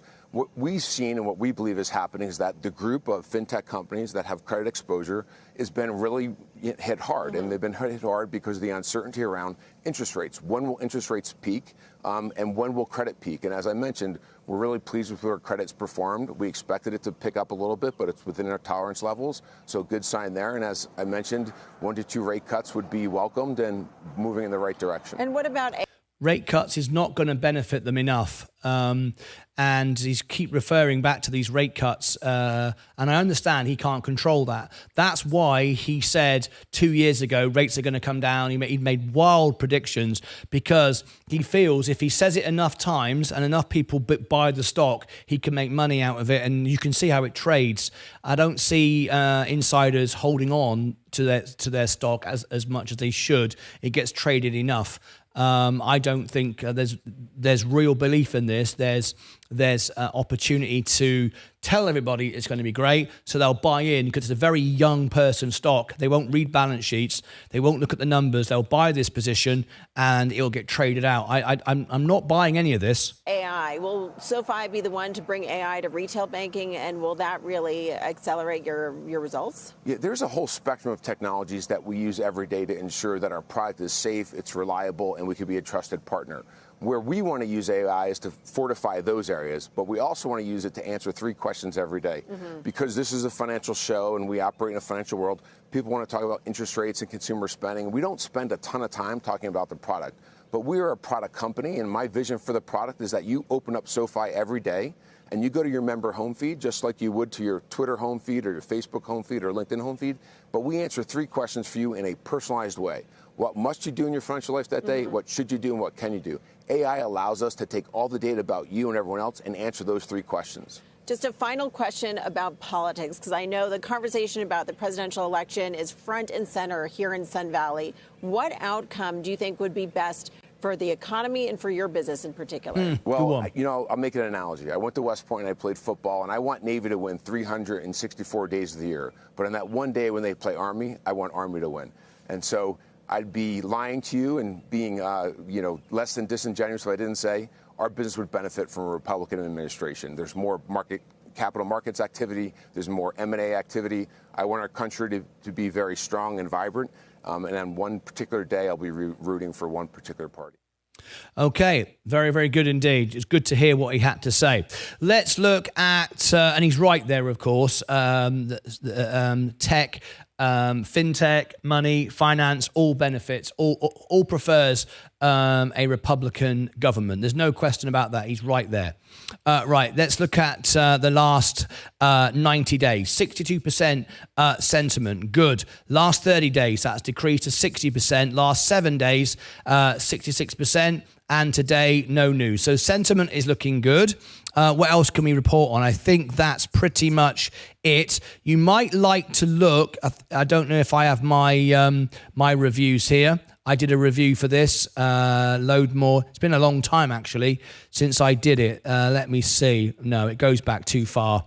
It was a long time ago. SoFi. I can't even see it now. I did a review. You could have gone and checked this out, but you could compare what I said then to what I say now. Let me just scroll up. Maybe I missed it. Didn't think it was that long ago. Maybe, oh, yeah, it's certainly more than 2 months. All right, okay. Anyway, there is my thoughts on SoFi. This was requested by Robbie Cooper. Oh, I'm just going to answer this. Someone has just come in here. Let me have a look at it. Robbie Cooper says, hang on, let me start here. Martyn Lucas, the SoFi CEO seems to be lying his way through the interview. Maybe he should run for president. I'm not commenting on that, of course. But yeah, you could tell that. That was a very uncomfortable interview. I didn't buy heart. Well, you know what I said because I reacted to it. But it's interesting that you picked up on that as well. I appreciate you covering this, Martin. I'm for healthy debate. Absolutely right. Debate, discussion, and numbers and facts is what it's all about. Whether you agree or not is entirely up to you. I agree. There is so much more to their business than lending. Lending is a small part of it. It's not. You cannot say that, Robbie Cooper, when I've just shown you the balance sheet. I've just shown you the numbers, right? So we can sit here all day and debate how great the app is, the website, whether you like it, whether you don't. That's fine. And you like lots of things. However, you can see 74% of their income is done through loans. That is not made up. That is a balance sheet. And we know, because we have done research, and we know most retail investors, they've told me, and we had an 86% vote, do not read balance sheets. They go off trends on Twitter, trends on Reddit, and that intrinsic valuation. It's quick, it's easy. My mate said down in the pub I should buy it. It looks really cool. And I'm not saying there's anything wrong with that. You might get it right now and again. However, the reality is, their business right now is loans. Simple facts. I don't care whether anyone buys it, likes it. It doesn't bother me, but I'm doing a review for you because you've asked me to, so I'm telling you the truth. You don't have to agree, and that's fine, but that is the facts. Grippy, you are missing the technology side. Alpha spread ain't accurate. Yes, it is. Galileo is going to be huge. Robinhood is just one example who use them. Correct. They are now profitable and institutional ownership is increasing. Yes, I've said that. I pointed out the institutional investments. I've said that. Don't disagree with you. But you are missing the technology side. It doesn't matter about your opinion on the technology. What matters is, can they make money from it? Can you make money as an investor? That is what's important. I am trying to share information for you to make a judgment as an investor. Not, hey, the technology is cool and they've got AI and they've got dancing robots. I don't care. Does it make money for me as an investor?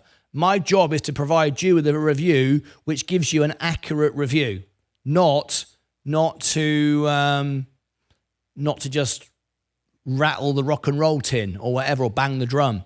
And as far as alpha spread's concerned, not only is it accurate, I've also provided information from the portfolio backtest software. I've also provided information from their own website. I've also provided information from their earnings and their filings with the news and so on and so forth with the government information. So it's been a balanced approach. Plus, I've shown you the insiders. I've shown you the trends and so on. I've also let you hear the interview from himself, the CEO himself.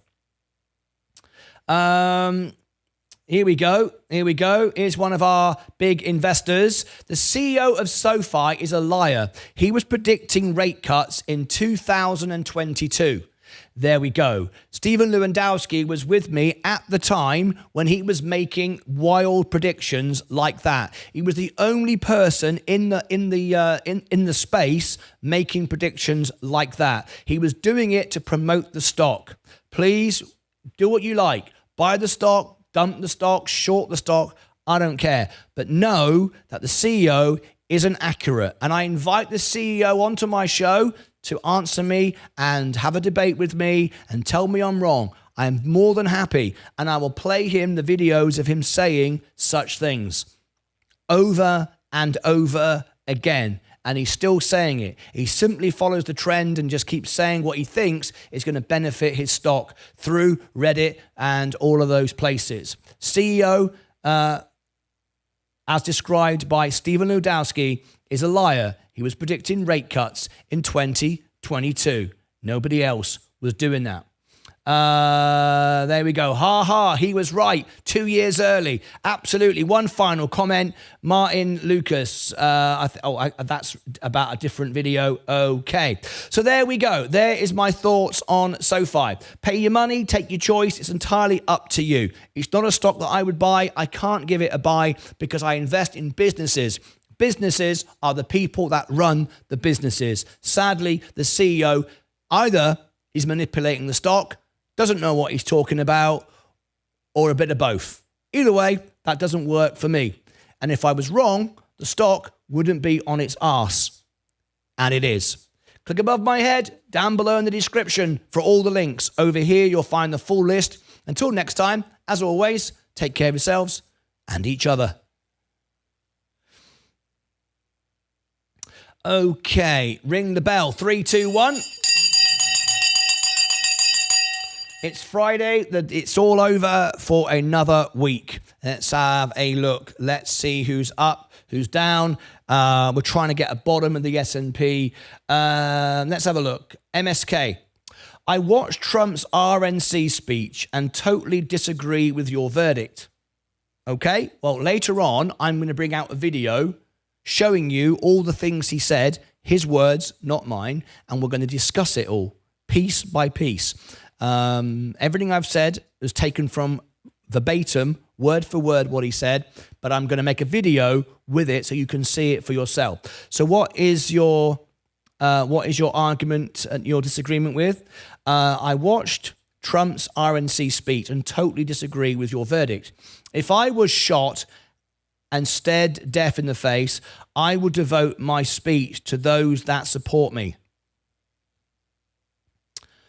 I appreciate that, but how is that disagreeing with me? That's not disagreeing with me at all, MSK. Let's be absolutely clear about what I said. And I repeat, the first 15, 20 minutes was fantastic. It was all about his experience, how terrible it was to be shot at. I agree.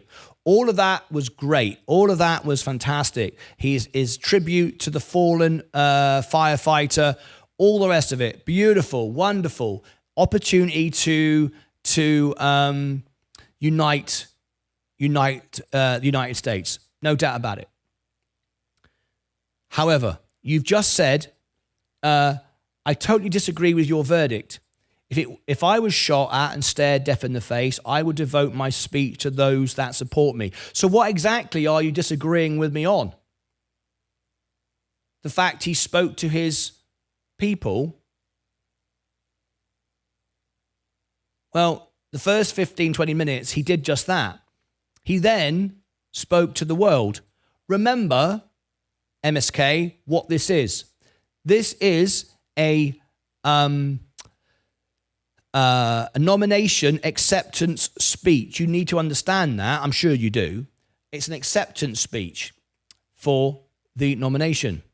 That's what the first 15, 20 minutes was. After that, it was a rally. The people in the room are already on your side. You can finish, end, less is more. They're already on your side. He wasn't trying to get them to agree with him. He was talking to the world to unite the world, because that was the title of his. If you've read the transcript, as I have, the heading of his speech was to unite the United States. It wasn't to rally his own friends in the room. It was to unite. And that's what he wanted to do. That was what his speech was written. It was written for him. He was reading the teleprompter and then went off script. He wasn't supposed to do that. That is not what was agreed by his administration. He then went off. That has nothing to do with making friends in the room. They're already his friends. His idea was to unite the country, which is what the heading of the speech was, and talk to the public and try to win votes, if that was what he wanted to do. Didn't need to, but that's what he wanted to do, obviously. So what is it you disagree with me on? Anyway, yes, agree, MSK. Trump is devoted to the people and trying to better his country. I agree. I am not against Donald Trump. I am not one side of the argument or not. My job is to bring the facts and present it to you based upon facts. That's it. That's all I do, is I report the facts, dissect the facts, present the facts. I am absolutely 100% confident that Donald Trump loves his family, loves his country, and wants what's best. No doubt. No doubt. Absolutely. And I said to Leah, my wife, I admire the fact he walked on stage because the security forces didn't protect him before. I would have been terrified. I don't think I would have wanted to walk on stage. What if there was somebody in the convention with a rifle? Of course, we don't expect there to be, but we didn't expect there to be one outside. So I admire all of that. I admire all of that. However, what I'm saying is, Craig is saying to MSK, yes, agree. He wants to speak to those that support him. Well, he did that. What are we disagreeing on? We're not disagreeing. No one disagrees with that, do they? Appreciate you doing the interview. Robbie Cooper, you're very very welcome. I'll sell at the high peak at 10. Yeah, I would take profit and get out because that's what those at the company do. Hence why I am calling out. Hence why I am calling Martyn Lucas Investor out. What are you on about, MSK? I appreciate you doing the video. You're welcome. Hey Vaz, I'm ready for the party. It's nice to see both sides and different opinions regarding the stock. Yeah, I think it's essential. Whether you are deciding who to vote for, whether you're deciding what to invest in, surely you need both sides of the argument and you need both sides of the balance sheet. If you're only looking at one side, then the only loser is going to be you because you're not going to know what the other side says. So my job isn't to rah-rah SoFi. My job is to provide the facts with a review, and then you decide what you want to do with it. What will that video be live? Yes, David. Yes, I'm going to make a video, and I've got all the facts for you, and him saying it, and I will provide all of it to you so you can hear and see for yourself. You cannot get a more clear debate. It will be presented. I will play him, Donald Trump, saying what he wants to say, and then I will give my opinion based upon the evidence, the facts I have in front of me that I've researched and studied and verified, and you can then, decide yourself. Martin, I'll be looking up where you are doing your fact checking also to make sure it's not. No, I agree. I agree with you. I don't actually know what leftist means and fake news because I don't actually know what that means. I had to ask Leah today. I said, a couple of people said, I'm a lefty. What does that mean? I said, is that democratic? She said, yes. I said, it doesn't make any sense. Those that know me know my opinions, and that is not me at all. At all. So I'm just presenting the facts. One of the statements that Donald Trump said during his time in office, there were no wars. I've got a list of 20 things. That was one. That's incorrect. There was about 20 wars going on at the time. And to say there was no wars is silly. because there was. And he's also said on day one, when he comes in, the war in Russia will end. Day one. Inflation will come down. Day one. There's a whole list. Both of those other statements are impossible. Absolutely impossible. That's not an opinion. I wish it was true. Oh my God. Absolutely. If Donald Trump comes in tomorrow and the war ends straight away, that'd be brilliant. I'm all for that. Everybody in the world would vote for that, wouldn't they? I mean, it's a no-brainer, unless you're trying to sell bombs to somebody. Anyway, if this person believes in SoFi so much, he should invest every dollar he has and become a billionaire. Whatever happens to financials and facts. Thank you, Tim. Exactly. Robbie Cooper, I agree. I wouldn't go as far as Tim Rogers, though. If you believe in the company, I wouldn't put all your money on it. I wouldn't put billions of dollars on it. Because even if you believe in the company, you can get things wrong. And even if I believe in the S&P 500, but I'm not going to max out I'm not going to remortgage my house because that would be imbalanced and that would be stupid. Even though I believe in the S&P, the American economy, I'm not going to remortgage my house. So I love Tim Rogers, and I agree a lot with what Tim Rogers says, and I get what you're saying, and he's basically backing up what I just said. However, I wouldn't go as far as saying you should put all your money on it, every dollar, because even if you believe in a business, of course, it can go wrong. Outside conditions can occur, and then you lose your money. I believe in SoFi. For sure, long term, it has a lot of potential. Do you, okay, that's great.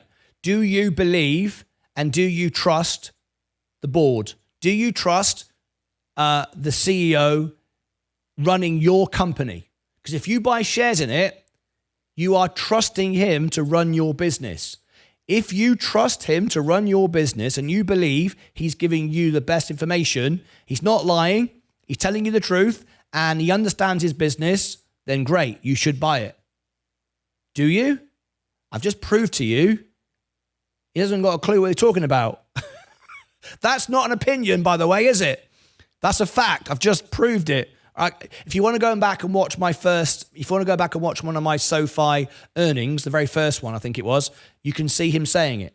You can listen to him saying it. As Stephen Lewandowski has pointed out, he was saying it. He's been saying it ever since. Now, some people who watch some of my videos will say, Martyn Lucas has been saying interest rates is going to come down forever. And they'll say something like, a clock is right twice a day. That's like reading a comic book, looking at the pictures and not reading the contents. What I've said repeatedly is I said rates would come down in the summer of 24. I've not been saying every day rates will come down in a minute because that's bloody ridiculous. Well, that's basically what he's been saying. But worse, he's been giving numbers and specifics. I haven't been saying that at all. I've been saying for 18 months the rates would come down in the summer of 24. And that is what I'm standing by. And if it doesn't happen, I will be wrong. MSK wants to call into the house. We've got MSK. This is going to be good. This is going to be good. He's looking at me going, oh yeah, this is going to be good. Let me stick him in the green room. And I'll bring him on in a second. Let me get to these last couple of questions. Down after the 0.69 today, but made huge purchase into TPL. What a stock that is. Wait for the video to come out, David. The video will be coming out later on tonight after my music show. Best stock I've ever seen. Best stock I've ever seen, bar none. You are the landlord of the United States. Got to be the best stock, particularly now. MSK, who wants MSK to call in? David Ewan, me. Today is the day to call in. Yes, it is. Impossible to unite everyone, Martin. There are lots of crazed lunatics on the left that would love to see Trump go off the earth. You aren't going to unite them and their crazy views. 100%, 100 plus agendas, etc. I understand where you're coming from. I understand that. Do you think TPL is going to dip? I don't know. I'll come back to you. Me, yes. Mark wants him to come in.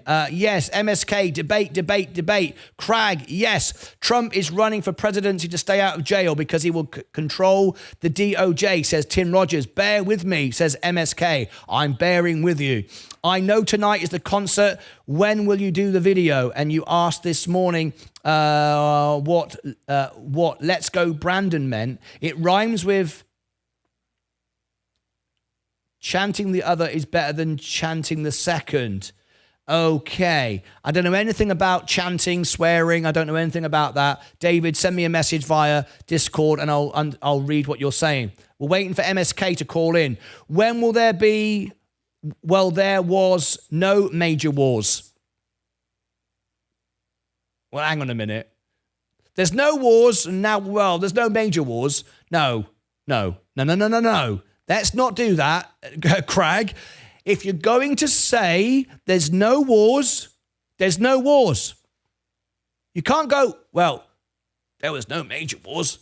Well, what do you mean? How many thousands have to get blown up before we call it a war? Now, come on, Craig. I love you to bits, but if someone says, well, I've been doing this job, there's been no wars in the world, and all the wars started when I left. That's a specific. Not, well, the wars were, only a few people got shot. Only a few countries got invaded. That don't matter. You might not read about it on the news in America, but from someone who's traveled the world, who looks all over the world, there's been wars since the beginning of time in every country all the time. There's never been a world peace. Never, ever been a world peace. Fact check. Trump makes more than 20 false claims in RNC acceptance speech. Team Fusion. Trump claimed there is a record inflation under President Joe Biden. He did say that. And of course, that's incorrect because we are now, inflation has been coming down for the last 2 years. And it went up because of COVID. Nobody had anything to do with that. That happened because of COVID. It's come down because COVID is finished. So yes, you are absolutely right, Team Fusion. Trump claimed there is a record inflation under President Joe Biden at first. This is false. The current inflation rate is 3% in June 24. It's nowhere near the all-time record of 23% in the 1920s. That is an absolute correct fact. Absolutely correct. There's loads like that. But anyway, thank you very much for that. MSK, you're in the green room. I can't bring you on without a camera. I believe in red on roulette. Why not? Was Trump the first ever president to step foot in North Korea to meet Kim Jong-un? I don't know. It was a major achievement. I think he probably was. I don't know. I would need to find out. Martin, I do have a sense of humor, Robbie. Just be careful. I know you do, Robbie. Tim. Okay, I've got MSK on the phone, all in on 32 black. Fair enough. I agree with you. Reference no wars. But Biden did say, thank you, Mark. Now people are starting to go, okay, yeah, that wasn't true. All right, fair enough. But Biden did say in a debate that he was not the only president not to lose a single serviceman. I don't know. I'm not fact-checking but Joe Biden right now. I'm sure Joe Biden has made up a load of rubbish as well. I agree. I'm not... give me a speech of Joe Biden, let's go through it. Right now I'm talking about Donald Trump's speech. I can't do everyone's speech every 5 minutes. Last comment before we get MSK on the phone. I think it was rhetorical question from Crag. Tell me, when there was no wars, there never was. There never has been a period when there has never been a war. There's always been wars in the world. Right. Anyway, we can debate this all day. But right now, here is the man live on the show, up close and personal. MSK, how are you? I'm very well. How are you, Martin? I am good. Lovely to see you. What a great day to have you on the show. Martin, just to annoy Mike, because he said that he doesn't want Dave Ramsey accent. Sorry, you're not going with it. I'm going to go with it. I'm going to be like, "Hey, Martin, how are you doing today? Ask me how I am. How are you? Better than I deserve. How are you doing today, Martin?" Come on, that was good. That was good. I'll give you. Oh, there it was. There it was. I knew it was coming. There it was. Love you traveling on the Of show. course, Love you traveling on the show. So what can I do for you? Why are you calling me up this fine hour? You know what? I thought you judged Trump a bit harsh. Okay, please tell me The why. speech. And I do understand your logic. And yeah, he's got his voters, he's got his team, he's got his unity. And you're saying that, okay, look, out of all the Democrats right there, I need to figure out a way of getting their votes. But if I was shot 5 days before and show the courage to give a speech like an hour long, more than an hour. I've heard it was 90 minutes It was hour and a half. Yeah, speech. When I know that my life could have been taken away, correct. uh, I would appeal to the people that mean most to me. And I don't blame him for that. MSK, I let feel me like let me respond to emotional that. Let me response respond to that then in from him. Yeah, peace. go on. Yeah. Okay, otherwise we need to just debate the whole thing. I agree with you, and I've said it's an amazing thing. I don't think I could have stood on the stage. I would have been terrified that somebody had a gun there because there was security at that event and still somebody shot him. I have utmost respect. Absolutely incredible thing. Was a moment in history, could have united the whole country. No doubt. We all agree on that. Yeah. It was incredible. What he did was amazing. It was a beautiful moment. The thing with the fireman's suit on the mannequin, that's the dead man's very sad uniform. Very sad. Absolutely right. And I agree. He wanted to express emotion and feeling to his friends and his colleagues. Absolutely. Understandable. But we have to say, but he did that. He did that for 15, 20 minutes. Okay, does that mean he can't talk anymore? Well, no. Talk as long as he wants. It's his moment. It's his party. It's his thing. Absolutely. But we have to have standards. We have to have a sense of purpose. He was there to accept the nomination. It wasn't a rally. It wasn't to get voters in the middle of a field. It was a acceptance speech at the end of a very long day. Okay. He still wants to share his opinions and thoughts. He did that. What he then went on and did was what Donald Trump does and did a rally of all the things he's achieved and the things that he exaggerated or whatever that weren't factual. That's got nothing to do with getting the love from his people because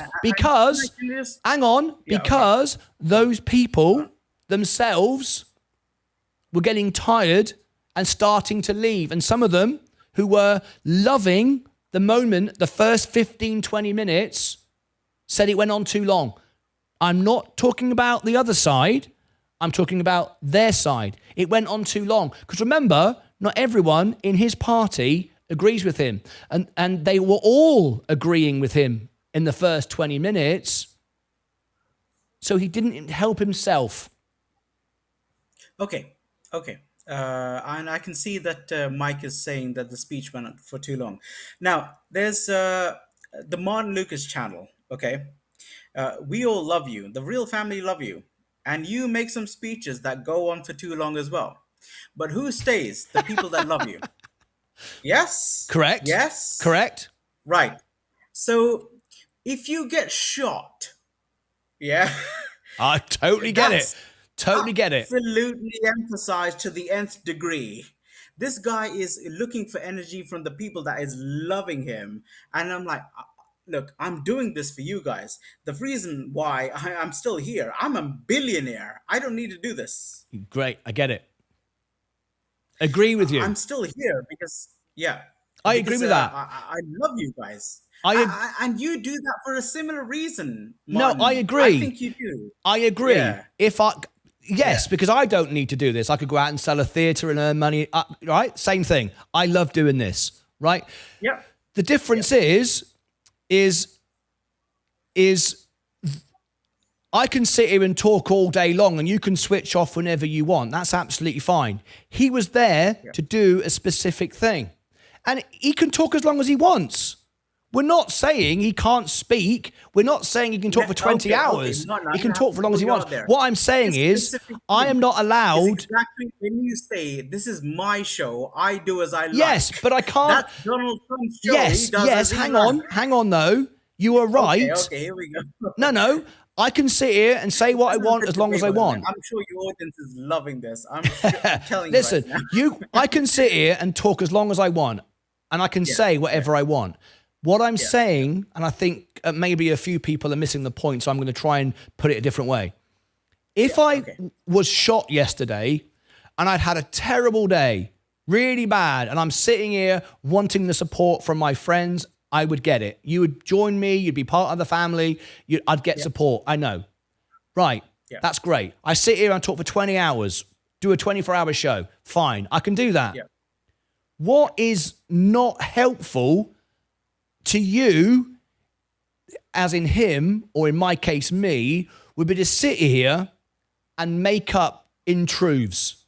If I suddenly started lying about stuff to get you to love me more, that's because of my insecurities. That's because I've got something I want to hide.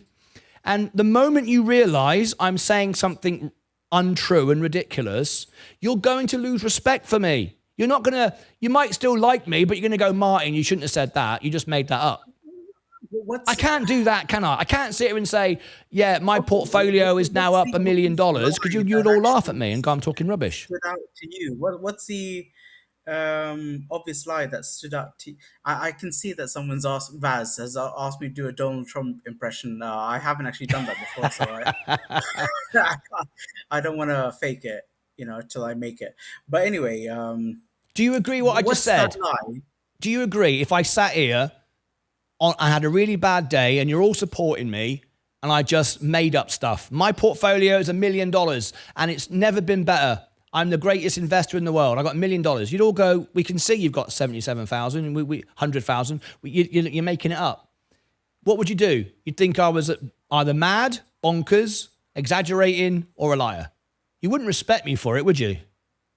Well, if you okay. Well, would you? First of all, I'm a data scientist. I'm a data person.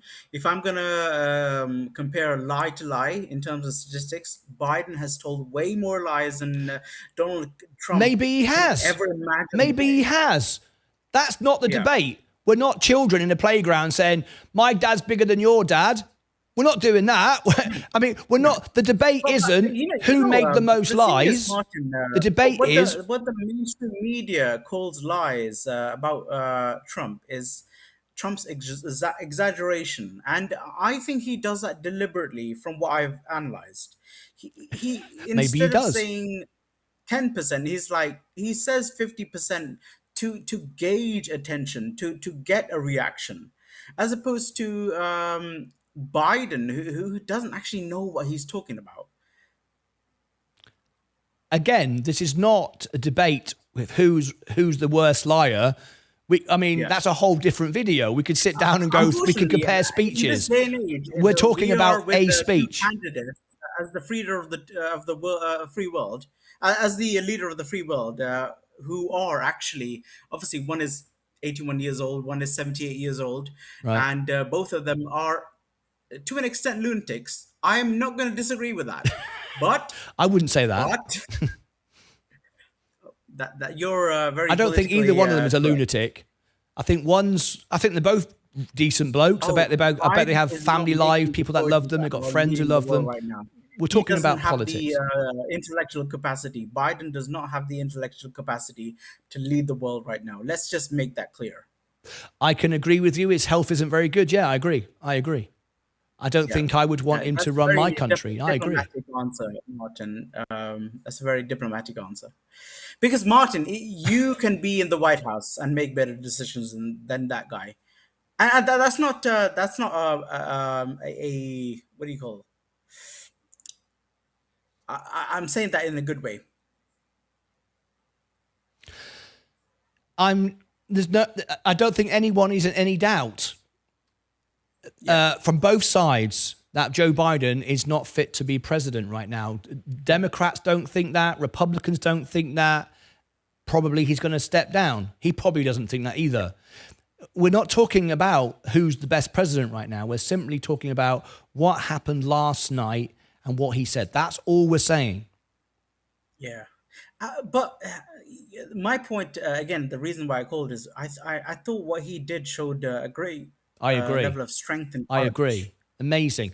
Did Yeah. you notice when he first came into the convention hall, when he first walked down the hallway, because I watched it, he looked terrified. His eyes, he got better every day he did Yeah, it. The he- first day, he he probably thought, is there somebody in here with a gun? Exactly. I would have thought that. I'd have been terrified. Exactly, yeah.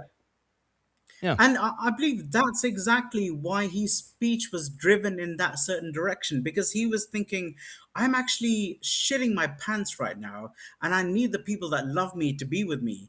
And he wasn't thinking, you know what, those who don't vote for me, I need to, appeal to them. He was thinking, those who actually do support me, thank you. Thank God I'm still alive. Hang on, MSK. That's fine. And like I say, he Yeah. can talk as long as he wants. He's probably going to be the president. It's his party. It's his party. Do what you like. That's not what anyone has ever. No, I don't think anyone would disagree with that. But you can't make up false claims. You can't lie. There's no excuse to lie. I've had some really bad days. The day I got, let me finish, please. The day I got margin called. Remember that day a couple of years ago? It was horrible. I lost money. I then didn't go, You know right. what? I didn't think I was in with this channel when you got margin called. I think I joined after. Yeah, there was I just touched margin. I wasn't actually called, but I technically I was, but I wasn't. I just paid $5 and I'm back up again. But the point was, it happened. I was having a bad day. I was really upset and thought, oh my God, I'm going to lose all my money. I'd never done it before. Didn't know what was going to happen. It was scary. That then doesn't give me the right to go and say, right, I'm a spaceman. And yesterday I robbed a bank and tomorrow I'm just make up rubbish. I can't do that because you're all going to go, Martyn's a liar. He's talking rubbish. I can't do because you'd lose respect for me, right? You can't just make up stuff. Well, no, I don't think it's that simple, is it? Because there's. Is it not? I think true friends, we go through journeys together. At the end of the day, we may disagree in terms of various subjects, but we know who we are as friends. And there's a reason we became friends in the first place, yeah? And I'm telling people, at the end of the day, I'm comfortable calling Martyn literally on WhatsApp and asking him for advice. So that's the level of friendship I see Martyn as. So there's no way I'm going to be an enemy to Martyn if he disagrees. Like, how many times has Martyn says, Tilray, rubbish? I devoted a lot of money on Tilray, and that's like my child. This guy has called my child rubbish, but I am not disrespecting him for that. I will never do that because that's respect. But me That's saying maturity. a stock is rubbish is an opinion. Yeah. It's not a fact. Me saying Absolutely. Tilray is bankrupt when it's not is either a lie or at least very ill-informed. There's a difference between an opinion and making a statement of fact.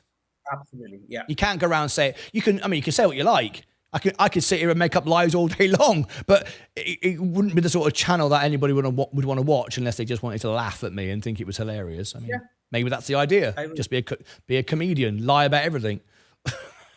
But I think my point is, I understand that friends may have completely opposite opinions, but you're friends for a reason because you respect each other's values. Yes, absolutely. And you can call in. You can be live on my show. Because, yes, you can say anything you want. You can ask me anything you want, and I will answer it. I'll ask you anything, and you'll answer it. That's what we do. That's a debate, and we're being honest. I see some comments. They can ask me anything. I will answer. Easy. Mike just said he just won the lottery. There you go. No, you didn't, Mike. Yes, he did. You didn't. Yes, he did. No, you didn't. No, you didn't. Oh, did you How'd win you know? $15? You won $15, didn't you? Well done, Mike. Yeah, Mike's just won. Mike just won the lottery and bought another snake. There you go. Anyway, Team Fusion, how are you, Mike? A lot better. Almost well, thank you, Dan. Sounds like a good Friday, Mike. Winning lottery ticket and dancers. Oh, he's got dancers as well. Mike's got dancers apparently as well. Hell yeah. Not for not being political channel, persistently focusing on the same rhetoric. Samir, let me be clear, and this is important, I think. I spoke to Leah, who I always check things with today. I said, we're not a political channel. But as we've grown, we've learned that this is an investment channel. It's also a community for people to have a conversation, share ideas, support each other. And I think that the news, what's going on in politics and business is to do with the stock market, number one. And an upcoming election has everything to do with the stock market because the stock market prefers a Republican Party. That's just the fact. That's how it works. But I want to be clear, just so everyone knows, I have a green card. I can't vote, wouldn't vote. I've got no idea. I wouldn't. If you asked me today, pick one, Republican or Democrat, I wouldn't know. I don't know enough about American politics to tell you who I'd vote for. I don't know. That's the honest truth. I don't know who I'd vote for right now.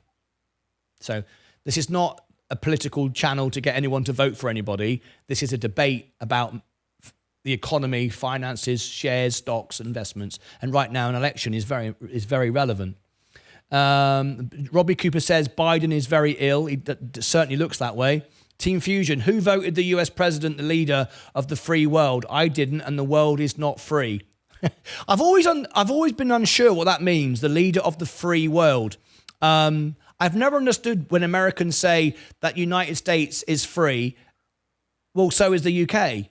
So is every country in Europe. I'm not sure what that means, the free world. But it's just something people say. Sorry, Martin, I have to interrupt. To that person who said, I didn't know this was a political channel. This is your channel. You decide. Of course, foremost, this is a investment channel, of course, but you decide what content is coming out. So if anyone's going to question, for example, it was my channel, I'll tell that individual, whoever it is, to fuck off. Because I decide what happens in my channel. Let's just calm the language. We don't. Sorry, Mark. That's all right. We don't want to do that. I mean, I appreciate what he's saying, but at the end of the day, yes,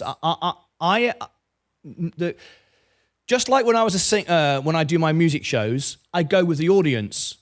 Like tonight, people will ask me to do certain songs. Sometimes we're rock and roll. Sometimes we're all sad music. Sometimes whatever. I do what people want me to do. People ask for reviews. Yeah. People comment to videos, so I know they want more of that. I do hopefully what people want to engage with. There's absolutely no point me making videos and doing live shows that nobody's interested in. That would be a bit pointless, really, wouldn't it? I agree with you, Martin, but these are the same people that come back and said, oh, due to your advice, I just lost 10 grand. Does MSK ever do that? No, there's a reason for that. Because I make my own decisions. I take responsibility for my own decisions. Don't actually, if you lose money, it's your own responsibility. You made that decision. Don't blame other people. Don't come to Martin. Oh yeah, Martin, you said that this is a $10, $100 stock. Don't say that. Do your own due diligence. Right? Correct. Right? David Ewan says, someone says stop fighting, and David Ewan says they aren't fighting. No, me and MSK are very good friends. We're having a debate. Absolutely. We're having fun. We're laughing. It's a bit of a comedy. It's a joke, but we're enjoying every minute of it. I wouldn't have MSK on the show if it wasn't good, fun, if I didn't enjoy the conversation. You're enjoying it. We're all enjoying it. There's no bad feeling here whatsoever. Please understand that this is completely fun. Just after you catch COVID, Martin. What's that? Yes, I believe that that Joe Biden has COVID, I believe. Yes. Pot calling the kettle, Ed Spitzer. Okay, let's move over that one. We are not debating Biden. We're discussing the fact that the speech was too long. Trump speeches are mostly too long, and he goes off script. Again, I'll put this to you, MSK. Last night, his speech, which he agreed to, was pre-set, and it was agreed that this would be the way to go. Read off the teleprompter, that was it, which he did, and then he thought, sod it, I'm now going to do what I want for another hour. And that's fine, he can do what he wants, but that doesn't mean to say it doesn't have consequence. You know, if I can sit here and say, I'm going to say all sorts of stuff now, I'm going to swear, run around naked, stand on my head, whatever. There's going to be consequences if I do that. It's not just going to not exist. Okay. Stuff's going to happen. Can I rebuttal that? Please rebuttal, as they call it. If I know that someone has actually tried to assassinate me and they could do today, I'm going to speak whatever is on my mind and not give a fuck. Stop the swearing, MSK. I can't have you keep swearing. Sorry. But you know what I mean. You know what I mean. Yeah.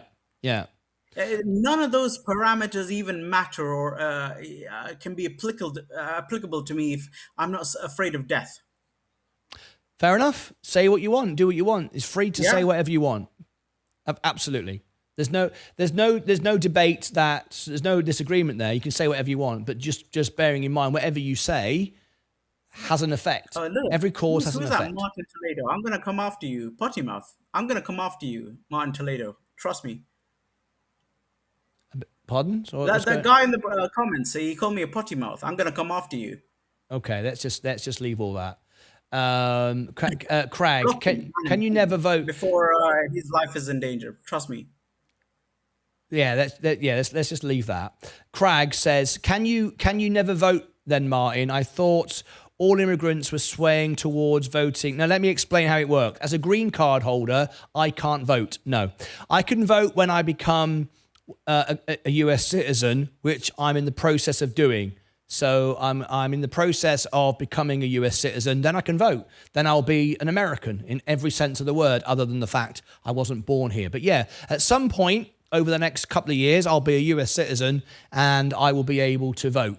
No idea which way I'm going to vote because I can't yet. But anyway, let's have a look. I just love how trolls have they think they have bravery and courage to say stuff, on a chat. If they're confronted, they'll piss their pants. Trust me. Ed Spitzer, can I just be clear? Why I ask MSK not to swear is not because I'll be demonetized at all. It's got nothing to do with it. You can swear as much as you want. Lots of channels do all kinds of things. They do all kinds of things that I don't do on my channel. We just don't want swearing, and MSK knows that, and he says sorry when he does it. It's not a problem. It's nothing to do with being demonetized. Not trying to police the channel. I just don't want swearing on the show. That's it. No more. I don't swear. That Mike and Martyn. I was just responding to Mike there. You have to say sod off, the British version. Yeah, so that's right. That's the British version is sod off. Yes. Got to love the keyboard warriors. Absolutely right. Why did the Secret Service take so long to take the shot when the crowd were literally pointing him out? Yeah, we discussed that the other day. There was a video about that. Please go and check that out. We're not going to go over that again now, but yes, there was a video made on that. I can't time out swearing on the live calls. No, Mike, you can't. MSK is okay. I've got him. I've got him in my sights. So, let's have a look. Social media, let any fool say. Samir, stockbroker license to discuss financial instruments and has credentials to be reputable and credible. Social media, let any fool say what they want. And social teacher. Okay, Samir, with just all due respect, as MSK has pointed out, this is my channel. You've come into my world. You've chose to be here. It's free. You didn't pay an entry ticket. No one forced you. You can leave whenever you want. 98% of our viewers are actually paid members who want this content. You're watching it for free. You don't have to watch. So, I'm not a financial advisor. Never said I'm a financial advisor. This is not financial advice. This is my experience of trading and investing. Do as you will. And that is it. If you don't like it, don't watch. But clearly you must enjoy it because you're here engaging with us. So accept that you like it and live within your own skin. medical can't be coming advice onto or a someone's pianist can house and defending his family. That's just bullshit. Don't do that. say You again. can't be coming into Martyn's house and offending his family and throwing out insults and telling Martyn what to do with his house, with his family. You can't be doing that. Martyn Hey, is actually too generous, because if it was my house, you'll be smacked. You'll be smacked. Team Fusion, I want to sing some songs. Yes, we'll be on the music show in a minute. It's obviously going to be a few minutes late this evening, but that's okay. Everyone's here Thank God anyway. for that. Thank God You for that. almost I had think it in frame, MSK, David. I had my campfire at the ready. Okay. Right, well, we're coming to the end of our show in a couple of minutes. We'll end this. So obviously the music show is going to be a little bit late, just a few minutes, not much, to be honest. I do have my SoFi video, Robbie. That'll be out probably now over the weekend, if not tonight. So check that out. Also, coming over the weekend, please look out for the following videos. In fact, I can't show you what they are now. Oh, my TPL review. TPL review is coming out. Probably the best I've ever seen, to be honest. I've got a couple of TPL videos. I also have a Sciata review coming out over the weekend as well. Check that out if you're interested. A couple of comments before we go. Neutral Martyn. What's that mean? Neutral Martyn Imagine. I have no idea what that means, but I don't know. Stephen, could you rephrase what that means? Be true to yourself and exclusive. Exclusively cover VU. Well, I think I'm pretty confident to say I'll ask MSK as a member of our channel, has been a member of our channel for a long time. He's our biggest ever super chat contributor. He's been one of our top members and viewers and supporters in every which way possible.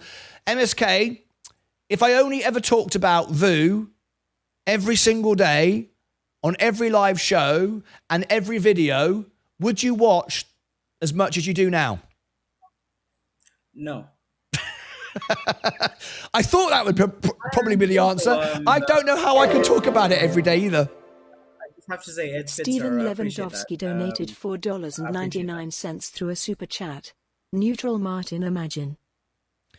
Imagine, Yeah, I think. I just wanted a shout out to Ed Spitzer. I really appreciate that comment. And yeah, I'm a man of integrity. I don't lie. I just speak my mind, and sometimes it gets me into trouble. But Martyn accepts me because he's a real man. You know, there will be a lot of YouTubers who won't let me even go on live. Okay, because they know I'm going to speak the truth. But Martyn is a truthful person. He's a man of integrity, just like myself, and that's why I respect this channel. That's why I support this channel. That's why I've super chatted as much as I have, because he's a real man, just like me. I resonate with such characters.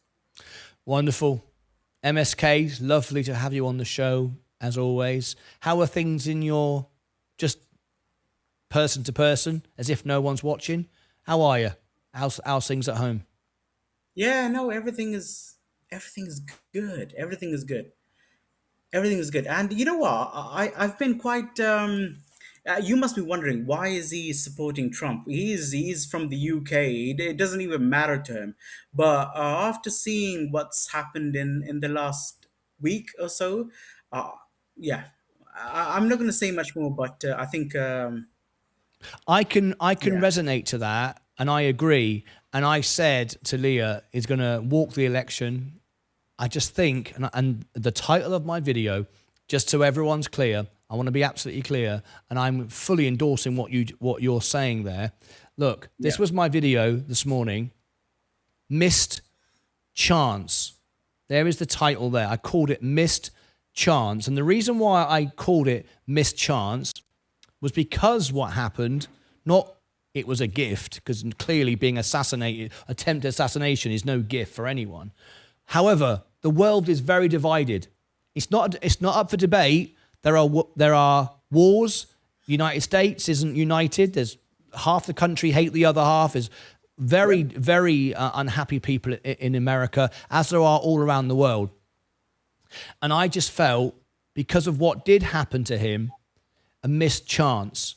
If he'd have been just the first 15 minutes and then gone very humble and said, hey, I know you might not all like me. Hey, I know you might not all agree with me, but I want what's best for America. Let's all come together, and walked off the stage, he probably would have had a landslide vote. And that would have been great, because if you'd got a landslide, the president can do a lot more without, you'd become a united country and stand behind one man. And I think that would be a wonderful thing to see, because I'm sure he wants to do what's best for his country. I think, Vivek Ramaswamy did that favor for him, to be honest. Hey, say again? I think Vivek Ramaswamy did that favor for him. There's, as a leader, you need to accept that you don't have all the qualities or skills to do everything correctly, and you need to rely upon the skills within your team. And I'm speaking that from personal experience, because I am a leader, and I know that I own my own business, and I know that I can't do everything better than everyone else in the world. So that's why I recruit people who I vet and understand that they can do the best thing to deliver a specific role. And I think Trump has that ability. And what you just described, yes, you're right. You're right. But I think some of the other people who spoke on his behalf and who endorsed him really touched upon what he missed out, which is appealing to the others that are not in here going to vote for him necessarily. And I think that's what the role of a true leader is about. Yeah. Martin. No, on that note, we'll wind this up. I agree with you there. One man is not running the country, even if you do have almighty power, which obviously a president isn't a dictator. You're not a king. You're not an emperor. You can't wave a sword and chop everyone's heads off. Thank God. But at the end of the day, you are right. It's a whole people. Whichever government wins in America, as in England or any other country, it's the people, the citizens of the country that make the stuff, that build the stuff, that get up in the morning, that do the work, that make the country work. Whichever party runs the country, it doesn't make a damn difference to the man who empties your bin. It doesn't make a damn difference to the man who bakes the bread and the nurse who takes care of you in hospital. And on that note, I think we'll leave it, because it's the people that make the country, not the president or the prime minister. And let's leave it like that, shall we? I'm just going to say, Zach Zate, appreciate that, the comment that he made. What did Zach Zate say? He said, you're a true good vibe and energy, and I appreciate that. And so are you, brother. So are you. I've just got something come in, and appreciate the reviews. Can you review Hawaiian Electric at some point? Yes, I can. $5 puts it pretty much actually at the top. Let me just write that down. Just pop over MSK's face for a second. Robbie Cooper donated £5 through a super chat. Appreciate your reviews. Please can you review Hawaiian Electric at some point? There we go. It's there. Hawaiian. Let me just write it down. Hawaiian Electric. This is for Robbie Cooper. Yes, indeed. It's fourth on the list. I knew it was near the top. Okay, great. That will be done on Monday, Tuesday. My next review, which will happen for Scalding Hot, which is AGNC. Then we got Kawasaki for Seth Houston. And then we've got, all these will be done on Monday. Medical technology, glucose monitoring for Cedar Trees. And then Robbie Cooper will be coming down to you. Good stuff. All right, that's it from me. Thank you ever so much. Let me just correct that name, Robbie. There we go. Done. Okay, fantastic. We're all ready to go. Mon, we have to address Zach Zate's question there. That's a very funny question.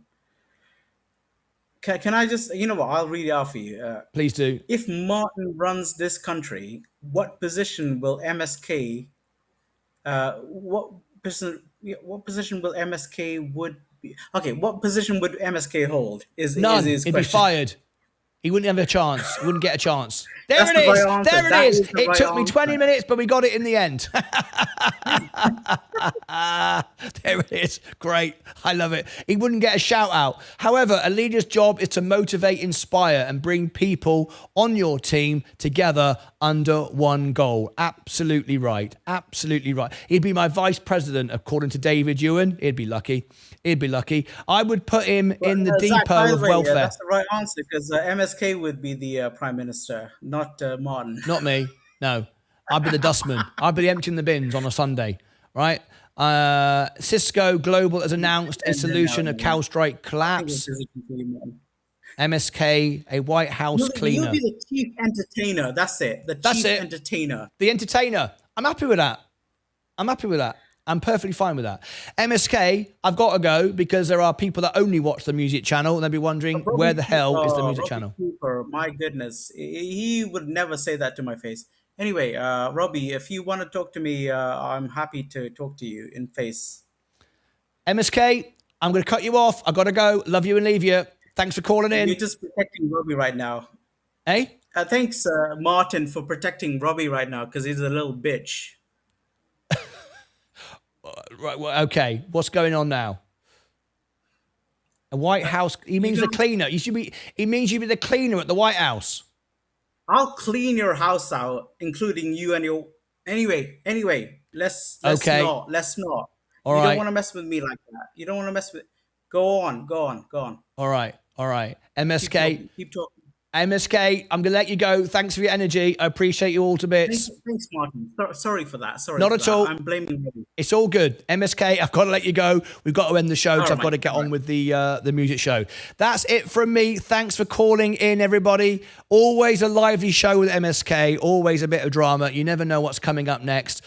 So I'll see you back on the music channel. I'm going to give everyone the link now because we are massively over time. The music channel is just 4 minutes away. So there is the link to the music channel. I'm going to give it to everybody that is watching on Rumble. We've got a big audience on Rumble today. Lovely to see, one of my best audiences. So there's my Rumble thing there to the music show. Let me redirect this so it goes automatically for you if you're watching here on YouTube.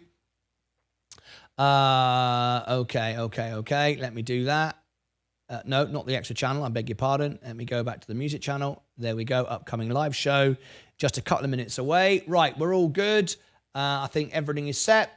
And this is where we're going to be in just a couple of minutes' time. Hopefully you'll come and join me. New members came in today. We have about 3 or 4 new members. You can get a song tonight in the show if you want to have a request. That's it.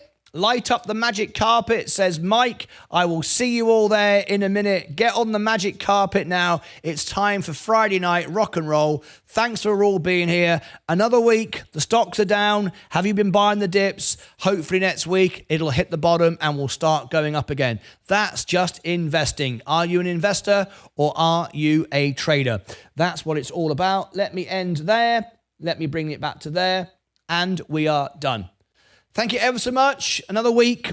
We had a great week. We got Donald Trump back on stage. Great to see him there. Not, of course, lost his life. That would have been tragic. Really great to see him back on stage where he belongs. He loves being up there. And I'm very, very pleased that he's well and healthy and presenting on stage again. But for me, I'll see you back on Sunday. Aha! I forgot to mention everybody on Sunday. We've got the rebirth, the reborn, the return of Sensei Crypto. He is back on Sunday on the homepage of the channel. The very next show, there it is. Sensei is back in 2 days from now, Sunday at 3 p.m. Central. Make sure you join Sensei for the Sunday show. He's back. I can't wait to tune in and hear all about it. But join me now in the music channel. The studio is ready. We're going to have some fun. I will see you back there in a few minutes' time. Until then, as always, till next time, take care of yourselves and each other.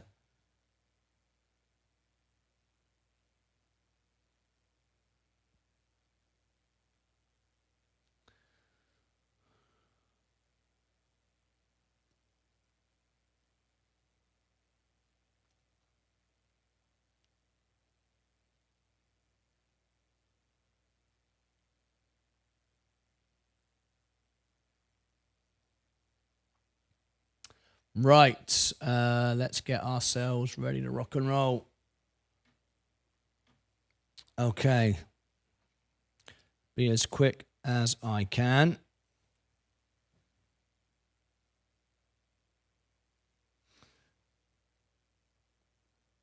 I'll turn this around as fast as I can. There's only so fast you can do it.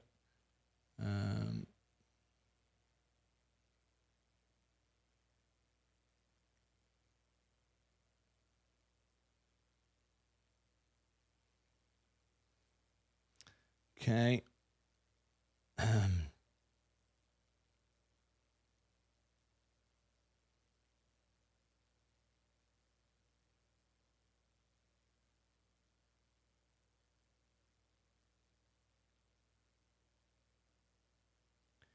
Okay, that's ready to go.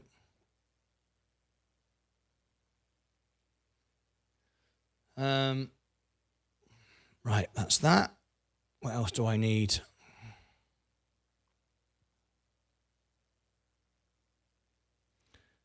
There we go. Close that down.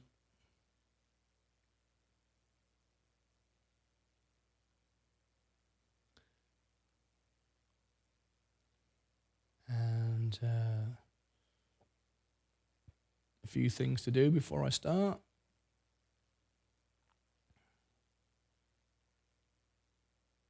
Let's go. Okay.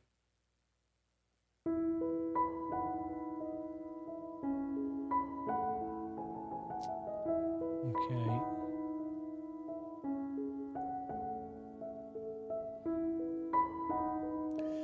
Live show starts. Whoops, a daisy. Starts in save. I think I can probably start that now.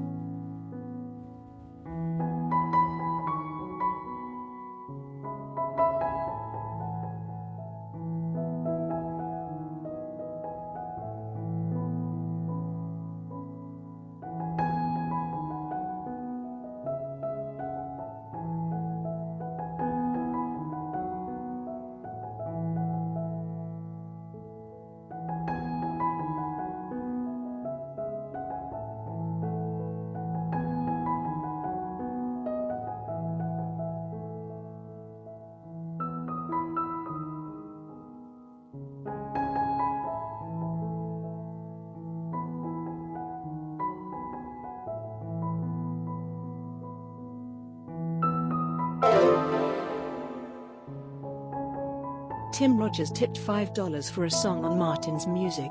Martyn, how get Ball of Fire song response to this afternoon show with MSK? It's all in fun, everyone.